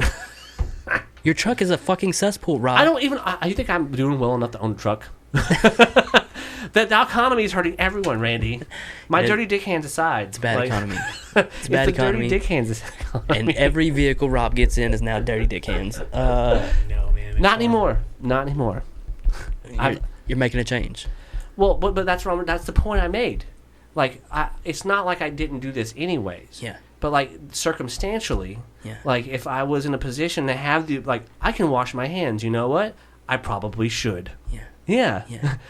I'm out in the woods and I didn't have toilet paper. I had to burn through this like boxer brief thing that I got going on. Like, all right, I'll sacrifice these boxer briefs to be able to wipe my ass Yeah. and like deal my business in the woods Yeah. or wherever, because we were in a rural area. Sure. So like, am I gonna like wash my hands immediately? If I have the means, yes, but I will eventually get to a point like you've worked in the oil field. Like you have to you're not necessarily you're mindful of it. Yeah. But at the same time, it's just like there's not like the opportunity for me to wash my hands isn't going to come until like maybe I eat. As long So- as there's no visible fecal matter, you're fine. Yes, that's a line. So okay, there's no visible fecal matter. There's been enough time for me to have my dirty dick hands doing its thing and me taking care of myself and being hygienic Yeah. to where I'll at least wash my hands before I eat. But you did litter What? With your the underwear in the But woods. that's a different kind of litter. Mm, It's cloth. how long does it take for cloth to break down? You A litter lot. bug. Oh boy. Just destroying the world, Rob. What if with I your dick buried it? hands What and if I your buried shitty it? underwear. Right, but if I buried the underwear I was using, like if you didn't see it, If you bury this can, does that make it okay to litter? well, that's what I'm saying. Like if you bury that can, it's gonna take a long time. My underwear is gonna decompose way quicker than that can. Well, it's still littering. If I get caught with my dirty dick hands. You got me. You got me with my dirty dick hands. You caught me dirty dick handed. Oh my God, we gotta wrap it on that. That's This a is good too one. much. This is too Dirty much. dick hands are too much for anyone, it seems. Oh my God. Hey, at least we got some new rules for lines and stuff. We did. We found some lines. I think these make sense, though. I think if we start, at least in that way, with a genuine purpose, to like make sure that, hey, maybe you shouldn't be licking all the things in your local Walmart so that you can Yeah. cough on everyone and get everyone infected with, the other counterpoint of like, okay, dirty dick hands, you can't even fucking... Yeah, yeah. Yeah, you can't even keep it together long enough to have that kind of self-respect. So here Yeah. we are. And don't eat bats. No, Howie Mandel had it right. I think that's a new rule we should all instate worldwide. Start businesses. If your selling if your lines, name's not Ozzy don't Osbourne, eat you bats. shouldn't be eat bats. No. wash your dirty dick hands. Yeah, That's the three things. that's I mean, that's the three takeaways, and that's how you win an argument. The Holy Trinity. we should all take those to heart and really focus and meditate on those Praise be. for the next I'm just really tickled that Easter is getting canceled this year. I can't wait for Jesus to be dead for 2 years in a row. Can you imagine next Easter? Like how big next Easter will be? Like if Jesus remains dead this year? Well, here's what if he'll probably still come back. Jesus always comes. There's okay? just no one's gonna see it. It's so it's the religious dirty dick hands equivalent. it's Van Halen showing up to the concert, but there not being a crowd, Yeah. and then he's gonna be like, "What the fuck?" And then he's gonna Van Halen? cancel all the rest of the Easters. Apocalypse. He's gonna Yeah. bring the apocalypse after that. Oh man. So Van Halen would be the bringer of the apocalypse. I can see it. that dude, he's just a meditative, like, sweet man now. Well, I guess he went through tongue cancer. He survived cancer. He's just like, you know what? I'm just gonna be grateful now. I'm gonna maybe quash all these like fucking beefs I've had from the past. Yeah, Alex, I know you're a good drummer. Let's play some more music. They still haven't written any music, and they gotten their fucking kid to play bass. It's like, okay, why don't you have Michael Anthony playing bass and drinking whiskey? What is he, old or something? Jesus David Christ. Lee Roth, what is your whole act just a Vegas thing now? Why don't you do your fucking Muay Thai on the goddamn beach or something? I Like- think he's too busy living in Japan. I don't know what I wish, like, if you could trade lives with David Lee Roth right now, would Yeah. you? I'd say probably to like have his life. I would trade. I would say like David Lee Roth has had a pretty close one. Like as far as like if you could have the like life of a rock and roller, a rock and roll lifestyle. Lemmy is pretty tops. Like personally, he's already dead. If you trade with him, you're trading down. Prince, he had a pretty good one. He's also dead already. I'm not trading with him. But he's immortal through his music, Randy. You understand where I'm getting at? So, now Best of Both Worlds. You're not Sammy Hagar singing Best of Both Worlds for Van Halen, but you're fucking David Lee Roth, and you have your own Vegas show, and you're literally using two like Van Halen's music that you're just fronting because you had a PA and you charged them $50 to use it. But now you get them to be, saying, okay, you can be in our band and you can use your PA and you can front our band. You're literally just riding someone else's coattails at the top and doing as much coke and doing all the cool things that you want to do because you're David Lee Roth. Can you see me? Somebody pretty fool with a style and ease. Like, that's pretty cool. You'd be just a gigolo. He got Steve Vai to write a whole album for him just to compete with Van Halen. That's some fucking dark shit. Like, Yankee Rose? Come on. Like, oh, I see you 812? How many little jokes are Van Halen going to have with themselves at our bands? And this goes deep with me and Timmy. Like, we have the Van Halen conversation at least once, in every conversation involving music. And I have this conversation with Deep Purple, like Ian Gillan and Dio, or Dio versus Ozzy and Black Sabbath. Like, it all adds to the lore and greatness of rock and roll. And the fact that these giants aren't here anymore just gives me pause, and I have to pour one out for them. For the homies. Prince and the homies. Clink. Steph. Yeah, stuff and things. Steph and things. All right, any last words? What are you in this with? Fun. I want people to understand that, like, it could be the best idea you ever had. Choose fun. Yeah. Yeah. I'm into that. I am too. Timmy? Take a jump. Huh? Take a jump, take a risk. Yeah. Yeah. For sure. Have, to do fun. Yeah, you could. Steph and things. Yeah, go outside, do a cartwheel. Yeah. Well, enjoy life. Like, have fun with it. If you're not, like, figure out a way. Like, they're trying to come up with new ways for us not to, but I keep coming up with new ways, too. Yeah. It's all in my imagination. It's balance. It's balance. Hopefully. There's always new ways to come up with that. Yeah. Just ask Prince. Pray to Prince every day. Every day. This Prince. That's my favorite Prince. That's a good one. It's like, very good. Well, it because, okay, you cannot get Prince raw. Yeah. Like, you don't necessarily get him with any pretenses. He's not putting on. He's pretty much, like, blank stare fucking you, like, from the start. Yeah. He's not afraid. You don't see any fear in Prince's eyes. Yeah. He'll eat your ass, no problem. Like, Sure. He's done it before. Look at him. He knows what he's doing. And that mustache was made for eating ass. Yeah. Like, if you're not tickling the bunghole with that, like, you're just putting your gifts to shame. You're wasting. Sure. Yeah. What you could be accomplishing, as Prince could and did. Sure. Can you imagine how much ass Prince ate? I couldn't even say it all at once. Like, do you think he ever ate ass? I don't think he would. Do you think Prince would have to eat ass? I think he did, willingly. Whoa, but I mean, to who? Who would be worthy of Prince's ass-eating ability? Jesus Christ, did you see his fucking superstars that he fucking... I mean, he made a bunch, but whose ass got eaten? Whose didn't? Whose didn't?